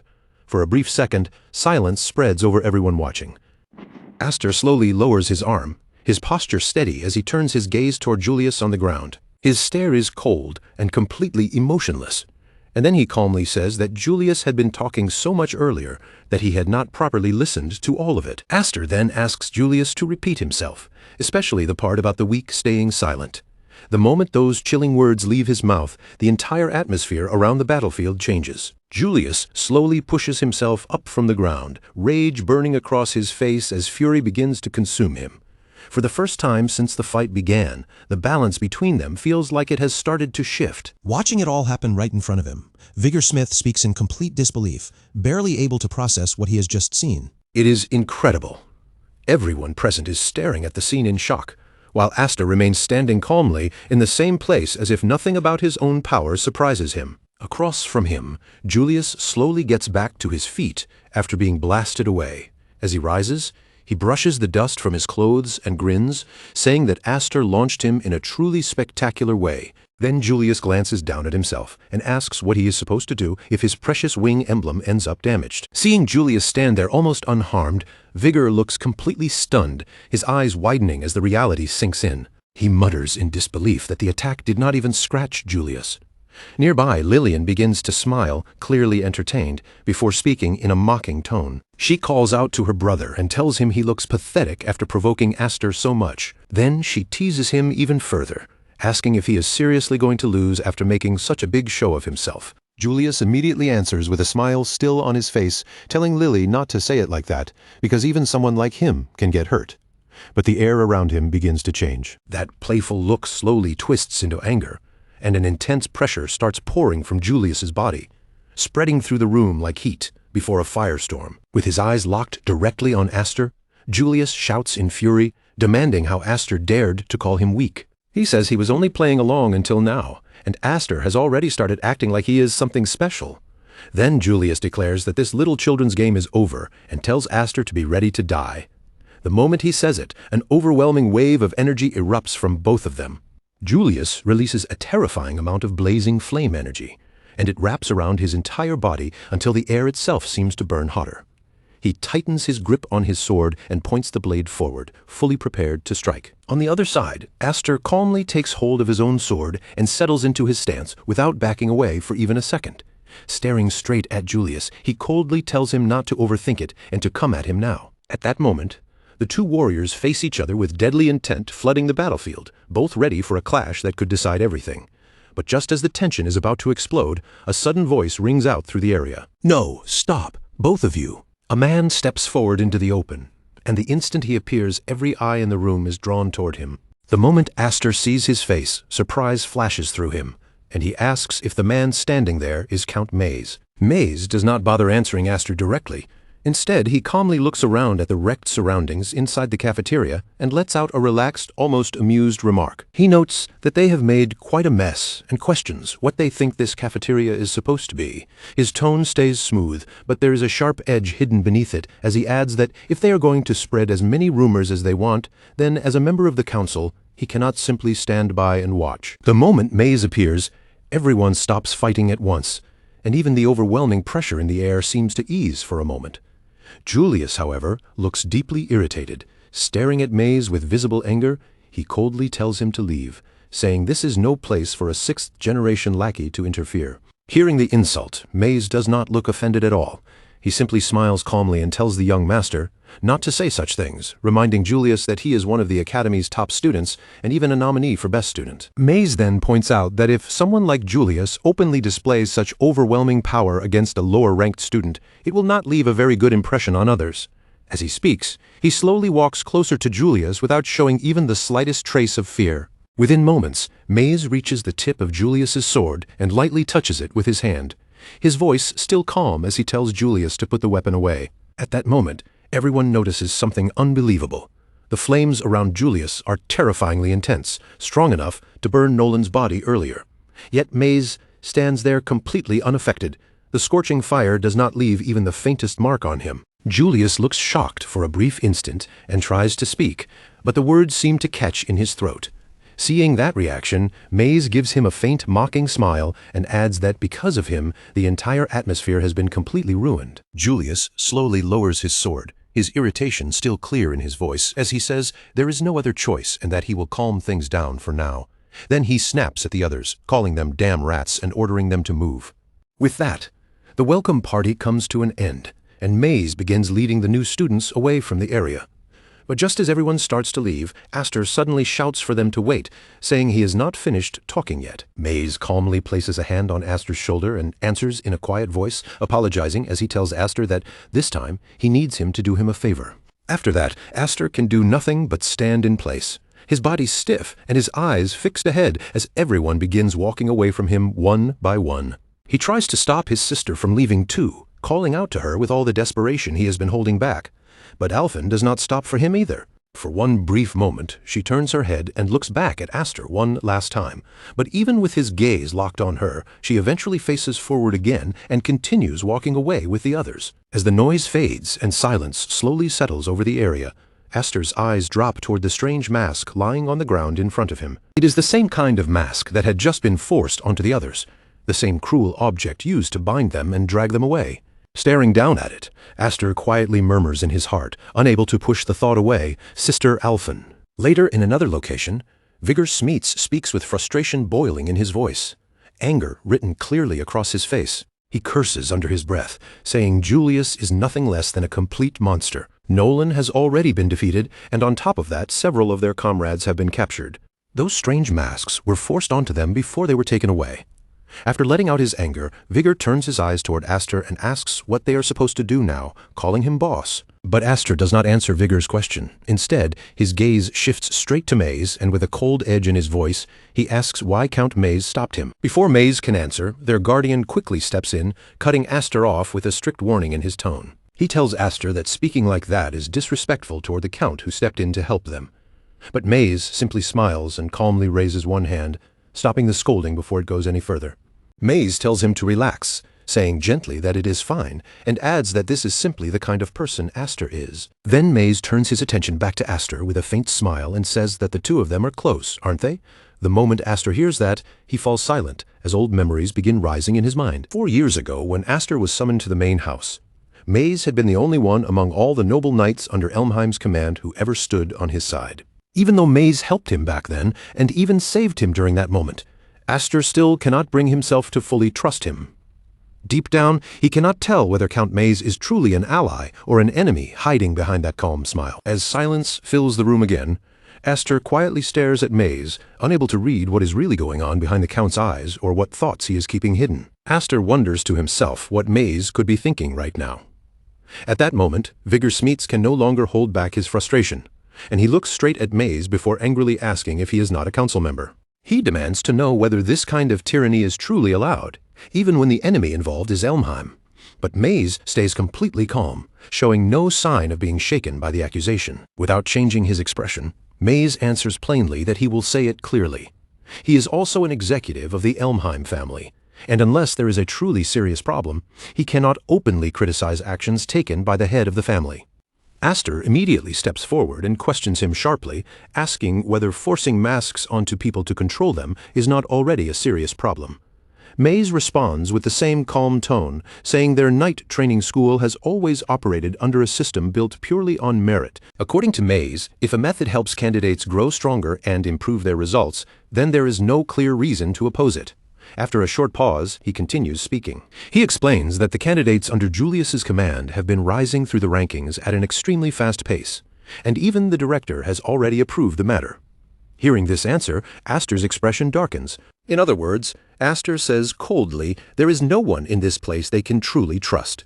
Maze looks directly into Aster's eyes and asks if he plans to go recover his captured classmates personally. Then Maze's tone grows more serious as he warns him not to do it. Every single move Aster makes is being watched by the main house, and if he resists them recklessly, they can expel him from the academy at any moment. Even after hearing that warning, Aster answers without hesitation, his voice steady as he says, that is still not a good enough reason to abandon them. His words remain calm, but each one lands heavily. He says this is not simply a matter of justice, because those iron shackles are capable of corrupting the hearts of the people forced to wear them. They take away a person's freedom, silence their voice, and strip them of the dignity that makes them human. Aster's expression grows even darker as he continues, explaining that if enough time passes, the shackles can even erase a person's desire to rebel against their master. They turn living people into nothing more than convenient tools. For a moment, the room falls into a heavy silence before Aster speaks again in a lower voice. That, Aster says, is the truly terrifying nature of those shackles.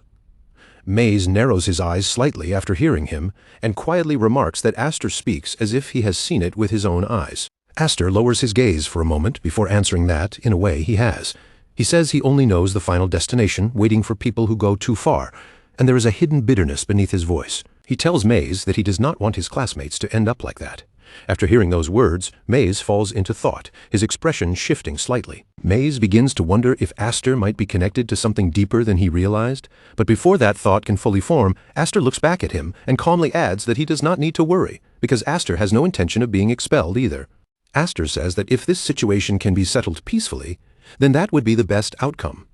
Maze gives a faint smile and asks, almost impressed, whether Aster already has a plan. Aster stares directly at him for a moment, saying nothing right away, as if he already knows Maze understands the answer. Then Aster picks up the strange mask from the ground and slowly begins putting it on, quietly saying that Maze already knows, doesn't he? The mask fully covers Aster's face, hiding his expression as his voice grows colder beneath it. Aster speaks of his fighting style, and before long, the missing stretch of time between those events begins to come into view. The training grounds are packed with students, all of them pushing their bodies far past comfort. Endless running and relentless drills have worn them down completely, leaving many of them bent over and struggling just to breathe. Vigor Smeets glances over at Nolan through the exhaustion and asks how his wounds are holding up. Nolan answers calmly, even while the harsh training continues around them. He says the 4th grade curriculum is about to begin too, which means there will be no time for rest. Besides, he insists that his injuries were never that serious in the first place.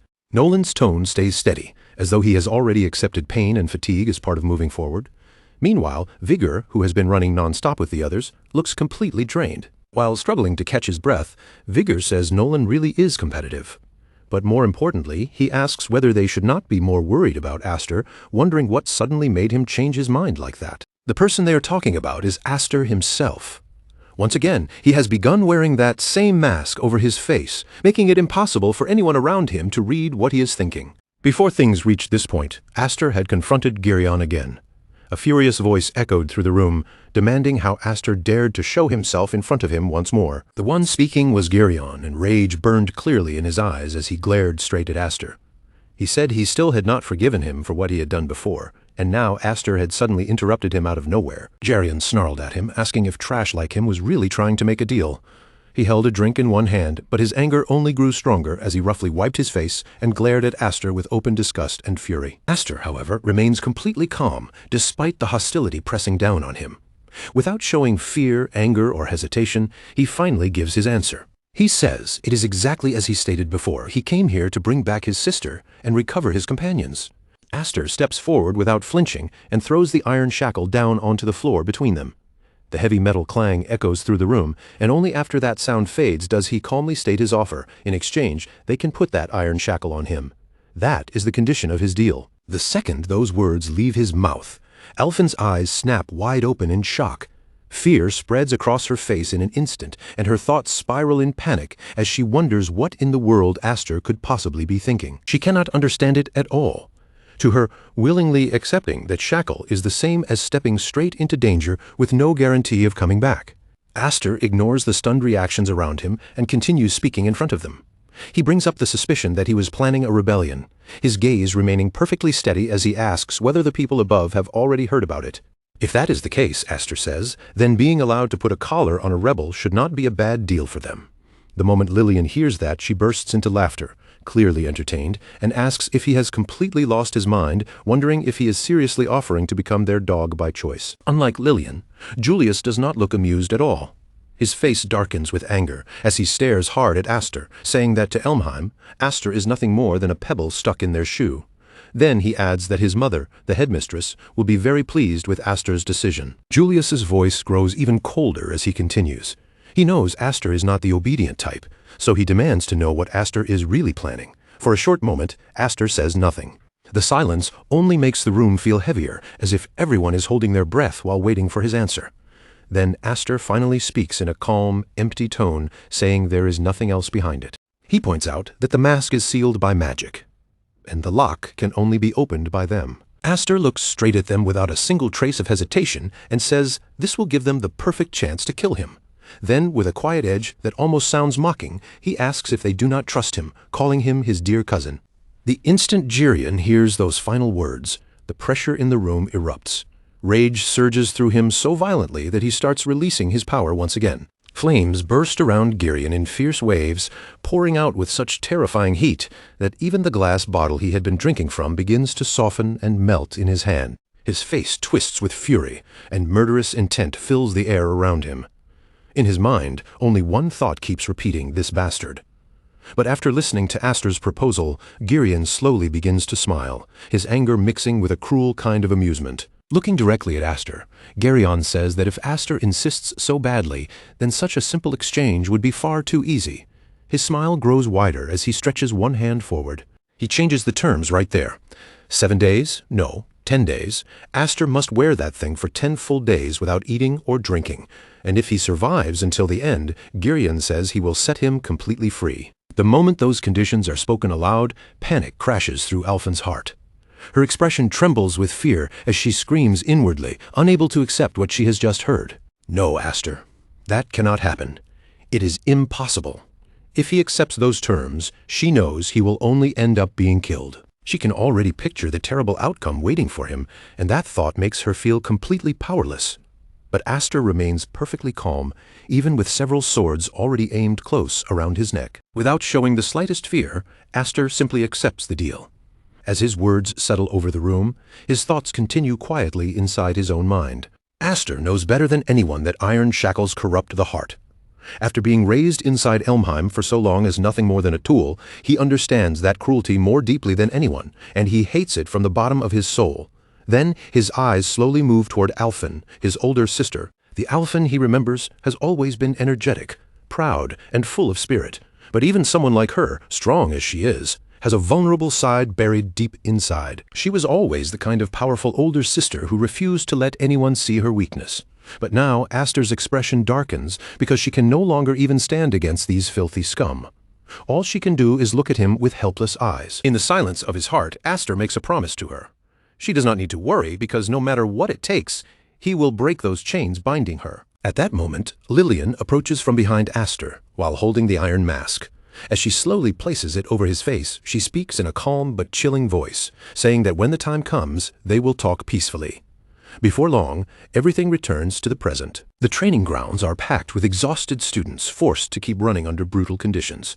Among them are several students wearing iron shackles, and one after another they collapse onto the ground from pure exhaustion before they can recover. A furious voice suddenly tears across the field, demanding who told them they were allowed to rest. Girion himself is standing among the students, overseeing the harsh training like a punishment. But unlike before, Girion's own thoughts are clouded with frustration and confusion. He curses inwardly, wondering why this is happening to him, clearly unable to shake the irritation pressing on his mind. After running for a while longer, Vigor Smeets finally arrives nearby, completely worn down by the merciless exercise. Struggling to catch his breath, he complains that the demonic instructor seriously shows no mercy. He says the instructor does not even spare the students wearing masks. Then, looking across the training field with a grim expression, Vigor Smeets says that at this rate, Aster will die before he manages to rescue anyone. Nearby, Nolan glances toward Girion before answering calmly. Nolan says that, for one of them at least, this could simply be called karma. Vigor keeps staring ahead at the students running endlessly, his attention fixed on Aster, who is still wearing the iron shackles despite the brutal conditions. For Aster, several days have already passed since it began. It has been days since they put those shackles on him, and Vigor's voice is filled with disbelief. Yet, Aster is acting as if nothing has happened at all, making Vigor wonder whether the 7 wings are monsters even when it comes to raw physical endurance. Nolan quietly watches the situation while his thoughts turn serious. A normal person can only survive without food or water for 3 or 4 days at most. Maybe they could last a week if they stayed perfectly still, like a chrysalis conserving every bit of energy. But Nolan's eyes narrow as he watches the relentless training continue, because these past days have been nothing like rest. They have been filled with non-stop training sessions and practice battles under those cruel conditions, so it would not be strange if Aster had already gone far beyond his physical limit. After a brief silence, Nolan suddenly asks Vigor if he has ever heard the rumor. As Vigor turns toward him curiously, Nolan lowers his voice and says that before the boy with the 7 wings was adopted by the Highfried family, he was apparently found alone on a snow-covered mountain where the snow never stopped falling. The air grows quieter as Nolan continues, saying the story claims that the baby crawled several kilometers completely alone through the freezing wilderness, and Vigor's expression stiffens as he listens.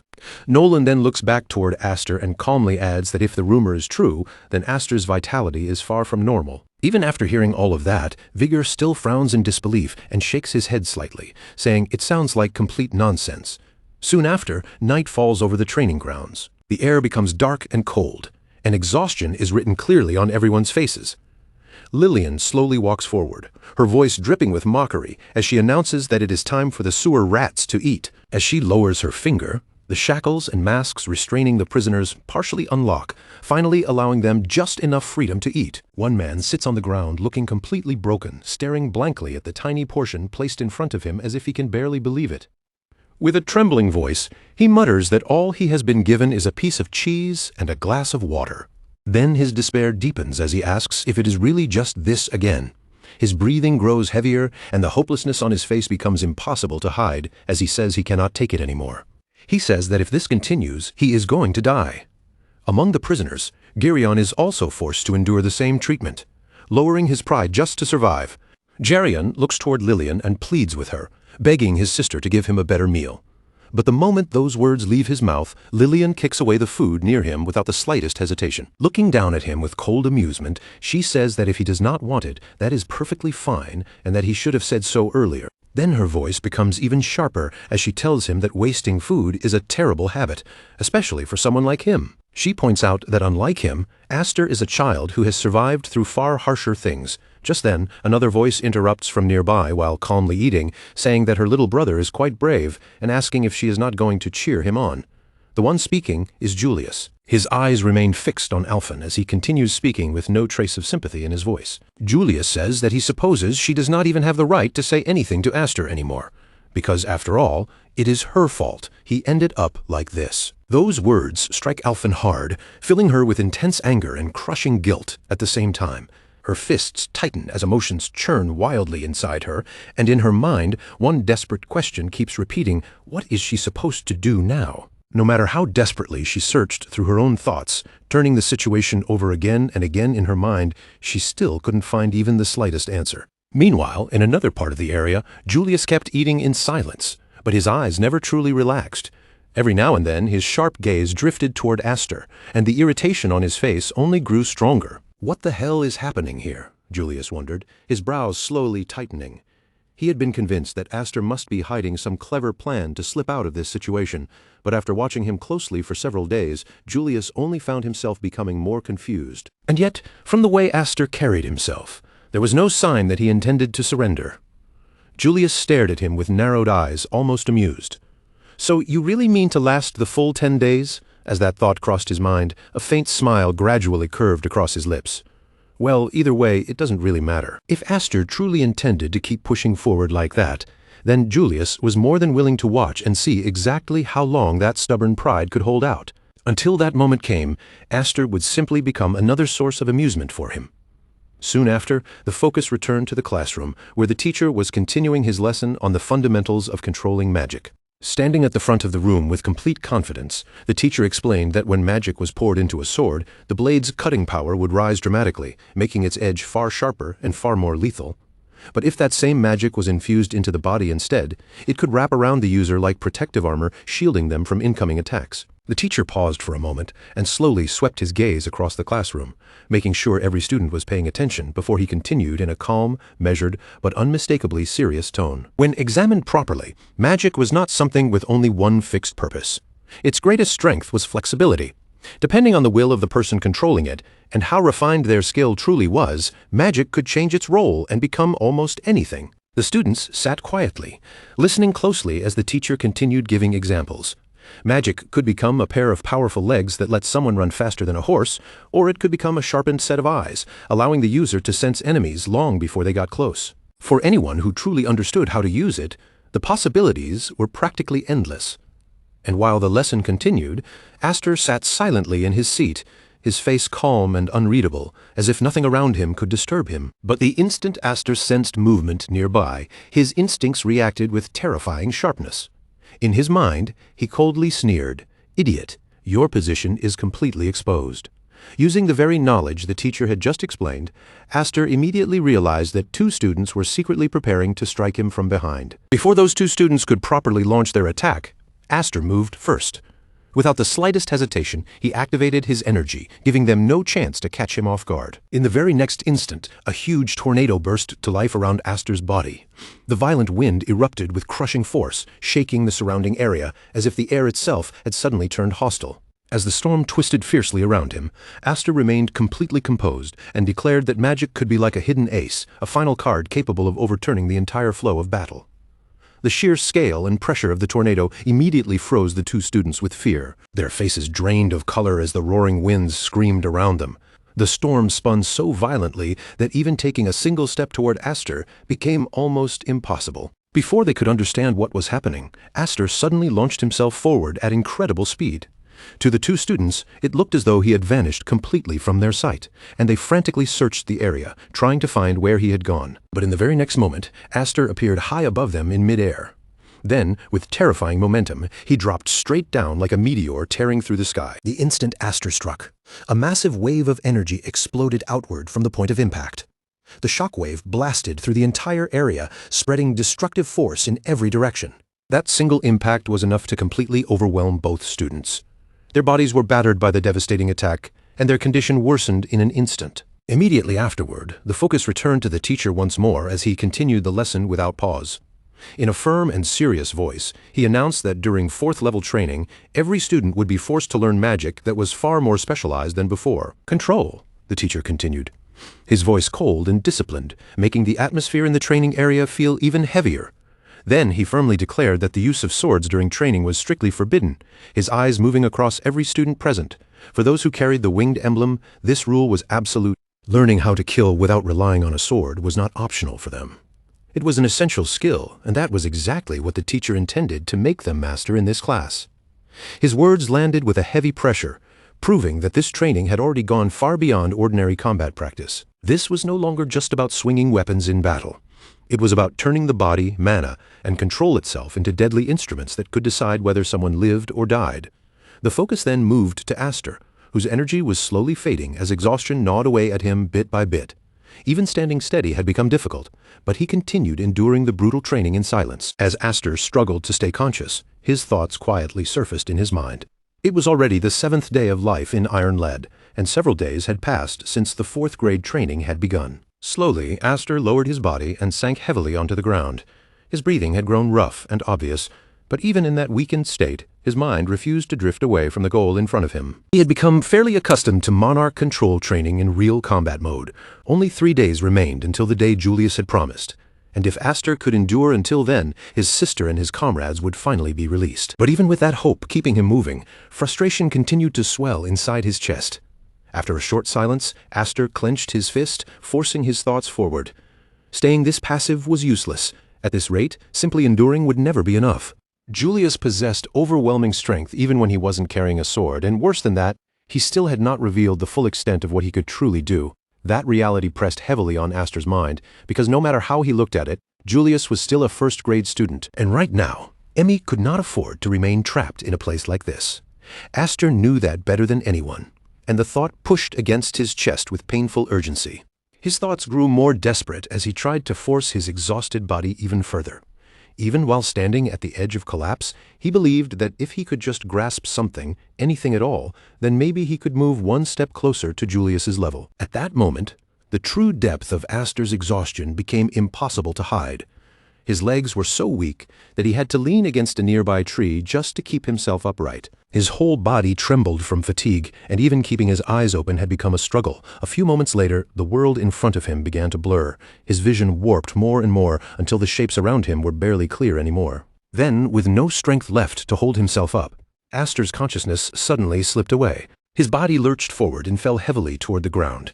In those final seconds before he completely blacked out, Aster weakly muttered to himself that this was bad, that it felt as if everything around him was spinning. The world continued to smear into a haze as the last of his strength finally gave out. With every bit of energy drained from his body, Aster collapsed onto the ground. A few moments later, someone approached from nearby, looking down at Aster's exhausted state. The person spoke coldly, saying that this was his limit after all. He had a fever, too, which, in that condition, was hardly surprising. In the end, no matter how stubborn Aster was, he was still only human. The person standing over him was Nolan, and his face carried an irritated expression as he looked down at Aster. Nolan continued, explaining that Count Maze would apparently be troubled if Aster died here. Because of that, Count Maze had ordered him to help Aster if something happened. After saying that, Nolan released an annoyed sigh and muttered that he had been given a truly irritating task. Barely conscious, Aster heard those words and felt confusion rising through the fog in his mind. Count Maze? Why would he do that? But before Aster could think any deeper, Nolan casually told him to wait there for a moment while he went to get a sword and break the iron shackles. But the instant Nolan turned to leave, Aster suddenly stretched out a trembling hand. With what little strength he had left, he grabbed Nolan's leg tightly and stopped him from taking another step. Nolan looked down at him with a mix of irritation and disbelief, his brows tightening into a frown. He asked what Aster was trying to do, warning him that if things continued like this, he was really going to die. Idiot, even with his body weakened to the point of collapse. Aster's determination still refused to disappear. Deep inside his mind, Aster desperately pushed himself to keep going. If he gave up here, then who would be left to save his sister? Even though he could barely move, he still refused to let go of that purpose. With the tiny amount of strength remaining in his body, Aster held Nolan back, refusing to let him interfere any further. Aster didn't want Nolan doing anything unnecessary that might ruin everything he had endured so far. Nolan stared down at him for a few seconds, then spoke again in a quieter voice, admitting that he didn't fully understand what Aster was trying to say, but he could at least tell that Aster was unhappy with his choice. Nolan's expression then became a little more serious as he continued.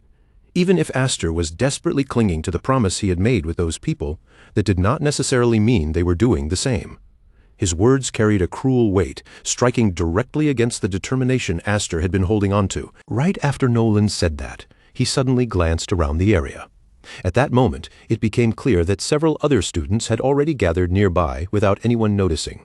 They all stared straight at Aster's miserable condition, and then one of them spoke up in a mocking tone. "Wow, you really don't look well, Aster."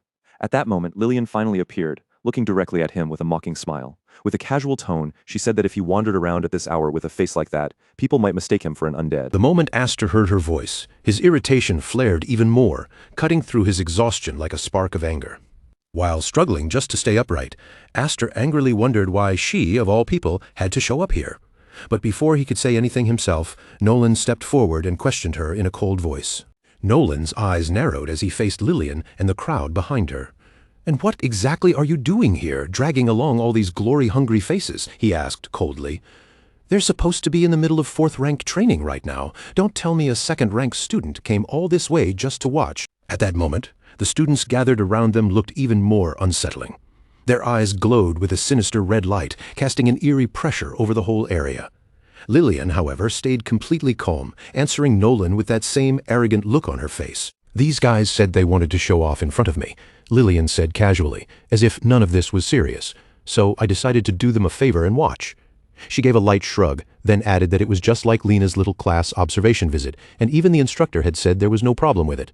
But the easy smile on Lillian's face slowly darkened. Her gaze drifted downward toward Aster, and her tone became much sharper as she continued, "But what I really came here to see is—" Her voice turned cruel as she finished her sentence. She wanted to see Aster cry, begging her for forgiveness. Those words struck directly at his pride, making the anger inside him burn even hotter, while Lillian lightly sprang upward and landed on a tree branch above them. She settled onto the branch as comfortably as if she had taken the best seat in a theater. Crossing her legs with a relaxed smile, she looked down at everyone below, like this entire fight was nothing more than entertainment prepared for her. "Go ahead and kill each other as much as you want," Lillian declared coldly from above. "There's no need to worry about me."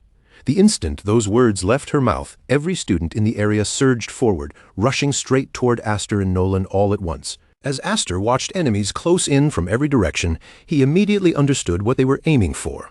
They weren't simply trying to harass him. They wanted to crush him before the 10 days were over and end everything right here. Honestly, Aster had expected someone to interfere sooner or later. With everything at stake, he knew it would never be that simple. But even so, this was far more outrageous than he had imagined. His thoughts briefly shifted toward Nolan, and frustration tightened in his chest. Now Nolan had been pulled into this mess because of him as well. Before Aster could think any further, one of the attackers lunged straight at him. With strikes coming from every side, Aster had no choice but to block, dodge, and twist away desperately, barely keeping his exhausted body on its feet. On the other side, Nolan was forced to fight back with visible irritation. As he deflected the attackers around him, he shouted angrily that forbidding a knight from drawing his sword was an absolutely ridiculous restriction. Meanwhile, Aster could feel the difference in numbers pressing down on him harder and harder. His body was already pushed close to its limit, and he knew that if they didn't start fighting seriously, he would collapse from exhaustion before the enemies even finished him off. Trying desperately to turn the situation around, Aster attempted to release his energy once again. But his weakened state made the flow unstable, and controlling his power properly was becoming more difficult with every breath.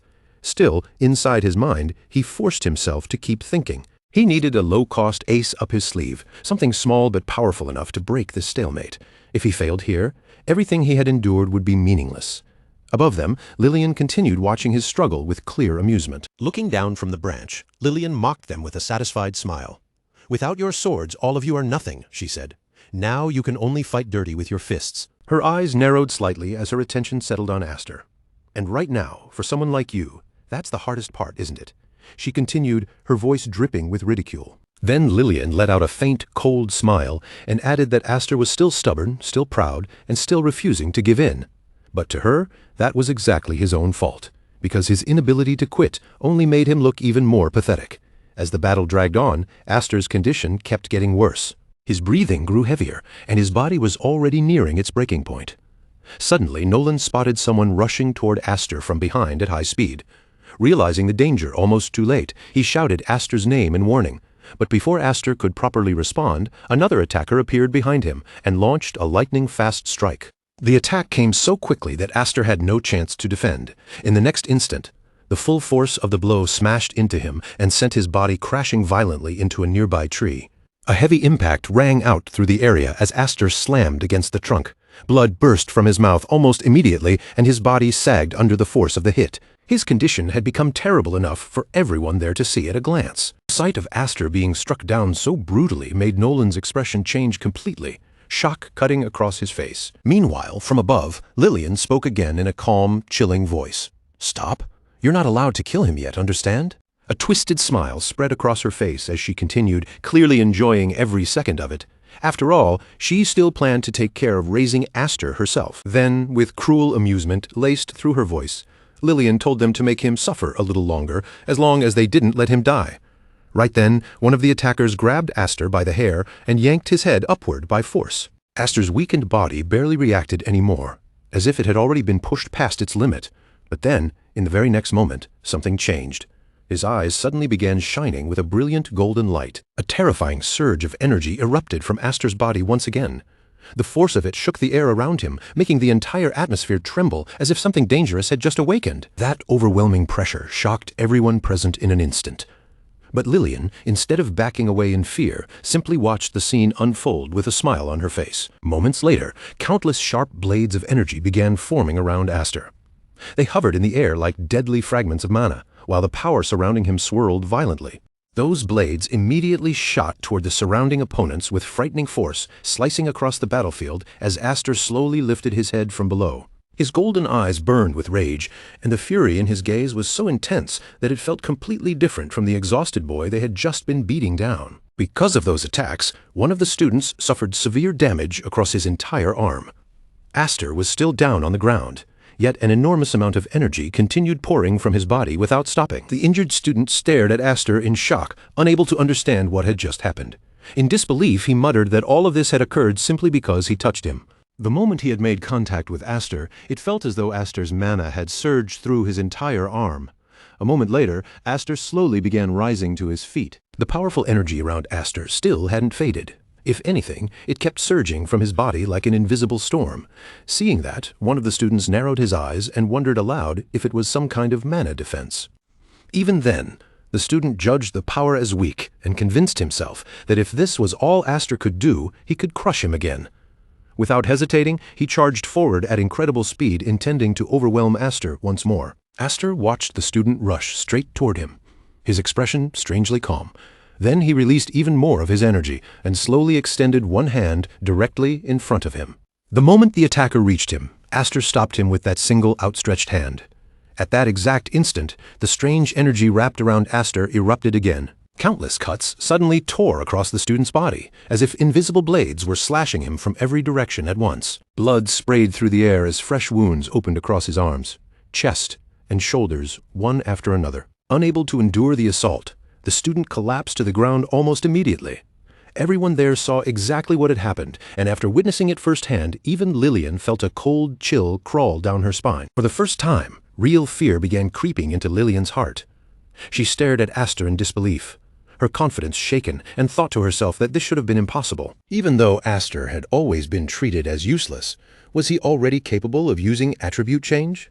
At that same moment, several more students rushed forward together, preparing to attack him from every side. Meanwhile, Aster stayed completely focused, standing within the energy flowing from his body as his mind quickly analyzed what he was experiencing. Deep down, Aster realized that this power was completely different from the techniques he had learned before. It was not the same as simply strengthening a weapon, and it was not the same as reinforcing his own body either. As the students continued charging at him, Aster's thoughts became clearer with every passing second. The phenomenon he had awakened was not a basic enhancement technique. It wasn't just reinforcing mana, weapons, or physical strength. The power running through him worked on an entirely different principle, something beyond the ordinary foundation of mana control. The energy wrapped around his body seemed to carry its own unique nature, reacting to anything that touched it.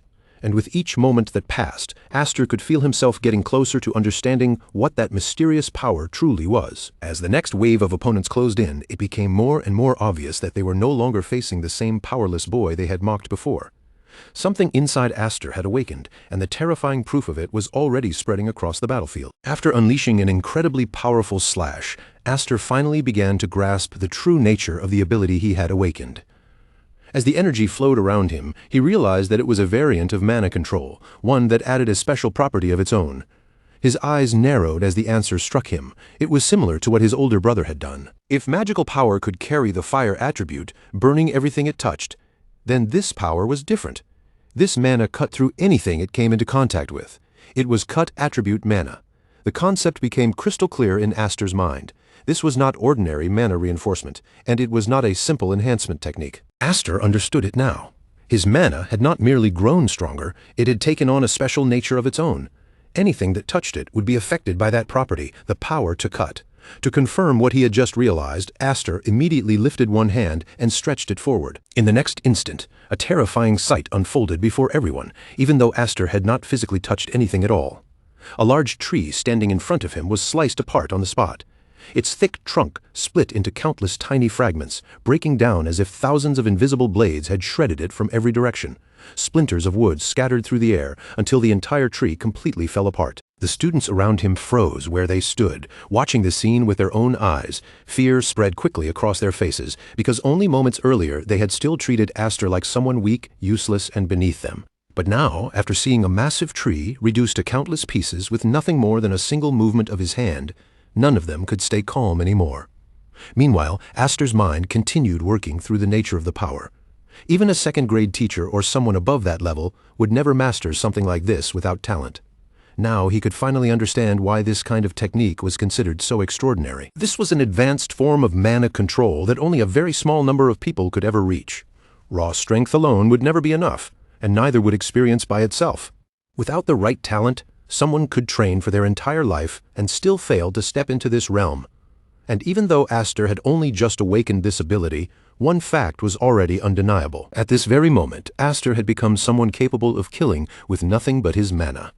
Once that realization settled in, he no longer hesitated. The remaining students were still frozen, struggling to process the terrifying thing they had just witnessed. Then Aster moved. He launched himself forward and attacked the rest of them without pause. Invisible slashes swept across the area, and every motion he made carried the frightening force of the cut attribute. Students who tried to defend were broken through, and those who attempted to dodge were still caught by the countless cutting forces hidden inside his mana. One after another, the students were defeated in brutal fashion, completely unable to withstand the gap in power. Some were knocked hard to the ground, while others found their bodies covered in wounds before they even realized the attack had reached them. Their confidence, their arrogance, and even their will to keep fighting were crushed as Aster relentlessly overpowered every opponent standing in front of him. In only a short time, the battlefield fell into silence. The students who had rushed at him together had been defeated one after another, and Nolan stood off to the side, watching the entire scene unfold. Nolan's gaze stayed locked on Aster as countless thoughts passed through his mind. After witnessing the unbelievable growth Aster had shown right in front of him, Nolan silently wondered if Aster was still one step ahead of him, even now. 7 wings. Then Lillian jumped down from the tree and looked over the battlefield with a cold smile. She admitted it was not bad, and honestly, she had not expected Aster to make it this far. But even if it looked impressive, he still had not killed anyone. "Do you really think that will be enough to stop my soldiers?" Lillian said. As she spoke, she stood with one foot planted on the body of a fallen man. Then she slowly drew her sword, looking down at him with complete contempt. Come on, get up, you filthy trash. Without the slightest hesitation, Lillian swung her blade and attacked the man right in front of her. Nearby, Aster and Nolan remained where they were, silently watching as the situation continued to unfold before them. Then, at that very moment, something happened that none of them had expected. Thin cracks suddenly began spreading across the masks worn by the controlled students. One after another, those masks shattered into pieces and dropped to the ground. Broken fragments scattered across the dirt as the students' real faces were finally revealed. Lillian's eyes widened in shock. This was not something she had prepared for, and it was clearly far beyond what she had expected. The students looked around in confusion at first, but soon relief spread across their faces. They realized their masks had fallen off, and one of them breathed out in relief, saying they could finally breathe again. Watching all of this happen, Nolan slowly turned his gaze back toward Aster. Surprise crossed Nolan's face as he stared at him. In the middle of that fight, Aster had actually managed to reach that point. The result of everything Aster had endured was now becoming clear in front of everyone. But Lillian immediately tried to seize control of the situation again. "What is this?" she snapped, her voice growing sharper as she stared at the students who had just been freed. She reminded them that after they finished eating, they were always so obedient that they put their masks back on by themselves. "You know exactly what your position is," Lillian said, glaring at them with arrogance. Then she continued, saying she did not know whether Aster thought he was helping them, but it was all useless. This time, however, her words had no power at all. Not a single student moved, no one reached for a mask, and no one obeyed her command. The silence that followed made Lillian visibly uneasy. A trace of hesitation crossed her face as panic slowly started to creep in. "Hey, what are you doing?" she shouted at them. "I told you to put them on. Hurry up!" But even after she raised her voice, None of them listened. The students simply stayed where they were, no longer bound by her control. For the first time, real fear and confusion appeared clearly on Lillian's face. The authority she had trusted so completely was falling apart right before her eyes. A short distance away, Nolan watched everything with a calm expression. Then, with a faint smile, he finally spoke. It seems that even after the iron shackles were removed, he still kept biting. As Nolan said that, his eyes remained fixed on Aster. The students had finally broken free from their chains, and the force that had been controlling them was beginning to disappear. The absolute obedience Lillian believed in had turned out to be far more fragile than she imagined, and now, as that control slipped from her grasp piece by piece, the battlefield was shifting in a way she could no longer predict. Nolan watched her with calm eyes and said it seemed Aster's nature had not rotted away completely after all. Then he turned his attention more directly toward Lillian and asked what she planned to do now. Would she become the next opponent? Lillian slowly began to draw her sword, but before she could answer, Nolan spoke again while staring straight at her. "What's wrong?" Nolan asked, his voice steady and controlled. "Why aren't you saying anything?" Then his gaze sharpened. He told her that he would say it for her. With that power, Aster could break his own mask. It would not be difficult for him, would it? For a brief moment, silence spread across the battlefield. Then Nolan's expression grew more serious as he questioned whether Aster would still endure everything faithfully until the promised day. Would he keep holding back in order to remain someone who wanted to destroy Elmheim?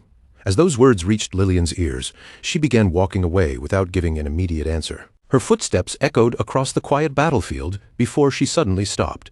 A twisted smile slowly spread across her face. "You're quite polite," she said, turning her head slightly toward Aster. "But if you keep going like this, you're definitely going to lose at some point." Her smile darkened even further. She told him he would end up losing, and she was sure of it. Aster listened in silence, taking in every word. His thoughts were anything but calm. He told himself that he could not do it now. His fists tightened as he remembered that, after all, he still came from a Viscounty family. The image of his father and the people around him flashed through his mind. He could not do something his father and the others would not be proud of. But the moment that thought passed through him, a sharp pain suddenly pierced through his head. The intense headache made Aster stagger where he stood. Nolan immediately noticed that something was wrong. His eyes widened in surprise, and he quickly began moving toward him. But before Nolan could reach Aster, someone else arrived first. Alphen rushed forward and caught Aster just before he could collapse. As Alphen held him in her arms, countless emotions surged through her chest. "You're completely crazy," she said, her voice trembling slightly as she looked down at him. "You've always been so reckless." As those words left her mouth, tears began gathering in her eyes. "I'm sorry," Alphen whispered, lowering her head. Even though she was supposed to be his older sister, Aster had always been the one helping her. Memories rushed through her mind one after another.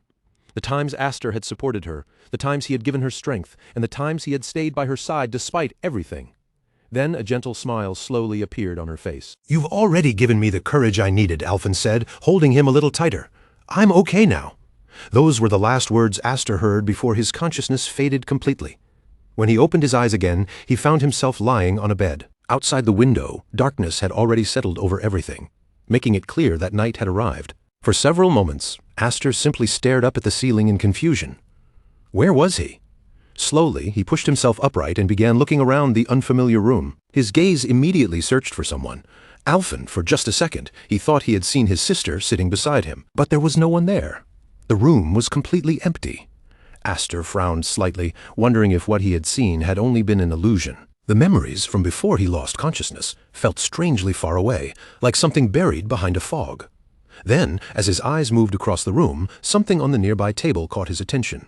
A letter. The moment Aster noticed it, his expression changed at once. A heavy uneasiness sank into his chest, and he quickly reached out, snatching the envelope from the table. Sister.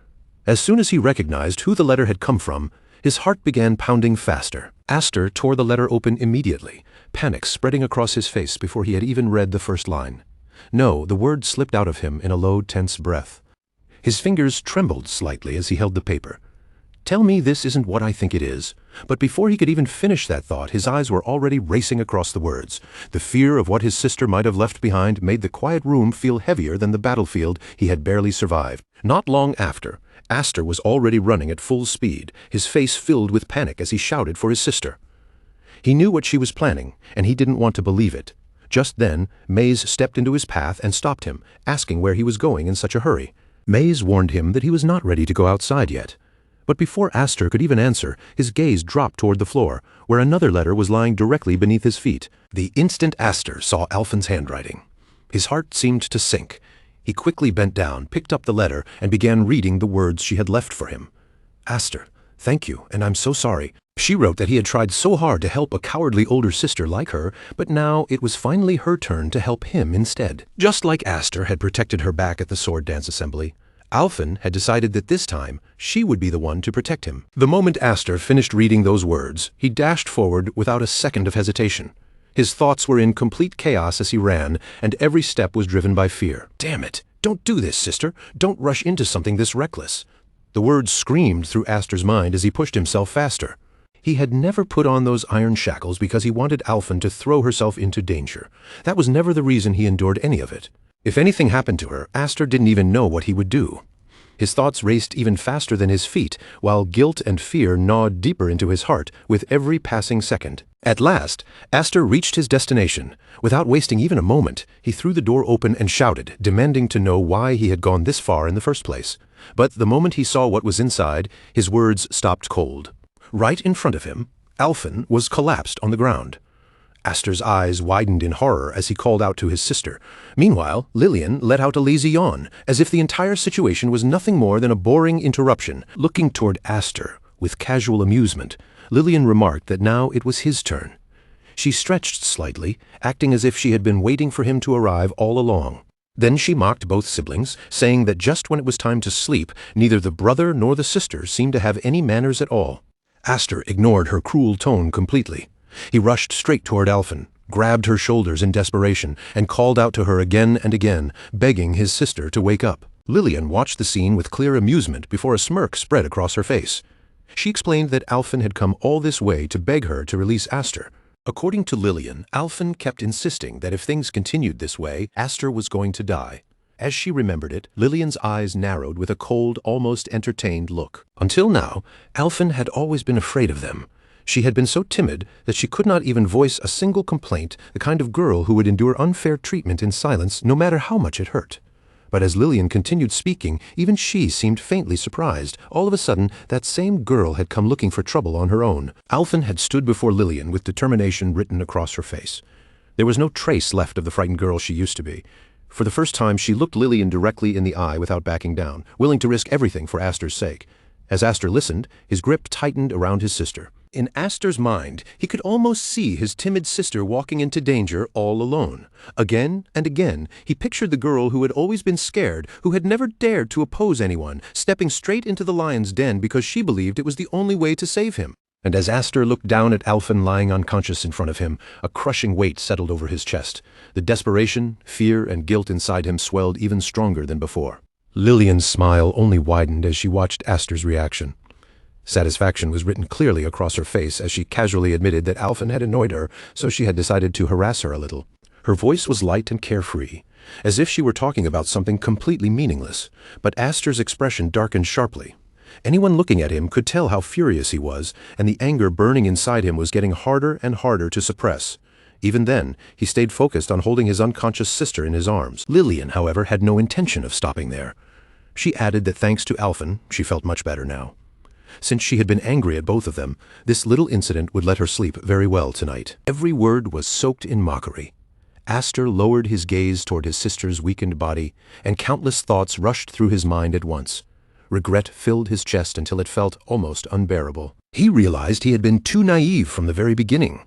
Instead of making deals and enduring quietly, he should have rescued Alphen by force from the start. If he had done that, his sister never would have needed to do something so reckless for his sake. As that painful thought echoed inside him, memories from the past suddenly rose to the surface, pulling him back to a lesson from long ago. Back then, Viscount Highfried stood before the two children with a stern expression. "Listen carefully, both of you," he said, his voice carrying the firm authority of a noble knight. "A gentleman must learn to endure injustice." He explained that protecting what must be protected required real strength, status, and position.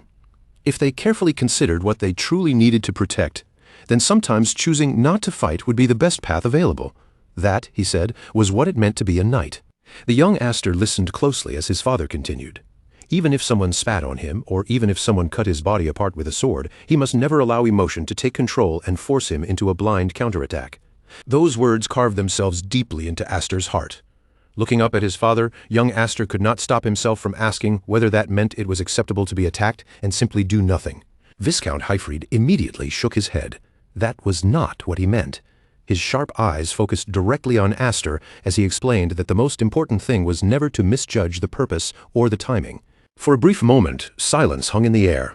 Then Viscount Hyfried continued, asking him why he wielded a sword and why he chose to fight at all. His voice grew heavier, filled with the weight of experience and conviction.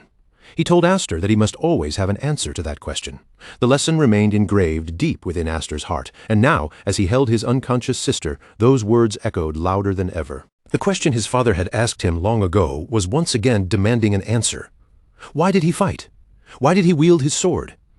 As Aster stared at the sister who had risked everything for him, the answer began to grow clearer than it had ever been before. If the moment ever came when he truly had to fight, then he had to be able to draw his sword without hesitation. Those words rang through him more powerfully than ever. Back in the present, Aster slowly lowered his head while holding Alphen close, his voice cold and full of regret. It was too late. He should have done this much sooner. The atmosphere around them suddenly changed. Lillian felt a strange, unsettling sensation crawl over her body, and for the first time, her confidence began to shake. She stared ahead in confusion, wondering what was happening. Before anyone could react, a sword suddenly shot through the air. It flew across the room at incredible speed and stopped right beside Aster, almost as if it had answered his call.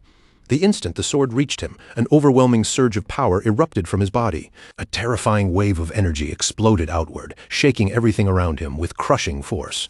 The pressure was so immense that even Lillian could not properly withstand it. That energy slammed into her from every direction, forcing her to struggle just to keep her balance.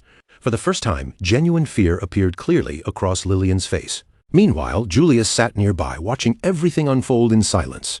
Even he could feel the overwhelming force radiating from Aster, and his expression gradually darkened. Aster's eyes were filled with pure rage as he repeated the same words over and over. Remove them. The pressure grew heavier. Remove them. Each time Aster spoke, his voice sounded less and less human. Then, finally, his killing intent burst out completely. I will not leave a single drop of Elmheim's blood.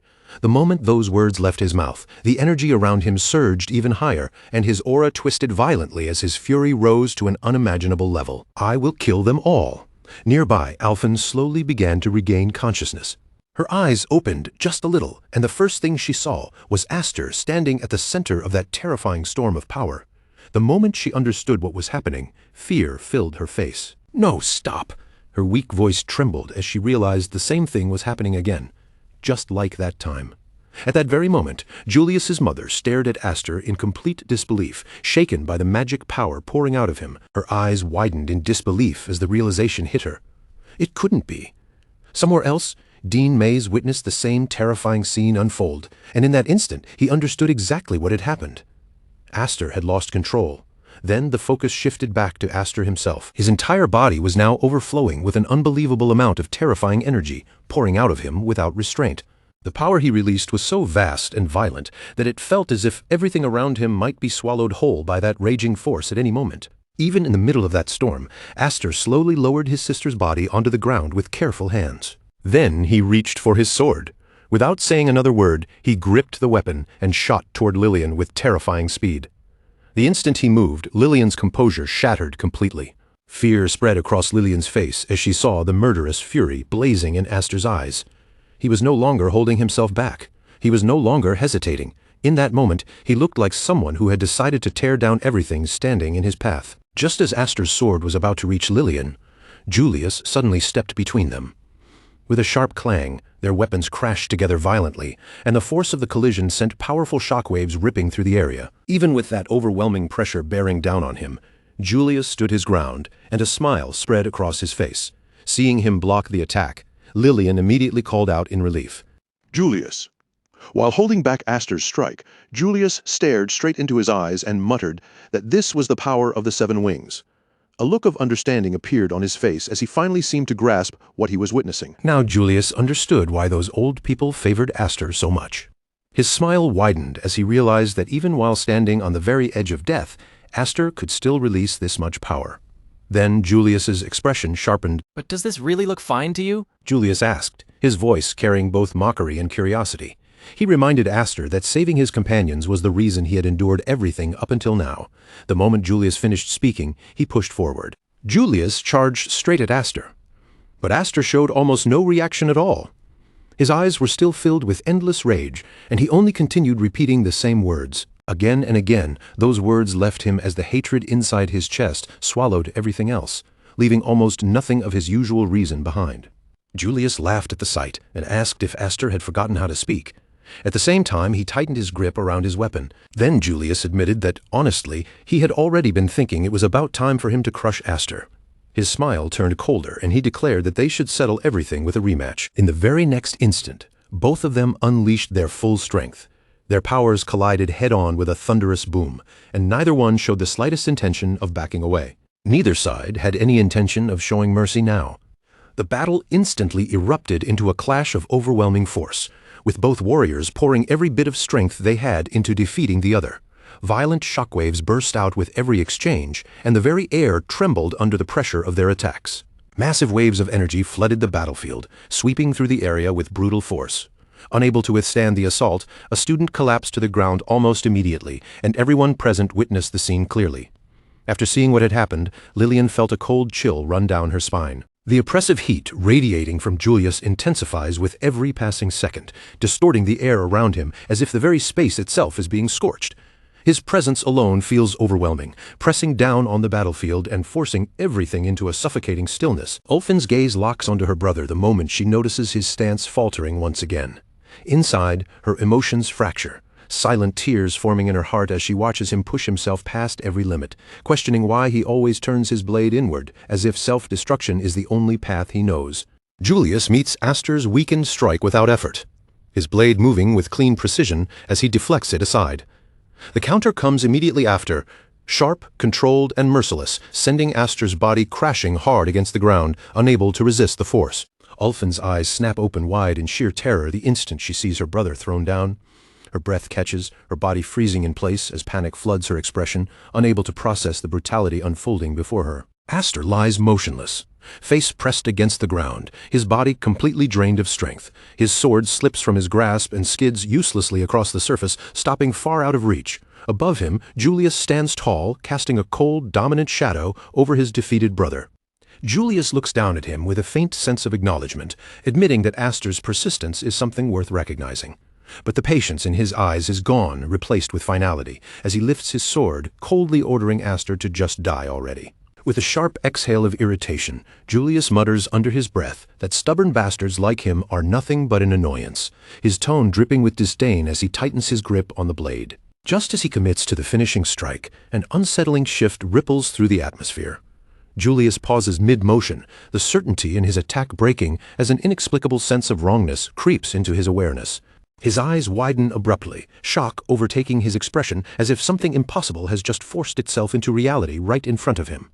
In an instant, Julius's entire body is marked by deep, violent cuts, wounds tearing open across his form as fresh blood seeps through, as though he has been struck by an unseen barrage from every direction at once. He stares down at his own hands in stunned disbelief, struggling to comprehend when or how these injuries appeared. His grip weakens, his arm refusing to obey him properly, as if all strength has been drained away in a single moment. On the ground, Aster begins to move again, his body twitching as faint signs of life return. The cracked remnants of his mask shift and break further, fragments falling away as he struggles to rise from the brink of collapse. With a raw, guttural roar that echoes his family's name, Aster forces what remains of his strength outward. A brilliant golden aura erupts violently from his body, surging outward in a final blazing surge of defiance. Julius's disbelief deepens as he realizes the truth. Aster is still standing, still moving forward despite everything that should have ended him. The impossibility of it registers clearly across his face. Driven purely by unrestrained rage and refusal to fall, Aster launches himself forward in one final desperate charge, his entire body burning with the last remnants of willpower, as he closes the distance without hesitation.